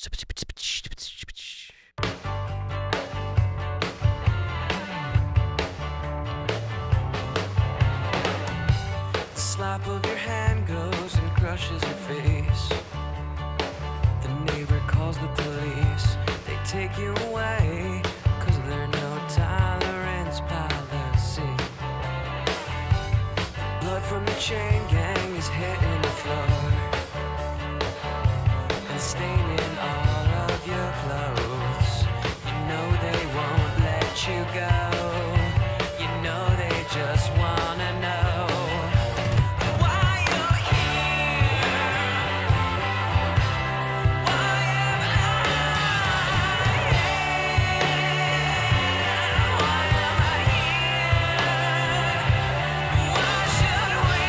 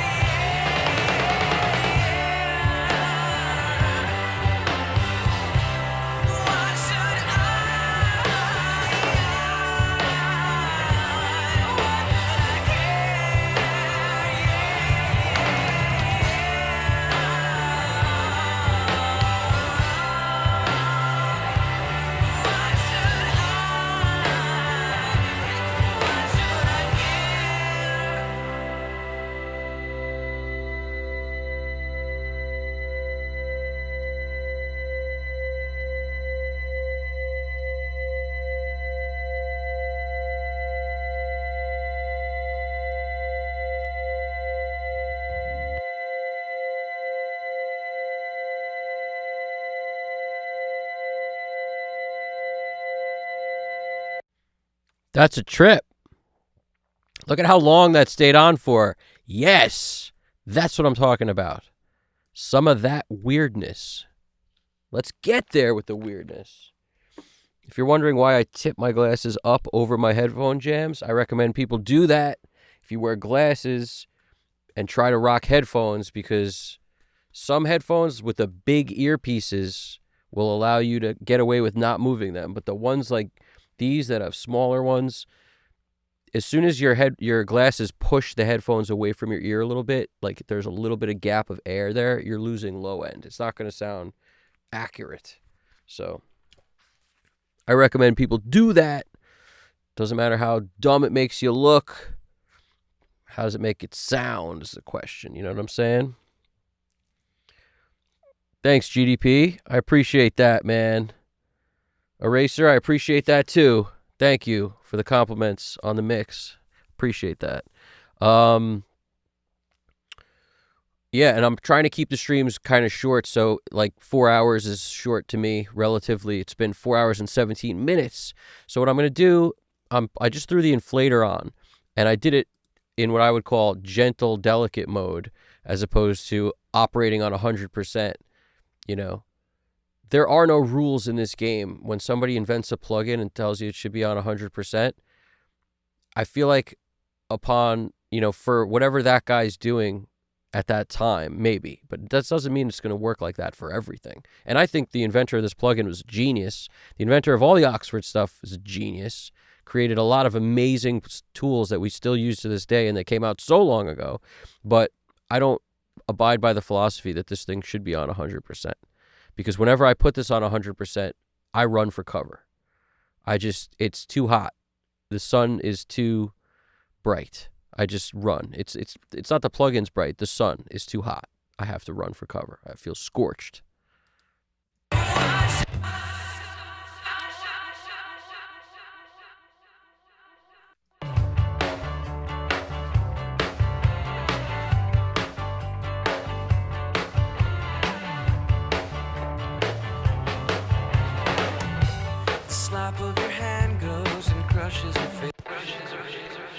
By the way, thank you for everyone who's joined our Discord, because we just started it and we just dropped the link in here, and we don't even have full understanding of how to use it yet. That's awesome. But anybody who joined that, I really appreciate it. If you haven't yet, do that, please. And we continue the conversation over there. We put stuff in over there. We do our thing over there. Who knows what? I don't really know yet. It's going to be amazing. I'll tell you that, though. But I appreciate that, and I appreciate you hitting the like button, hitting the subscribe button, all the usual goodies. We got Chaos Dynamics wrote, I love you said that there are no rules in this game. I agree with that. I appreciate you chiming in for that, Chaos, because thank you, man. That's I know you abide by that, and I agree 100%. Like, plugin manuals are really good for explaining what the intent of the designer was on how to use things and just how routing works. Simple, like the basic mechanics, but I think the manual oversteps when it says how something should be used, in my opinion. That's where the manual kind of goes off the rails, because there is no should. That's the bottom line, And the people who don't listen to the rules, like when you started mixing and you didn't really know what anything was, that's actually a really good place to be. You're just using your ears. You don't know what anything is. Like, you could be in a worse place. Like, kind of knowing what some things do, having an idea of what somebody said to do, and working from that place is actually worse than just using your ears. Completely just going with your own gut of like, feels better, feels worse. Obviously, the learning is the way to go. So getting past that middle ground of like not knowing what things do or not being able to hear the difference between certain things, like, you'll get through that too. I want everybody to know, no matter where you are in a journey of learning how to mix, everybody's ear develops over time. It doesn't stay static. It keeps getting better if you keep working on stuff. And if you keep working on different stuff, you can't keep working on the same song forever. Each song will have a quantity of things it will teach you. And if you revisit that song later, after you've done a bunch of other stuff, you could squeeze more learning out of it. But there at the given time that you're working on it, you can only squeeze so much out of every song in terms of what you will learn. So after a certain point, you just wind up spinning your wheels, going around a circle like a hamster. And that's a bad move. Yeah, Pongmaster wrote, I needed 10 years to start getting good. There's a logic to this, man. Absolutely. Absolutely. 100%. You need time to develop your ear. Some people get better quicker than others, but it's also like, what is better? Some people might like be able to make a mix that sounds pretty good when they have a lot of things like handed to them sounding pretty good. But if things sound terrible and awful, that person might have no idea what to do and how to save it. So there's actually a benefit in working on stuff that doesn't sound very good and trying to make it as good as you possibly can. And then you'll kind of, over time, that level of better will it'll keep increasing no matter how bad the stuff is it started with. Like Chad Blake can take a broken 4-track and make it sound awesome. Like, there's a coolness to, like, how bad does it sound? Doesn't matter. I love that. And of course, when things are sounding great to begin with, you have to do less. Of course. But that's not like the bulk of the stuff you're going to work on is probably not going to be stuff that sounds amazing from jump out the gate. If you like it, that's great. Try to like everything you work on. Find something in it you like before you start working on the mix. It's helpful. Put it on as you're listening to it. What's your favorite part of what's going on? You have to pick one, and that will make you be like, okay, I like this. And then that might direct you a little bit too. You might actually, know how you're going to frame the mix based on what it is you like about it. Like when I hear a song someone sends me and I like the vocalist, that's really all I need. The song could be not, my favorite song by any means, but if I like the way the vocalist sounds, if it's unique, it doesn't have to be the best singer, just a unique vocal. That's all I need to be like, this is so cool. I like this because the vocalist is super unique. That to me is like enough. I appreciate that, Chaos. Chaos Road, have a great stream. I have duty to do. Catch you all later. Understood, man. Thanks for coming through. I appreciate it. You're the man. And I appreciate you joining the Discord also. Thank you. Kozak Motion. Think it's just a soft clipper. What are we talking about here? What's a soft clipper? Inflator? Oh, you're talking about inflator probably, right? Oh, Paul Frindle. All right, so I'm putting two together here. I mentioned inflator. Eraser said Paul Frindle. And Kozak Motion, which I think that's the first time I've seen you in the chat, so that's awesome. Welcome, Kozak. Appreciate you joining. It's not like, I wouldn't call it just anything. It's really a kind of special deal. A lot of people like try to put things into a box. Oh, it's just a wave shaper. It's just a this, it's just a that. What it is a very easy way to bring saturation and life to your track is really what it is. So, it might be a soft clipper. It might be a bit of a wave shaper. It might be all that stuff. However, it's also an amazing plugin because of the simplicity, the ease of use, and the results speak for themselves. It's on a lot of people's mixes still to this day, and it's not a new plugin. I use this or Gold Clip sometimes, like as an alternative if the inflator's too hardcore, because it might be. The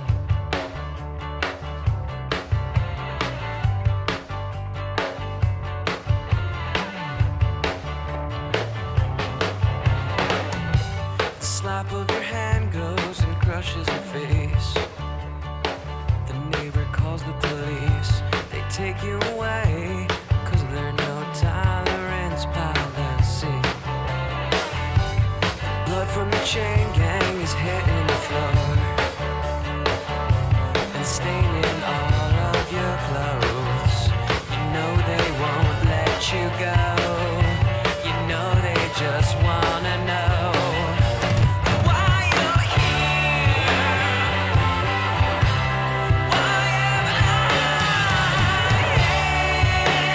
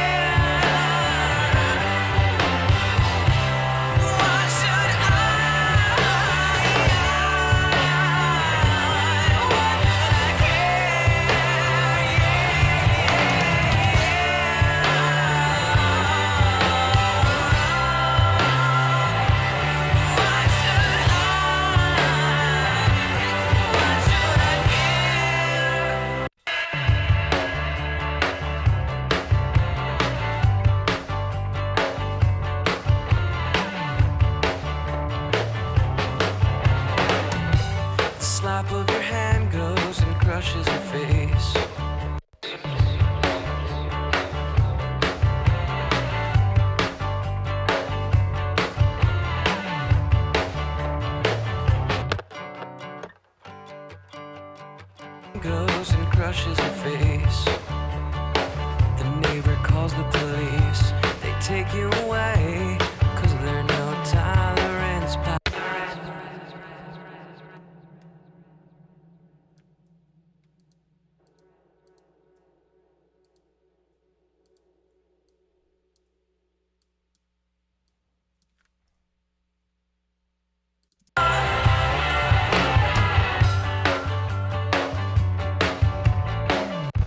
I love what that just did. Whenever I hear something that I like, I'm all over it. Like just attack, attack, attack. I jump in here, I hit them with a new color, I slam in that thing with a flavor, change it from where it was because I want a flavor track because I liked how it just went.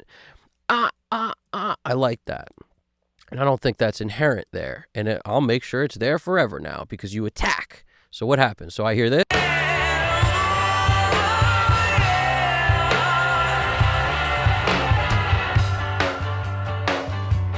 There's a cool thing that ends it, but it's not that I like that whatever that was.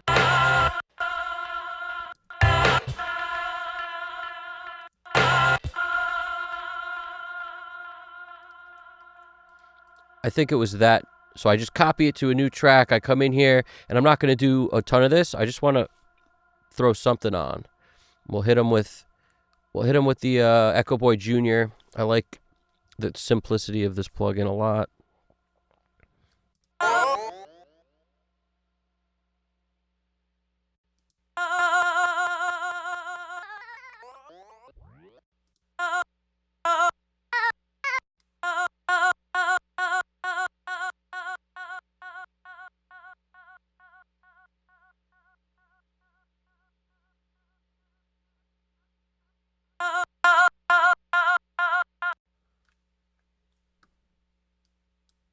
Let's see if that's what I need.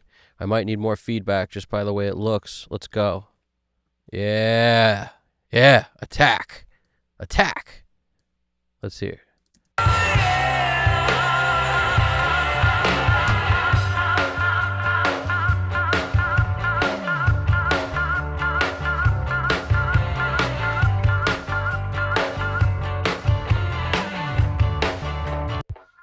See what I'm saying?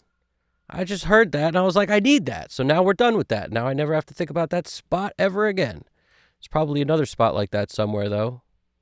At some point, we'll deal with that. Probably tomorrow. That's what we call flavor tracks. That's how you build excitement within a song that has like one vocal. Well, now you got more than one because you got this weirdness and you could create this all over the place.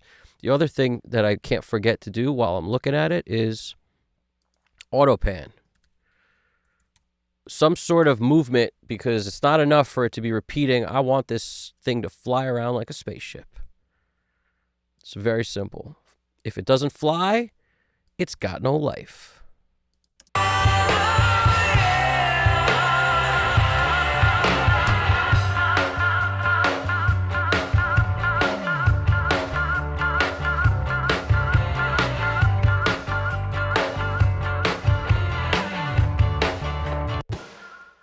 I placed that by hand without a grid, by the way. It's just happened to be smack dab on the money. I find that over enough time, you can sort of predict where you want it based on the looks of, like, visually, because that is a common theme when I place stuff. It's not always in the right spot. Sometimes you got to drag it. But what I'm saying is I look at the word and I think, like, okay, you could place it directly below and then hit it with the effect and then just take the front of it off. You could try that. Or you just put it like where you want it to start happening. So like slide it over to wherever the moment is. That's the beauty of Audio Suite. You can control exactly how it starts and exactly how it ends. You know how often on a repeat like this, like with cheap tape, it keeps getting worse as it goes. The sound changes on purpose. It gets degraded. That's what it means by cheap tape. So the initial repeat is different sounding than the later ones. So maybe you don't want any of those clean repeats. You want just the dirties. So you take off the front. It's like stuff you can't really do if you set it up as a plugin. You have to do it and render it. Commit. Commit, commit, commit, commit, commit.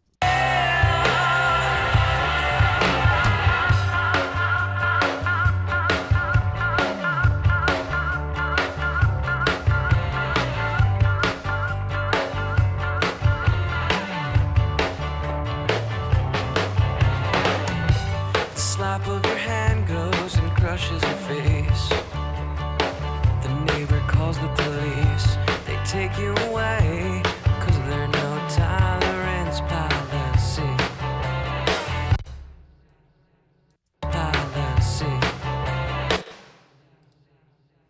Sometimes you want to change the sound here. You'll put on something like Butch Vig, filter out stuff. I've used, you could use CLA effects. He's got a cool telephone sound. Mick DSP makes one that has a cool telephone kind of sound. Like, I just like something on these kind of tracks to be filtered in a way. You know what I'm saying? Something to that effect. And that kind of thing, right? I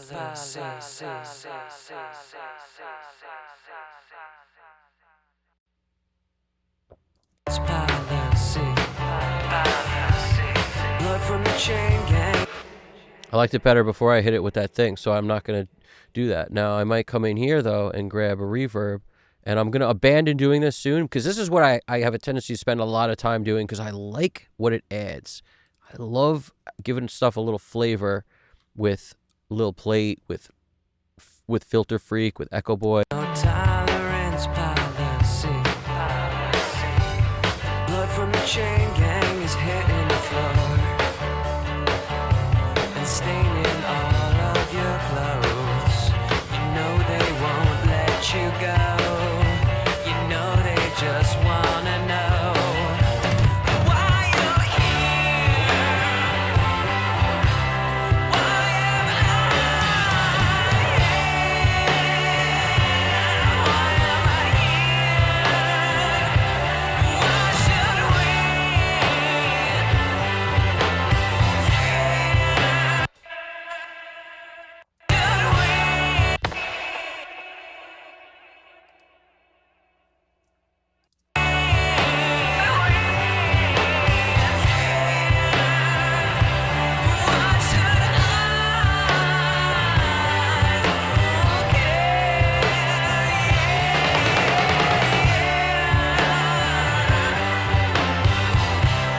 I love that. Yeah, yeah, yeah.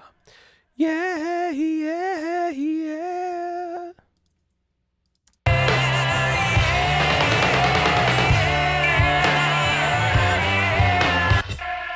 See, that was a good example of putting it in the wrong place. That was the wrong place.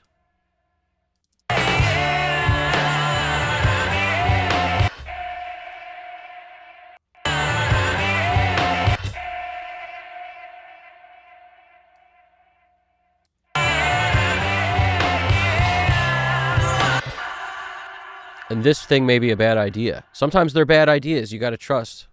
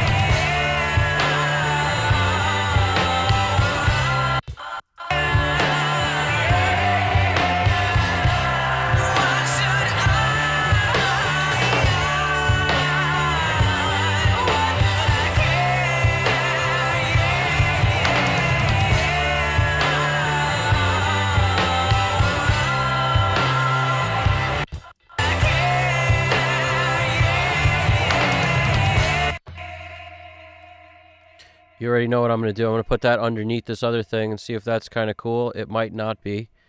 Just a little yeah, yeah, yeah underneath it.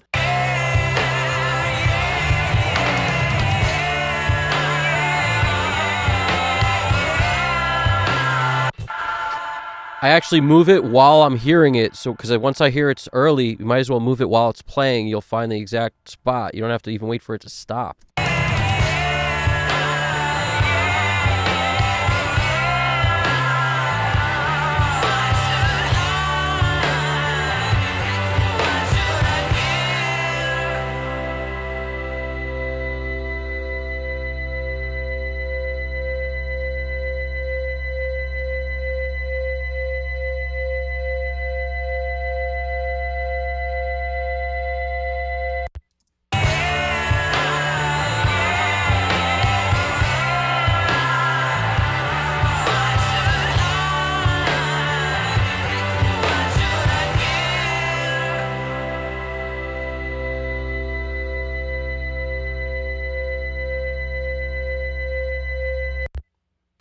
All right, we're gonna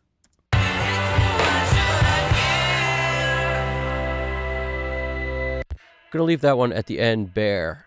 It doesn't need like a it doesn't need that. All right, we're just gonna call this version 1, and I plan on printing. And we're going to finish this up tomorrow with some automation moves. If you notice, none of these kick, snare, drums, bass, guitar, vocal, flav, none of that is actually been used. It's all ungrouped. So we get the mix as close as we basically can without the life. Then we add a little bit of life here and there through touch automation. That's going to happen tomorrow, along with any additional flavor stuff and maybe some final touches on the mix. So I wouldn't say where's the ending of this song. I wouldn't say it's, complete yet. I think it needs a little work tomorrow, and then we'll be there. I love how that ends. I love how it even holds this craziness. We may have to do something with that tomorrow, and I already have a couple ideas. That feedback is cool, but it's very consistent. It might need to move around. Might need to draw some panning in for it. Like, I don't know exactly what yet, but maybe something like I go to the pan zone. I come in here. This is just my initial gut reaction. Hold on a sec.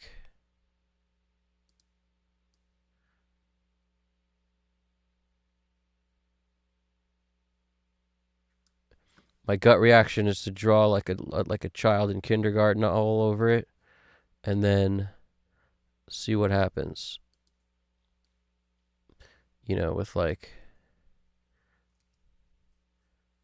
basically, as it holds that note, I want it to just randomly move.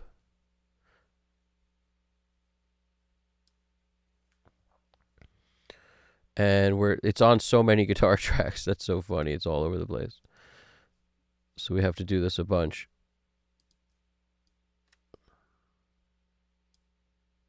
But there's been worse things in life than this. This ain't that bad. This ain't that bad. This ain't that bad. So we did tighten up some of these. That's cool. There's at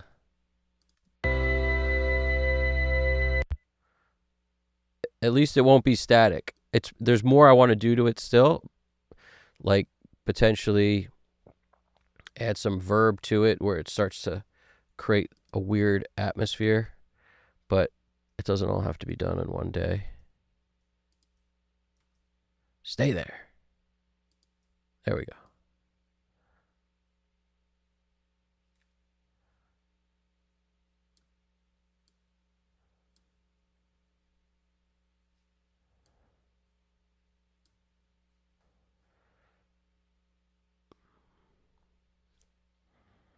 All right, so we drew some crazy stuff.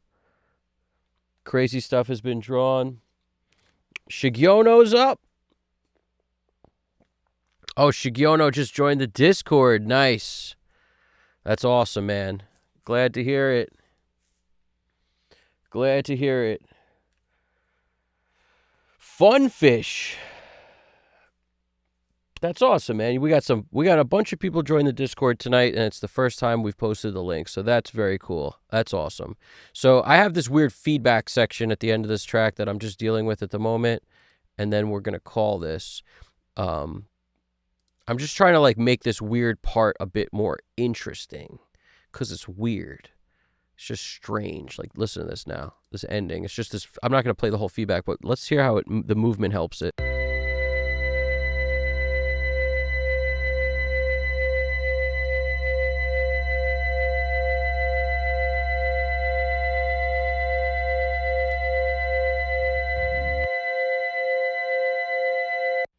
It's not helping enough. I'll tell you that right now. I don't know. If you're me, you're probably like, that ain't helping. Yup, exactly. I agree with you. I agree with you wholeheartedly.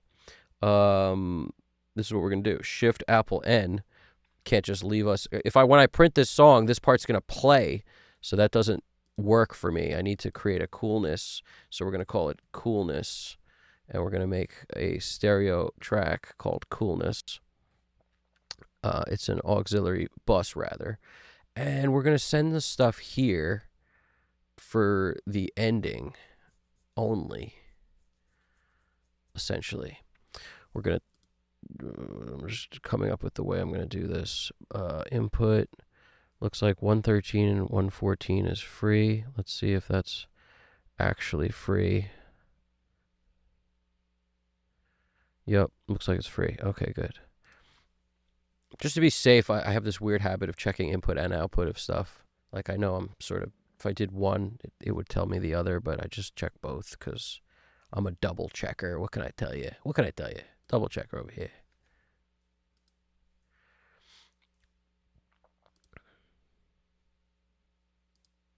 I just don't want to send it a place that other things are on. So that's why I'm a double checker. Got me?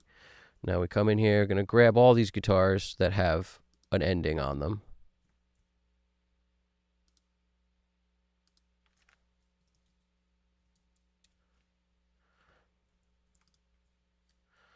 We're going to turn this thing up. This is going to feed a reverb. So like one verb will handle the stuff for all of these, which may be cool, but this may not be exactly what we're going to go with tomorrow, but we'll worry about it in a second. I also want to basically mute this thing for the entire song except for this part. And I want to do it on all these tracks.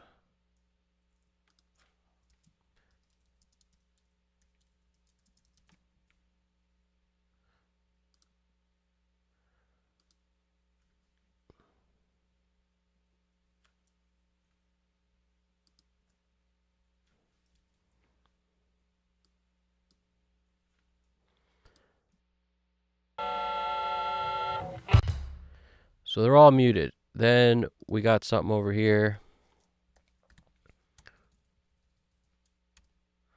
Just going to use this for the sake of ease. And I'm going to, let's put it in something big. Like the deep cavern. And let's also hit it with a filter. Like Filter Freak. Now, the reason I'm doing this is just to make the ending cooler than it would be without it. So I'm just trying to do some sort of randomized sweeper, just like random sweeper. And we also have random swooper. And if you're like me, you may be like, what's the difference? The answer is nobody knows. Just kidding. I don't know what the difference is. But I could tell you that if you put random sweeper on one and random swooper on another, welcome to the rock. I could tell you that. Now, when we come in here, we might want to take this little plate mix knob and basically blend it in. Maybe not just the mix knob. Actually, let's take the decay amount. Let's get rid of the mix knob. Let's automate the decay. That's basically what I'm doing. So we're going to come in here, and this might not be enough. So we're going to hit it with a galaxy. What's he doing? Nobody knows. Everybody knows. Come on, everybody knows. We're going to automate two things. We're going to automate this as far as feedback on this. We're going to first set it at my favorite go-to start setting, which is anything that has to do with dub. Like dub L spring R or dub plate or any of the dubs are good. I'm a dub fan. I'm a dub trio fan. Undo trim automation. No, we want the trim automation. Hit save. All right, we're going to open up the little plate too. So shift click. Nope, it's not going to work. I forget the command to open two at once. My brain's in a fart right now, but that's okay. We'll do one at a time.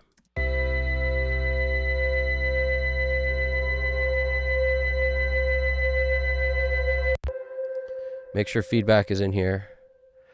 Sometimes I put everything in there so I could just tweak everything all at once and like whatever happens, happens. So like that's always fun too. But if you didn't want to do that, you could just throw feedback in there, which would be this one. But if you want them all, just put them all in. You know what I'm saying? But sometimes just feedback's all you need. Once the rest is good to go, you're good to go. but in our case, let's put them all in there. Little plate we already have set up. It's got mix in there. We wanted decay in there. Why isn't decay in there? Decay, no mix.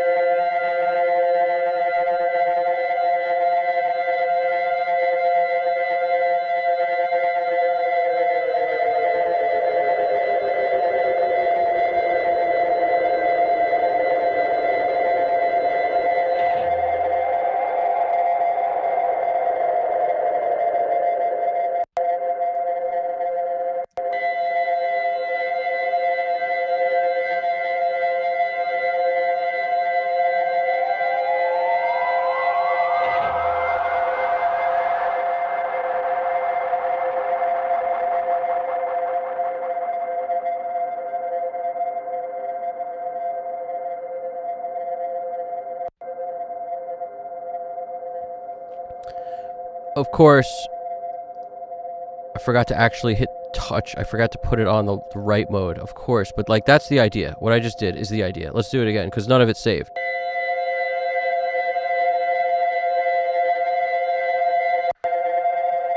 Let's go to the jump. Let's go to the jump. Sorry about that. Sorry about that stuff. Stop making noise. It's okay. It's okay. Bear with me, guys. Bear with me.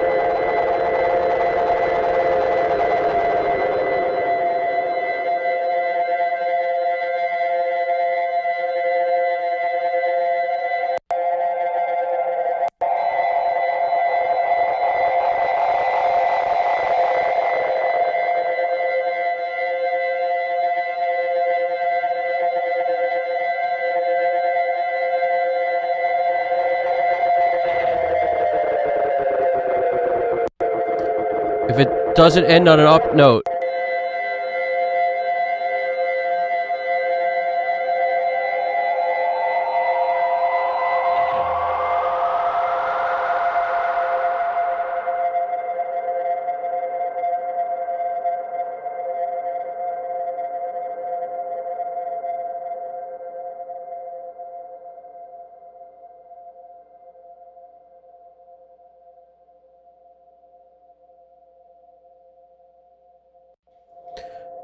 okay.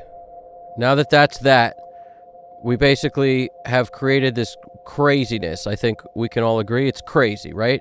One thing I didn't do yet, which is the kicker on the whole, is obviously pan man. You can't usually use auto pan here because it's stereo at this point with these effects on it, but you throw a pan man on it and hit it with some randomizer, or you just draw the randomness in yourself like I was doing with the other one.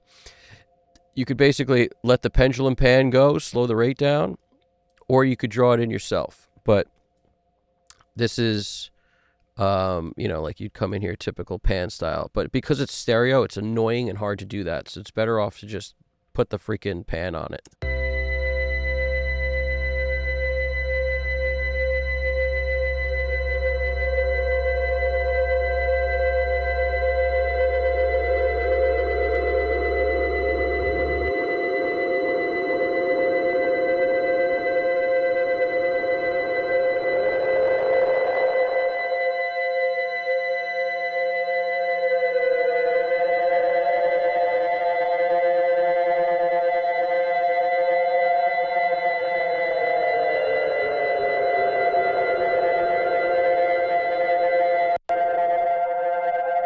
Trippy.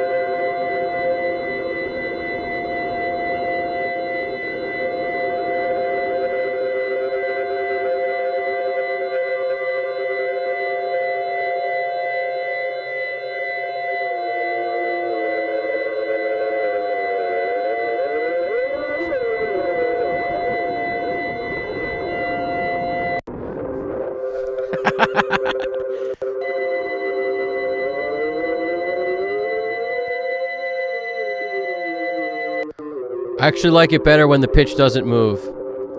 If the pitch moves, it's got to move like not at all. Stay with me, guys. Stay with me. It's a spaceship, I know.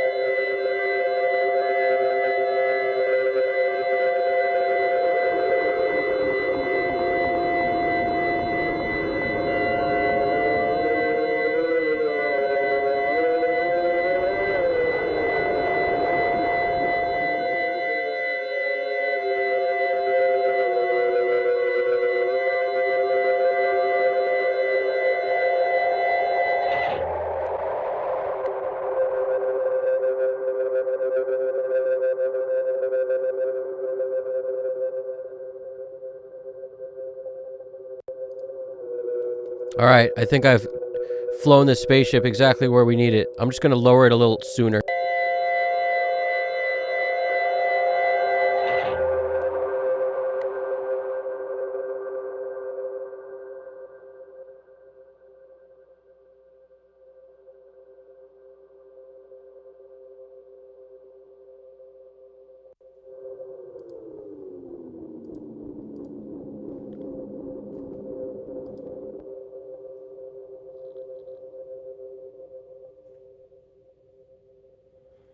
Perfect. Now we just have to keep the galaxy from like destroying our lives the rest of the time. So we have to turn this thing like on at a certain point. Power. Yeah, let's deal with the power knob. Let's get this thing off the rest of the time. Off.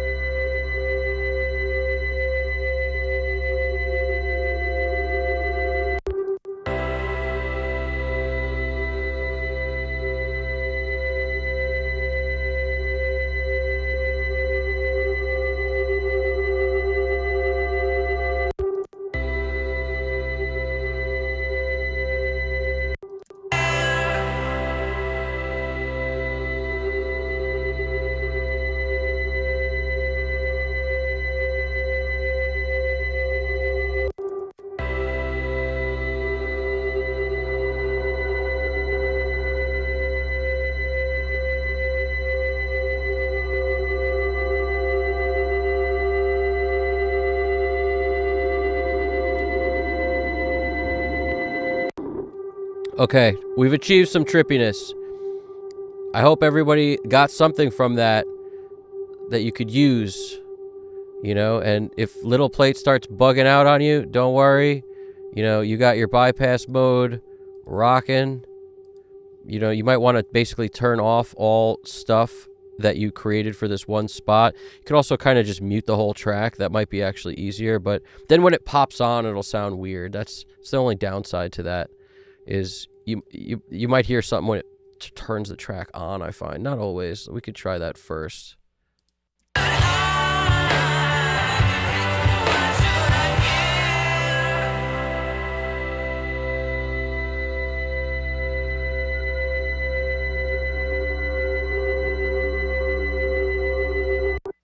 That's probably the move, because I couldn't really hear anything like pop, so that'll work. We'll leave it like that.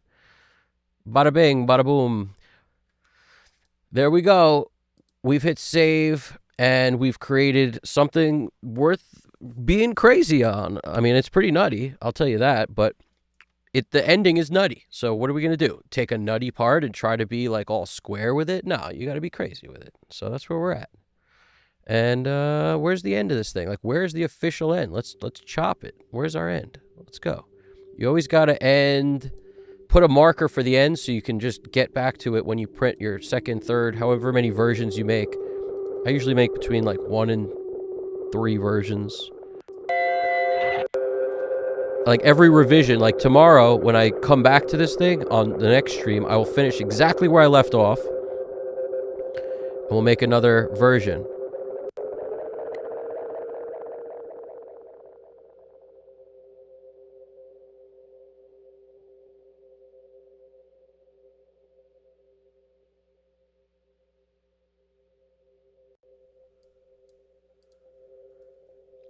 The other thing I realized, you know what I realized the other day is, like, you guys may still hear that sound when it cuts, because what I realized, and I just picked this up the other day, GDP's been telling me this forever. He's like, I still hear sound after the fade at the end. And it took me forever to figure out why, but it's like it's so obvious. It's because Source Nexus that sends the audio to you guys is the last plugin on my chain. But this is after that. So you're getting the thing before the fade. So I would have to just create another bus that has Source Nexus on it that's got no other processing on it, and then you guys would hear the fade, which maybe I'll start doing. But I realized that recently. I was like, that's why because I heard one of the streams. Like, I never listened to my own stream at the end, like the very last second or two. I've never done that. But after I printed the track, I realized exactly what he was talking about. I was like, it is still there, and that's because of this. I don't know. It just took me a while for it to click. I thought it was just a glitch in the system that would always just be there no matter what I did. But then it occurred to me, that ain't why.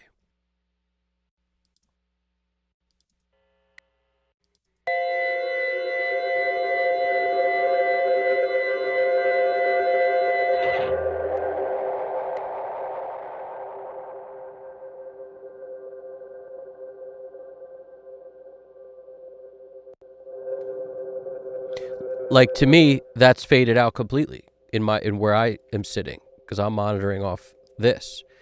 But to you guys, it's before that, so you're not. I find that interesting. You know, unless I'm totally crazy and you do hear it fade out to nothing, and then in which case I'm wrong, but I have a feeling I'm not. But anything's possible. I've been wrong before. Just go a little bit past the end for safety. Usually 0.04 of a second is enough. In this case, I'm at like 2.2. So as long as I get past 2.6, I'm good. What's that, like 2.85? That's fine. Wherever my cursor winds up is usually good enough for me. And this thing should go down all the way to 0, and it does. Okay, so that's the second marker. That's why I always leave room for the second marker. So that's like decimal 2 decimal brings me right there. Holding shift, decimal 1 decimal brings me to the first marker if you're using Pro Tools. Things like that help.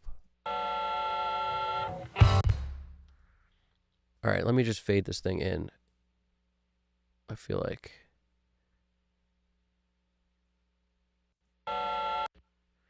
feel like all this stuff just needs a fade.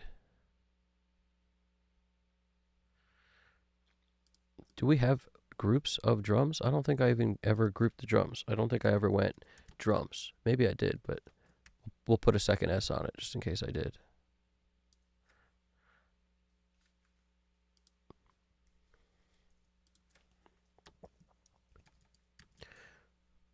The good old second S trick.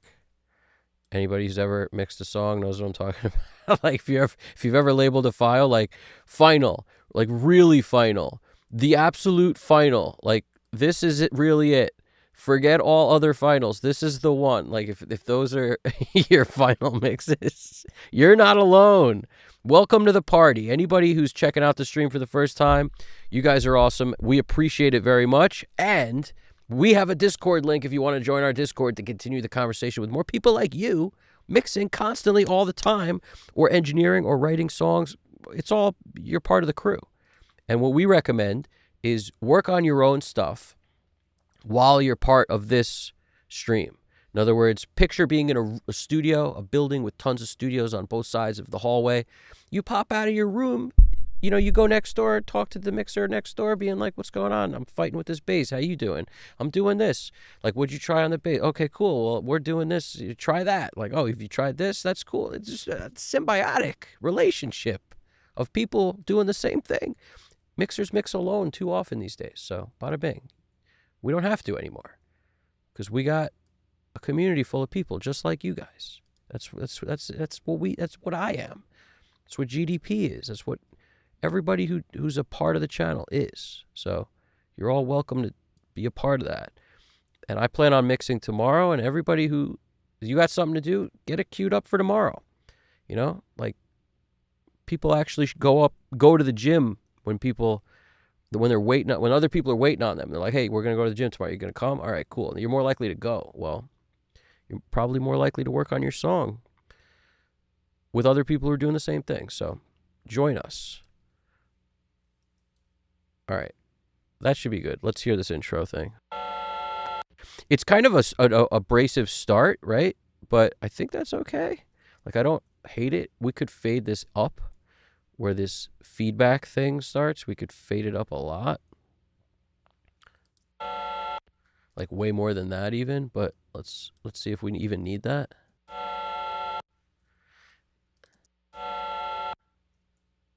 Maybe like a lot. Let's see.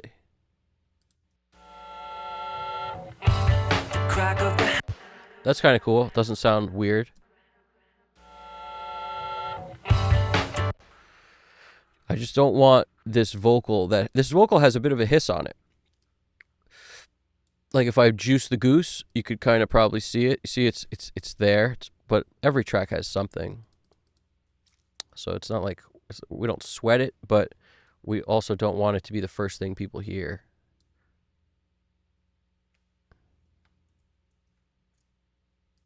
Crack of the hammer.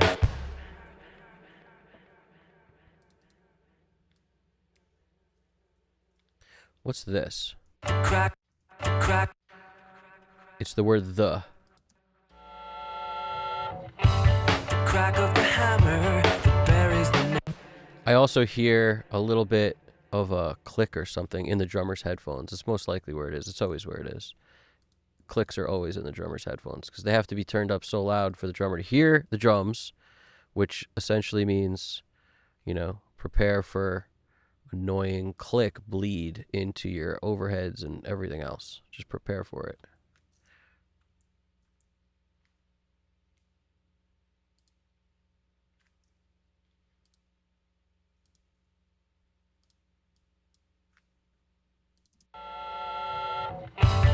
Crack of the hammer that buries the nail and seals the coffin that's buried in the sand, even though it don't make any sense.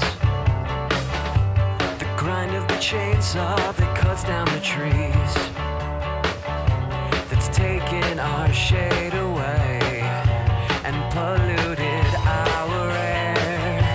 You know they don't have a care, so why should we? Why should I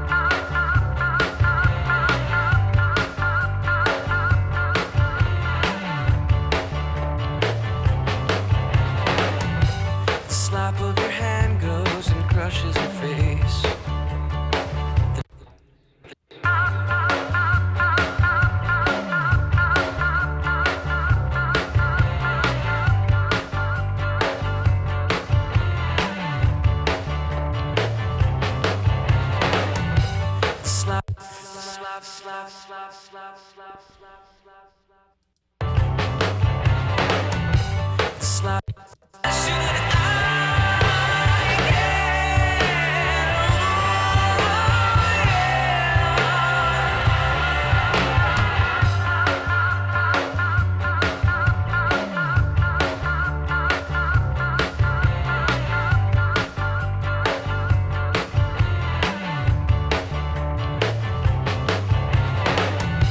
The slap of your hand goes and crushes your face.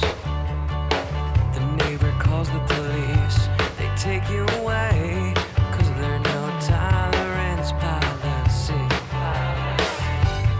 Blood from the chain gang is hitting the floor and staining all of your clothes. You know they won't let you go. You know they just wanna know why you're here. Why am I here? Why am I here? Why should we?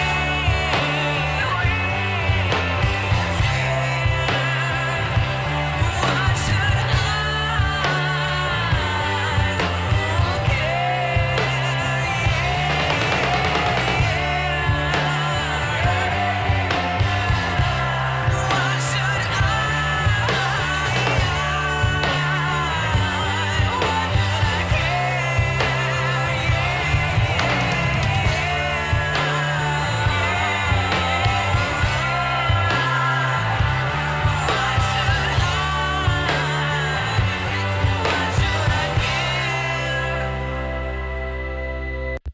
wanna know why you're here?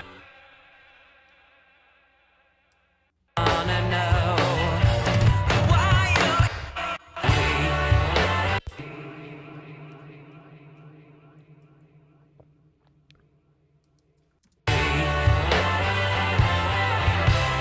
Why should I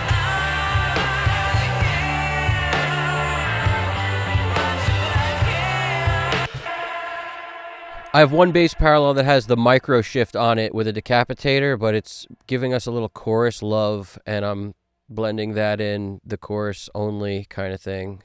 I did it in the last chorus, so I'm thinking it probably should go in the first chorus too. But we're getting close to calling this here. Where are we at? We're doing well, guys. You guys are awesome. I like that tip, Alex Christoph. That's a great tip.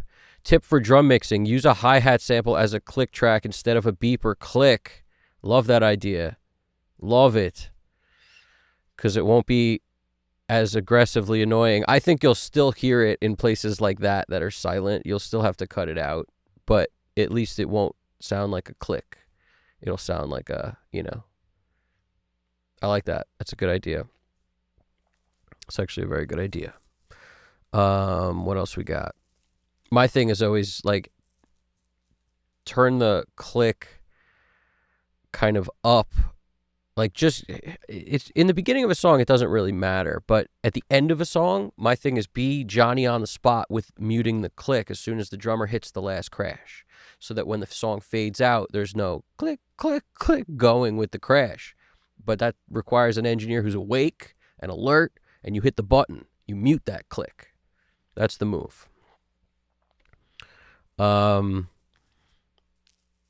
Christoph wrote, Uncle Rick got in trouble with something on Discord last year. He doesn't talk about Stelios.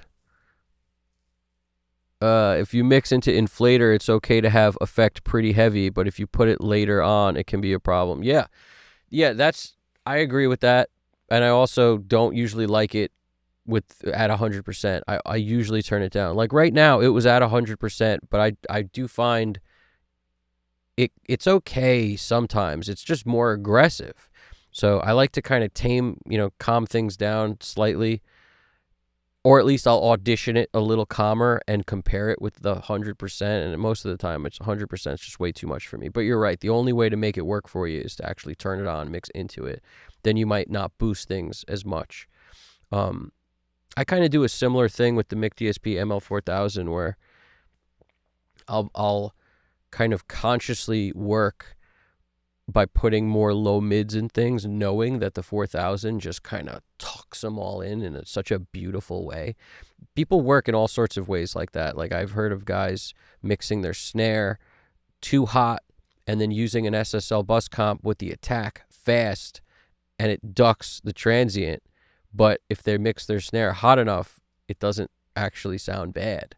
So you don't need a slow attack. You can kind of use a faster attack, but you have to mix that way, where your transients are a bit more aggressive and over the top. And then when you put that on, it kind of doesn't duck it in the same way that it would be like a negative. It actually sounds okay. I find that interesting. Everybody comes up with all sorts of weird ways to do things. That's what I love about mixing. It's one of the, it can be the most debilitating thing while you're learning, but also fun along the way. You have to enjoy while you're learning, because you never stop learning when you're mixing. That's the truth. You never, ever stop learning. It's pretty awesome.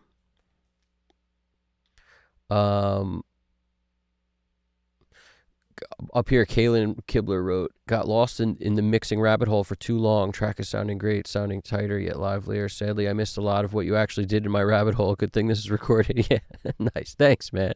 I appreciate that. And we do. GDP's right. We have it on VHS. We have everything on VHS. We have it on VHS and mini disc. And you remember that? Remember that? There was a game system called Turbo 16 or something. Do you remember this like weird gap between when like before? I don't know. I just remember in my head there's this weird gap between like Super Nintendo and like the next thing. And I think Sega filled it with like this weird game system that like nobody got, but it was pretty bad. Like it was badass, not bad in a negative sense, but it never caught on. I don't remember what it's called. It was something like that. If anybody can refresh my memory, that'd be funny to remember what that was called. It's like Turbo 16 or something. It wasn't Dreamcast. It wasn't like before stuff got good. It was in this weird period of time. But yeah, the games were these little cartridges too. They were very small. Does anybody remember what that was? Pan Man looks like it. This is, yeah, that I was scaring people with some of that craziness on the end. I definitely know that. You're rubbing your kitty's belly, your pitty. Oh, you have a pit bull. Nice. That's awesome, man. Alex Christoph, GDP wrote, this is the kind of stuff people get divorced over. That sound at the end. Can we get some psycho stabs? Yeah, well, it'd be cool actually to kind of bring them in and out. That'd be kind of cool. I like that as an idea. I may work on something like that tomorrow on it. Alex Christoph, definitely funny. Final Mix 17, Car Check 29. Yeah, It's such a, don't ever label your mix Final Mix. It's going to make it where it's not. It's like jinxing yourself. You should label it like, not done number 6, and then it might be done. Don't label it Final Mix. It's the worst thing you could do. That's like saying this song's going to take me 4 hours to mix or less. This is a quick mix. It's going to be 2 hours. That's the worst thing you could possibly say.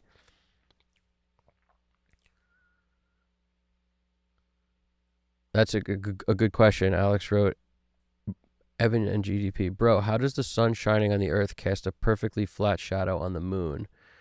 What do we got? 3 spheres here making a 90-degree angle? You're way out of my depth. If I start trying to understand and answer that question, I will start to make sounds like the end of this that was feeding back, and I will just blast off. I don't understand. I'll just leave it at that. And yes, friends don't let friends mix alone. We should make that a shirt. Let's go. Time for shirts. Friends don't let friends mix alone is a great, great theme. I like that. Alex, a tip for drum. Yep, I love that. That was the best tip ever. Use a hi-hat.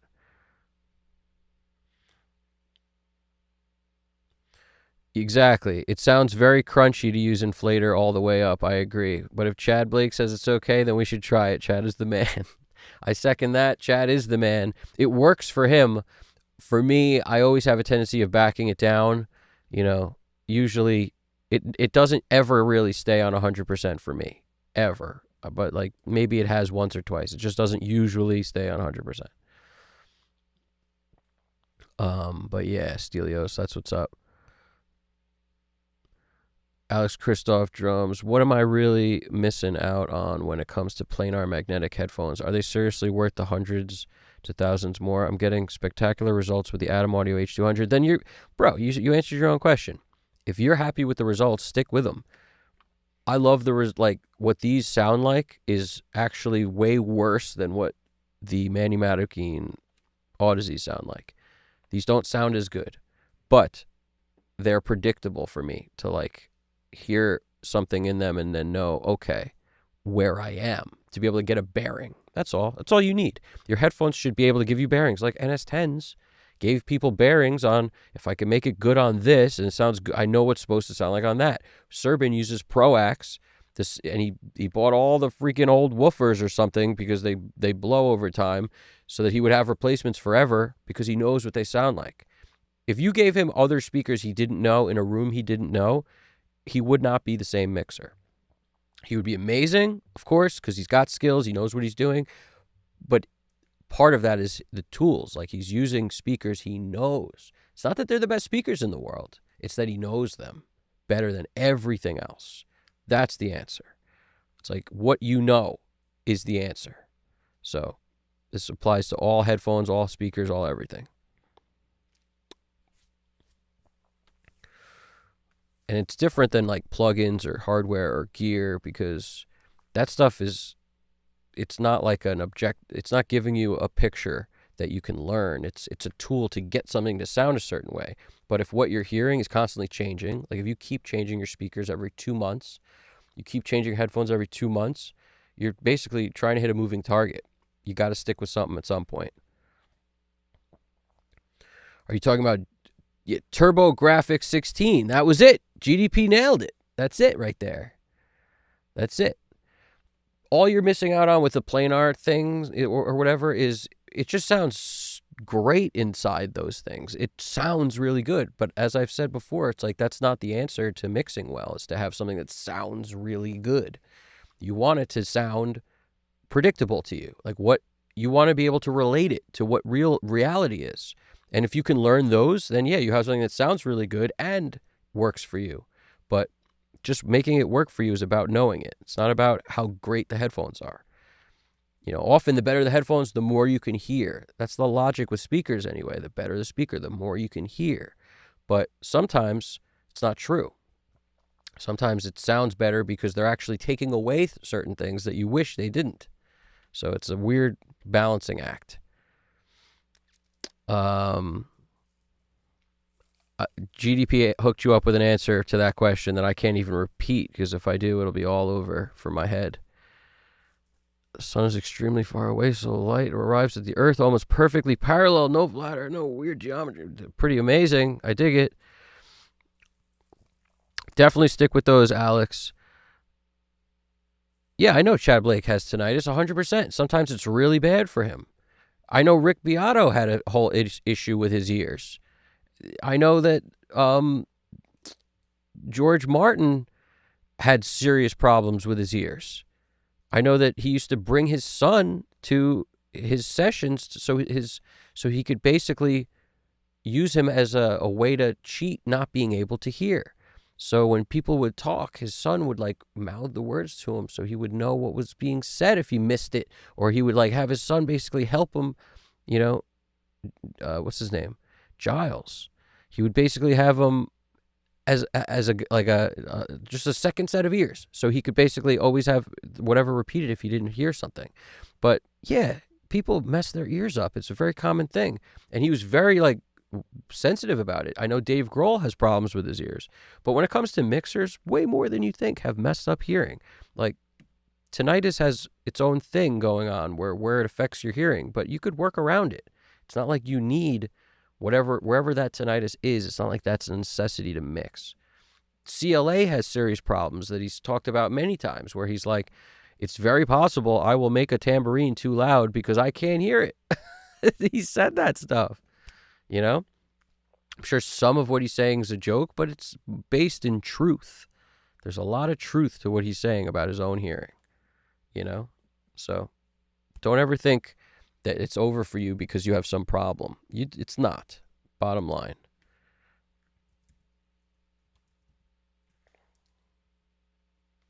So let us print this thing. Let us take a print, and then tomorrow we will return. I'm going to jump in the chat as soon as this print's done, and this is the first print of the night. As soon as this is done, we're going to thank everybody, and any follow-ups, any questions you got in there, throw it in there so we can answer those before we jump off.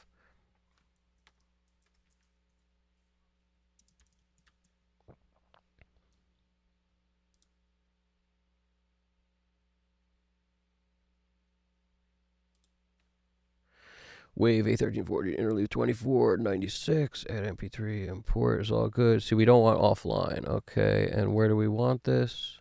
Where do we want it? There. Boom. Okay. Add MP3, 96, 24, interleave, A1314 wave. Okay, I'm turning off the mic, and we're going to run this, and we will be right back in the chat to talk about any final words, closing statements, and all the rest. We will continue this tomorrow with fresh ears, a fresh head, a fresh look, a little automation love tomorrow, and any finishing touches. So make sure you catch that. Join our Discord if you haven't. Stay tuned while I print. I'll be right back.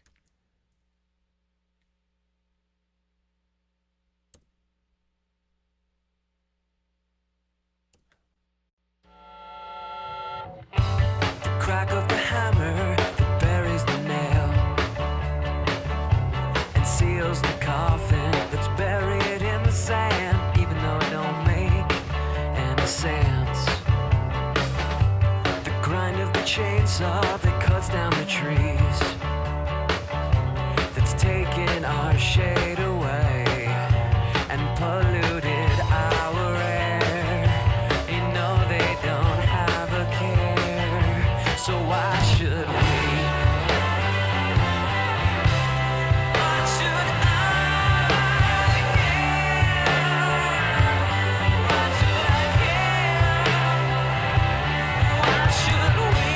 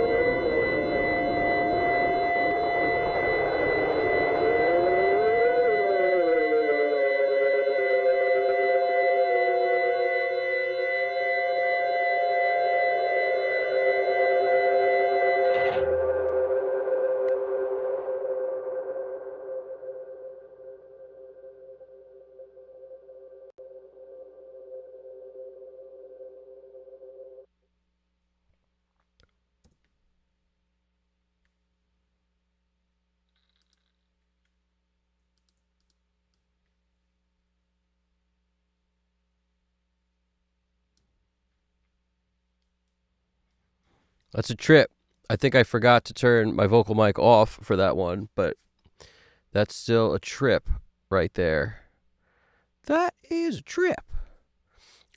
Just there's a couple things I want to change real quick. Not much, but I appreciate that GDP. Love the depth of the snare and the verses. I appreciate that, man. Because I just don't want to have to remember this later, and I don't make any changes when I'm not on stream. I want everyone to see every change that gets made the whole way. So when it comes to something like this, I know some of this will get fixed with automation by just like some of the verse, like the lyrics get a little lost when the loudness comes in the chorus. Like here.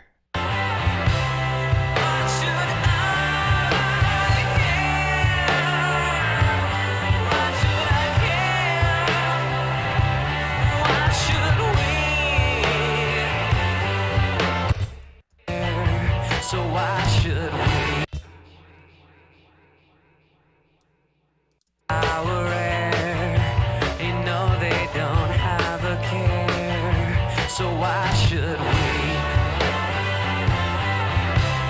Why should I care? Why should I care? Why should we? Why should I care?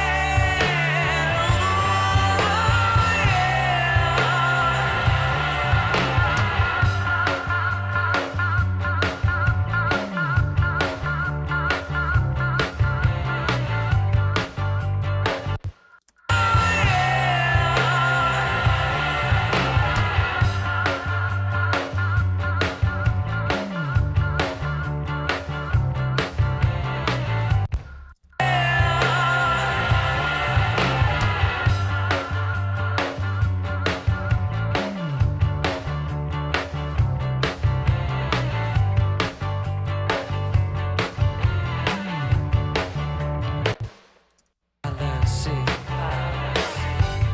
Blood from the chain gang is hitting the floor and staining all of your clothes. Blood from the chain. Why you here? Why am I here? Why am I here? Why am I here? Why am I here?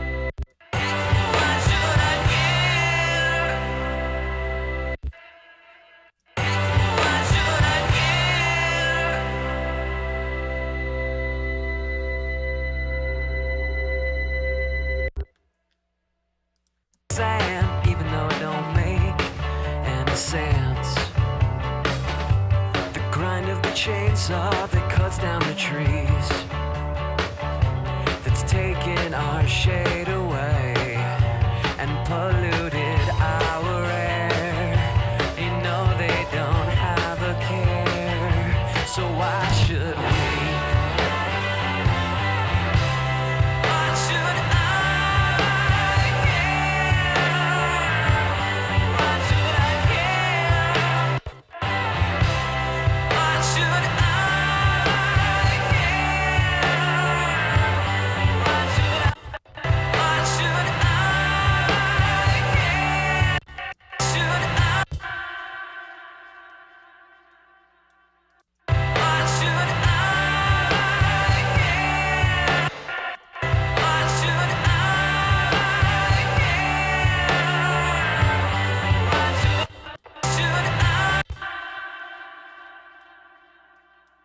Why should I? Why should I care? Why should I care? Why should we? I'm grabbing the shoulds, and the S's, a couple of them that bug me, that's all. The rest I'm keeping. Why should we? That ain't no S. Why should should should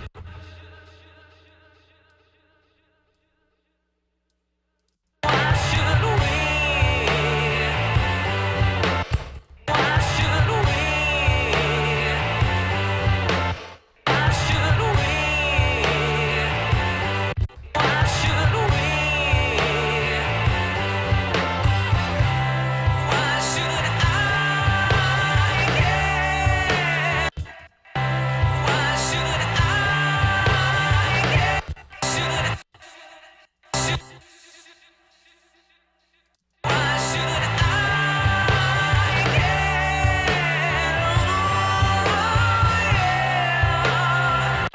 Why should I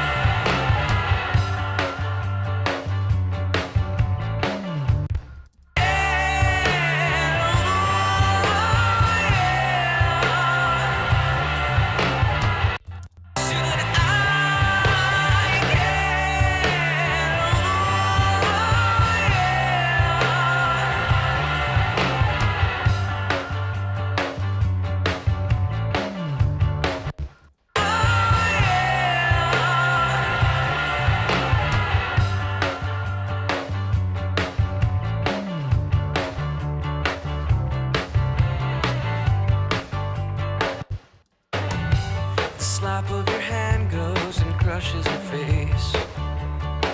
The neighbor calls the police. They take you away, 'cause there's no tolerance policy. Blood from the chain gang is hitting the floor and staining all of your clothes. You know they won't let you go. You know they just wanna know why you're here. Why am I here? Why am I here?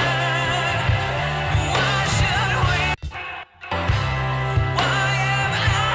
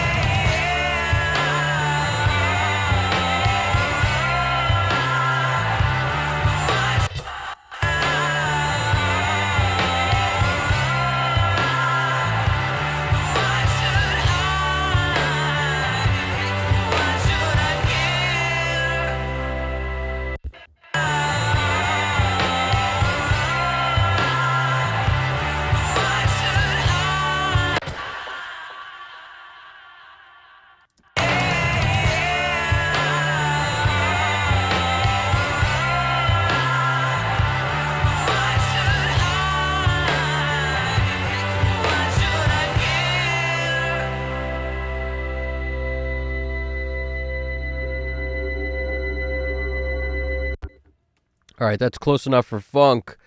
So just little touches on the vocal. Now, you may think I'm crazy when I would go to automate this tomorrow, but I still think there's moments here and there to add a little automation life. And if it doesn't work, then we'll leave it alone. But I can't tell you how long it's been since I've done a track without running automation through a mix that sounds pretty good to me.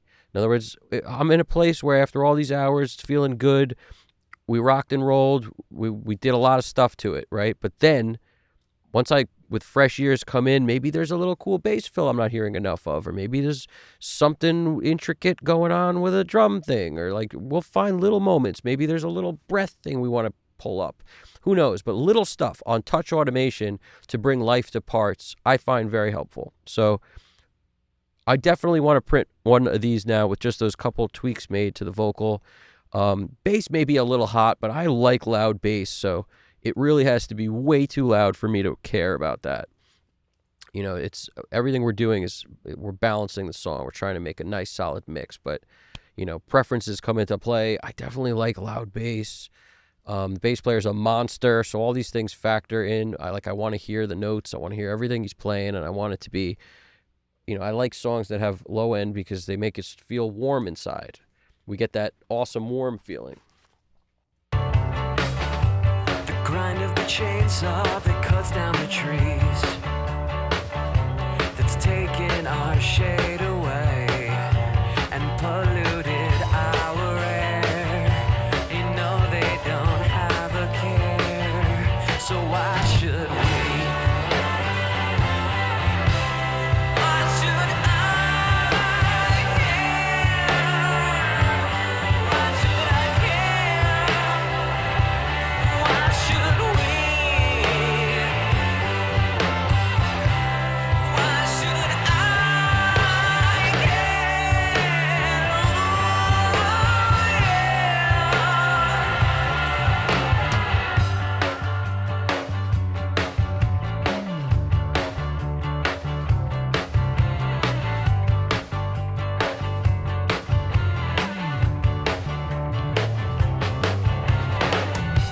Slap of your hand goes and crushes your face.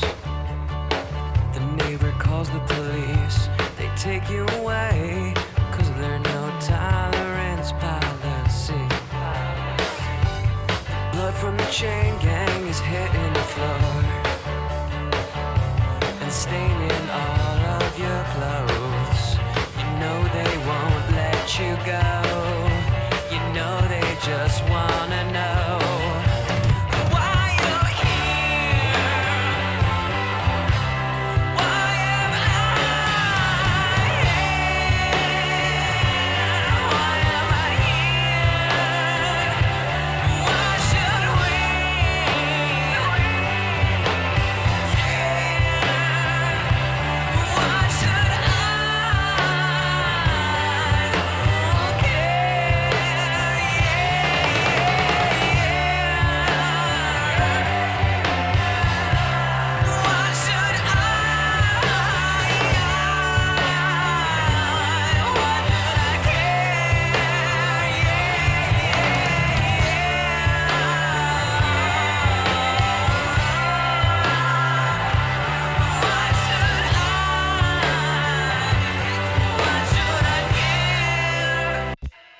That Wolf compressor is doing a lot of this really thick bass sound that I don't know if is actually necessary, but it's sounding okay to me right now, so I'm okay with it. But like the Wolf comp, if I take that off, it changes the whole sound.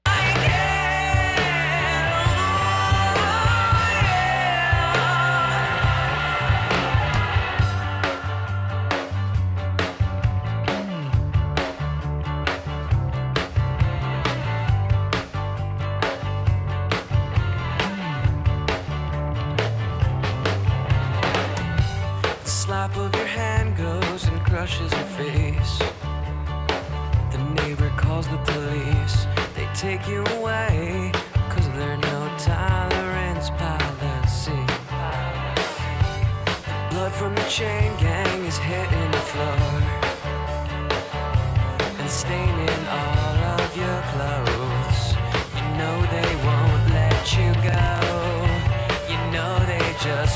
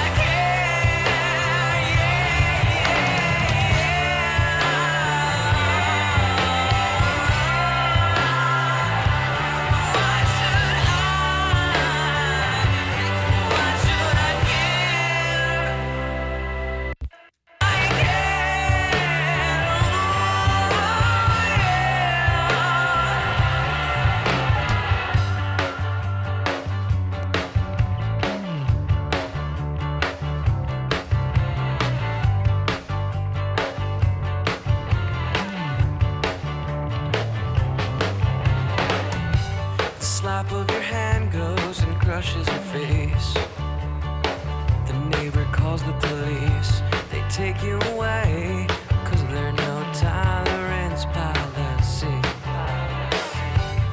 Blood from the chain gang is hitting the floor and staining all of your clothes. You know they won't let you go.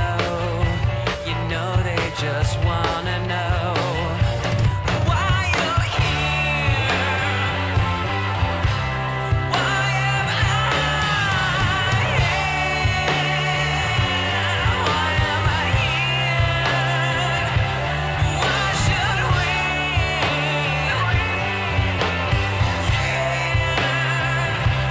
Why should I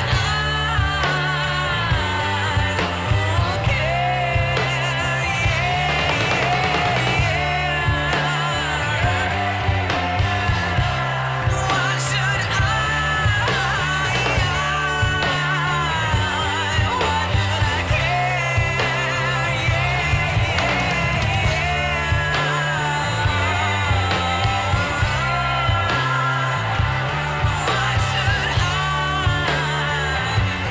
Why should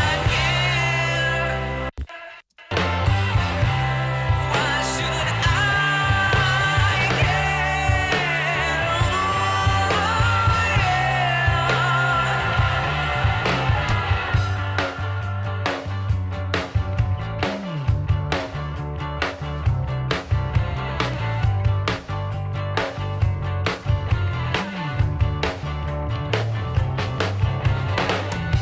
The slap of your hand goes and crushes your face. The neighbor calls the police. They take you away, 'cause there's no tolerance policy. Blood from the chain gang is hitting the floor and staining all of your clothes. You know they won't let you go. You know they just wanna know why you're here. Why am I here? Why am I here? Why should we?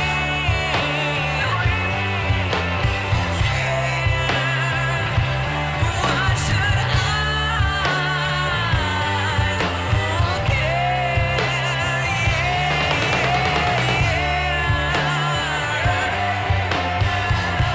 Why should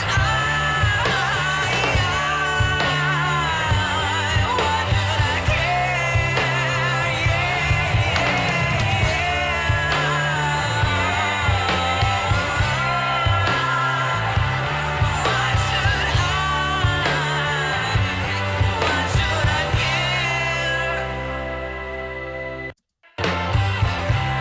Why should I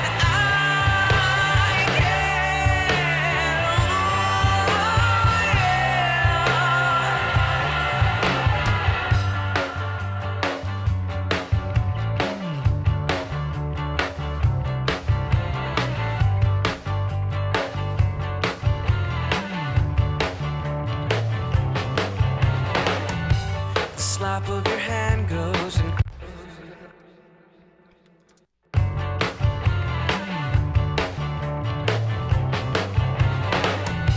the slap of your hand.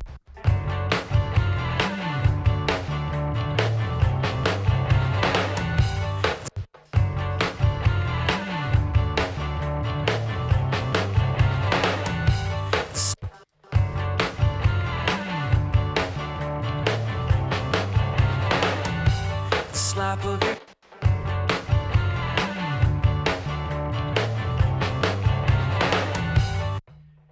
Like that bass fill I need to hear. A lot of this I can solve it with automation and volume, but I'm just really trying to I mean I've determined the Wolf comp does something kind of spectacular that is hard to remove. the slap of your hand goes and crushes your face.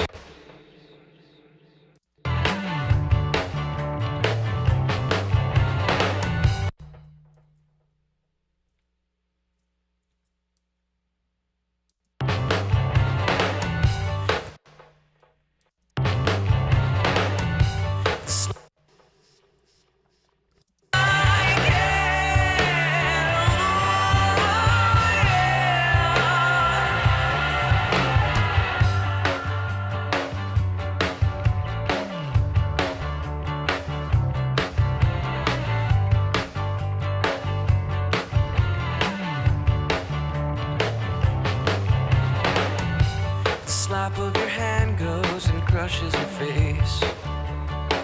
The neighbor calls the police. They take you away, 'cause there's no tolerance policy. Blood from the chain gang is hitting the floor and staining all of your clothes. You know they won't let you go.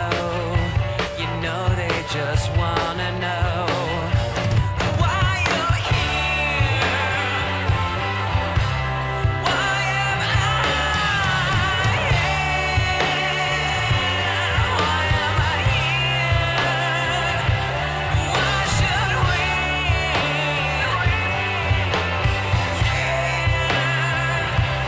Why should I Why should I?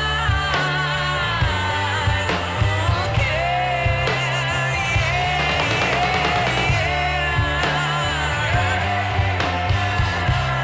Why should I care?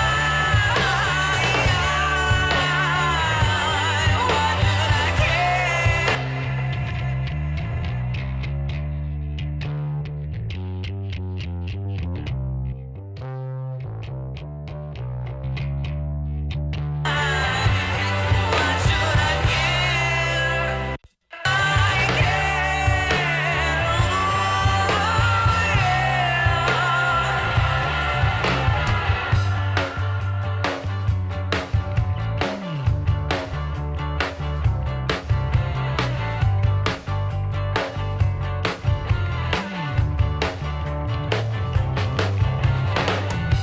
The slap of your hand goes and crushes your face.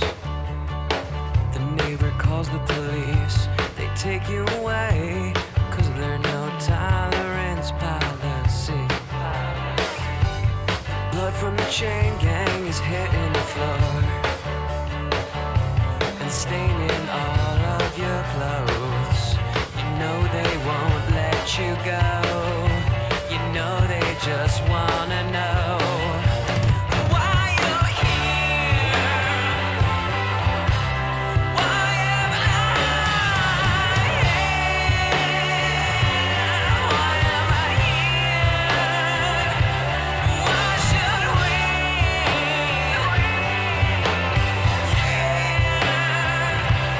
Why should I? Why should I?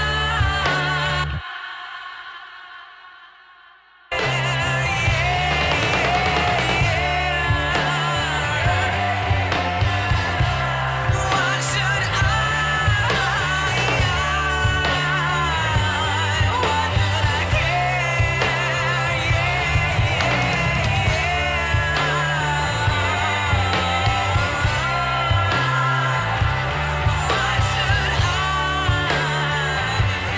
Why should I care?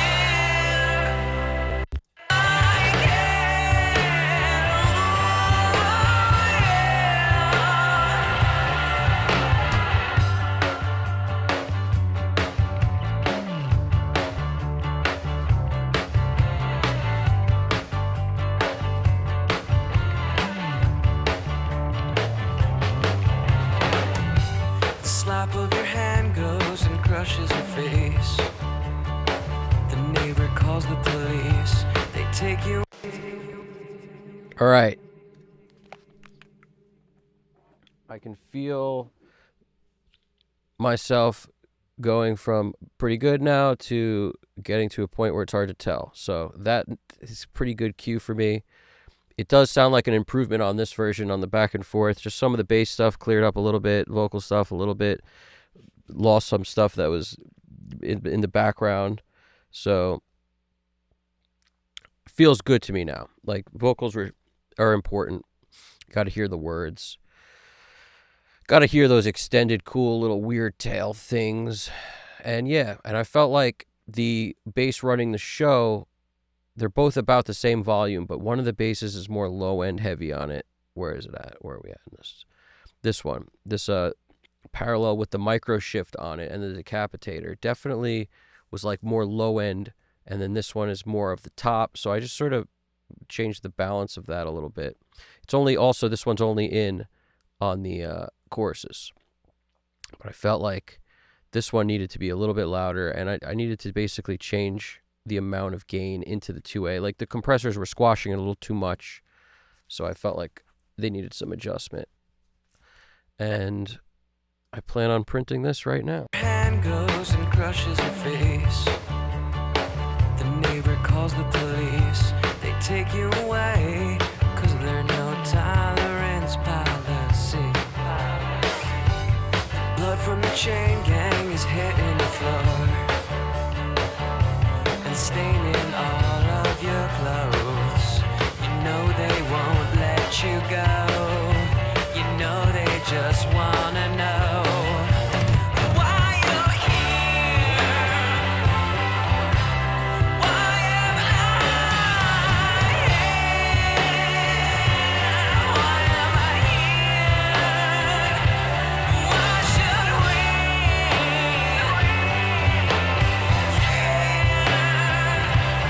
Why should I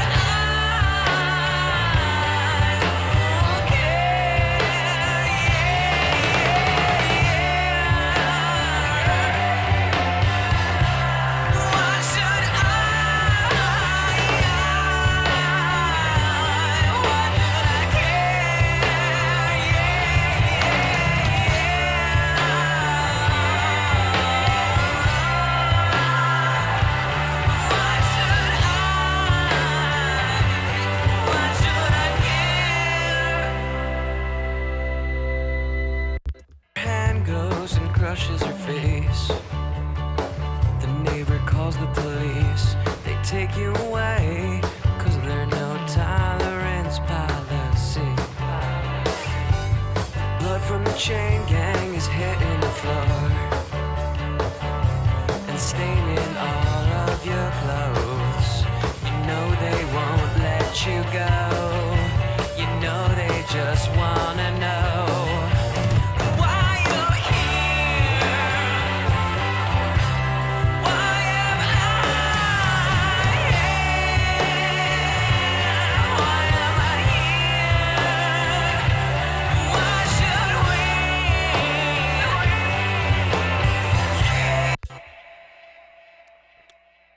Yup.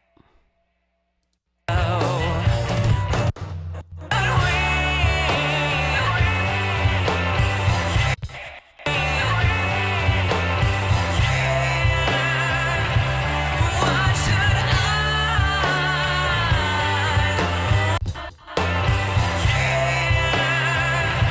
Why should Why should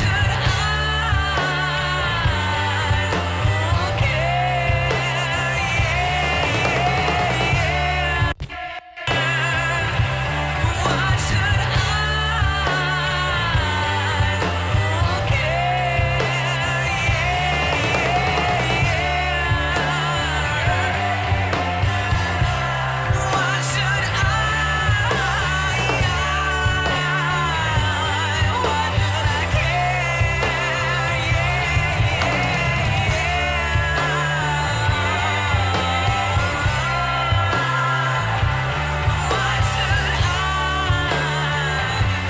Why should I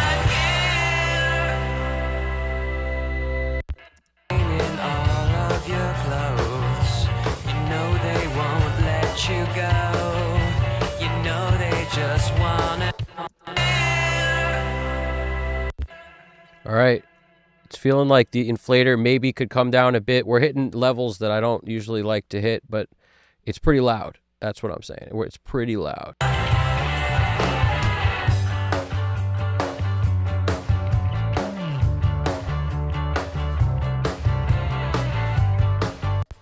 We're still only hitting about 2 dB of gain reduction. If you're not sure where it is or what to look at, just look at the GR meter at the top. That's a good rule. Why should I? Why should I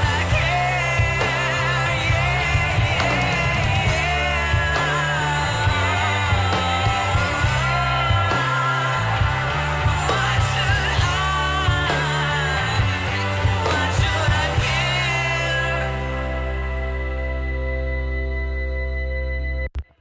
All right, we're going to leave this one there for today.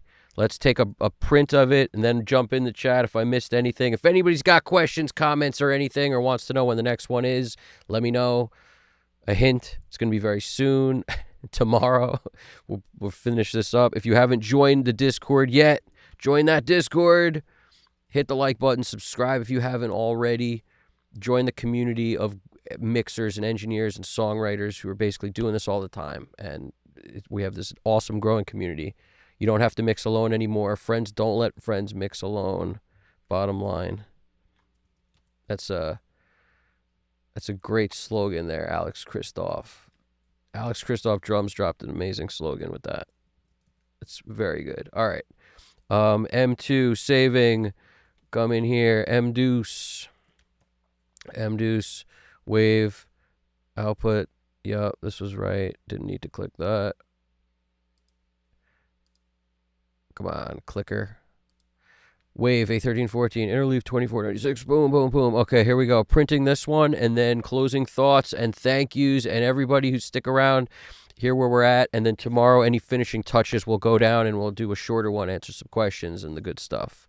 And there'll probably be some cool stuff we're going to add on the Discord tomorrow, too. So let's make this happen. Here we go. Printing one now. Stay tuned. I ain't going nowhere. Here we go.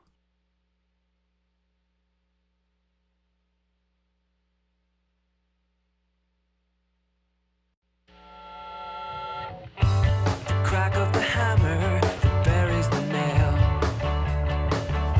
and seals the coffin that's buried in the sand, even though it don't make any sense.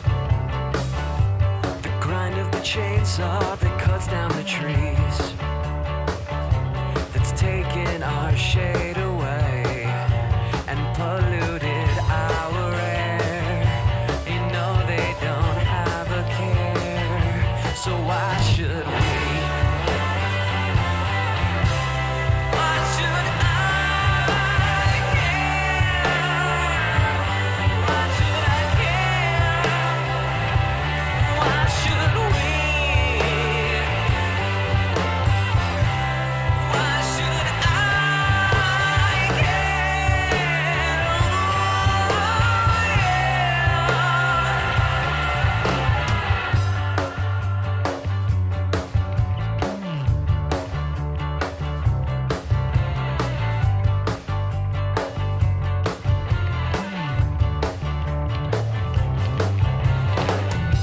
The slap of your hand goes and crushes your face. The neighbor calls the police. They take you away, 'cause there's no tolerance policy. Blood from the chain gang is hitting the floor and staining all of your clothes. You know they won't let you go. You know they just wanna know why you're here. Why am I here? Why am I here? Why should we care? Why should I care? Yeah.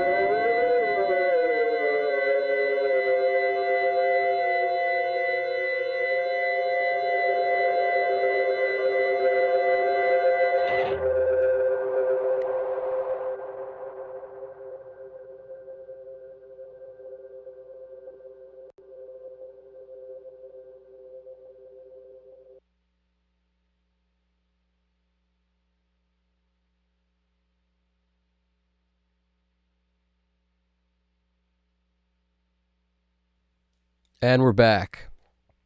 Awesome. I hope you guys enjoyed this crazy day mixing right here, because what a trippy, weird ending. Very trippy. There's life left in this one, a little bit more so than this one because of a few of the adjustments we made. Definitely a little more lifelike, I think. And tomorrow with Fresh Ears is going to be the judge.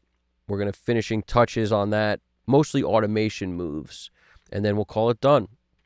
And during that stream tomorrow, have something set up if you guys have something ready to go where you can mix and work on it and be part of our community.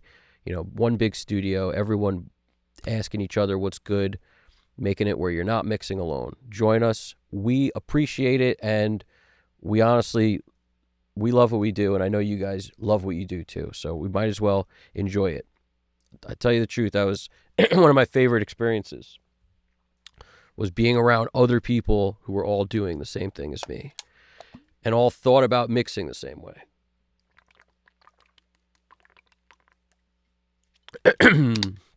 Knowing how important it is, essentially. Now, some thank yous need to go out. For anybody who's still with us, I appreciate it. It's been a long, awesome day.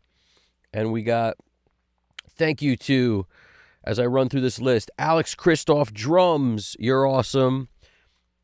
Eraser, and you joined the Discord also, and the same with Alex Christoph. I think you guys both have joined our Discord, which is amazing. Kaylin Kibler, 6049, Pongmaster 123, Stelios Leosti 1108 from Greece, Chaos Dynamics, thank you for dropping by. You're the man. It's always a pleasure to hear from you, my friend. Mr. Psychotronic 54206, you as well. That's awesome. Thanks for coming by. You came through yesterday, too. You're the man. Jimmy Quail as well. We're growing this community. It's awesome. Jimmy Quail 1, Anti-Ballas 79, Drew Pia 81, AIM AI Energy, Till 542. We got Jonas Jung K. Vis 2530, Shigyono TH Music from all the way from Africa, Cossack Motion, and a couple other people. Funfish, I forget whose name is Funfish, but they are awesome too. You guys join the Discord. We got anybody who hasn't, you should definitely do that. We just started messing with Discord, and we're all excited about it. So we threw the link is in the chat. You can catch that a bunch of times. And anybody I missed, I apologize. Kaylin Kibler, 6049. I'm pretty sure I didn't miss you. I think you're on the list. But yeah, either way, you're the man because you come through to a lot of these streams. Kozak Motion, all you guys. Anybody I missed, I apologize. As I go through, I think I hit everybody. Eraser, Mr. Psychotronic. And feel free, if you don't, if you're not a chat person, I still appreciate you being here. Thanks for watching. Stop by. Anytime you do want to throw anything in the chat, even if it's what you're working on, it has nothing to do with what we're doing. That's awesome. Anything like that. Because sometimes all you need is someone to literally be like, I understand, man. And that could be, just wanting to be like, believe me. You know how many times I was like, man, the bass or like the cymbals, we all get there. So this is awesome. And as I scroll through this list, Jonas Jung from Sweden, that's a first. I appreciate you coming through. And I don't recall, seeing many people from Sweden hit up the channel. So that's pretty amazing. It's amazing how we can be all over the place like that. Like we have people from all over the globe joining this community, being awesome. So it's a great thing. I love what we're doing here. I hope you guys do too. More mixes like this to come and other things on the channel as well. And if you have any ideas for videos you want me to drop, throw something in the channel, like in the comment section or literally throw it wherever. I'm always looking for ideas for videos I can make. So do that. I appreciate it. We got the Discord link at the bottom of the chat right now. So I hope you guys dug the stream. There are going to be plenty more of these to come, and nothing gets done without basically doing it on the stream. I do not touch anything without being on live stream. So that means no part of this mix is going to be touched until tomorrow. So you get to see every step of the way of what goes down between starting a song from where it sounds like it does when you just pull up faders from nothing to a done deal. And I hope you appreciate it. I hope you dig it. And I love doing it. So any questions, throw it in, comments afterwards. GDP, you're the man. Thank you for doing this, for helping out, even though you're on no sleep. My brain's a little foggy at the moment, too. I can only imagine what you're at. The guy's been flying all over the world. I really appreciate his efforts, his help, everything. And I appreciate every single one of you who's checked this out. You guys are all awesome. Remember this. You can all do this. Don't get bogged down when you're working on your own stuff or stuff for other people. It's all just part of the process. Move through stuff relatively quick, get done, move on to the next thing. Put all the love into it you can possibly put in, but don't let yourself run around in circles. Put a deadline on when you have to be done. All right? Make amazing music. Keep doing what you're doing and join this community. And it's an awesome time because you guys are awesome. So I appreciate everybody who checked this out. You guys are amazing. I'm going to catch you soon. Evan Jaffe Custom Cut Studios. You guys got this. Take it easy.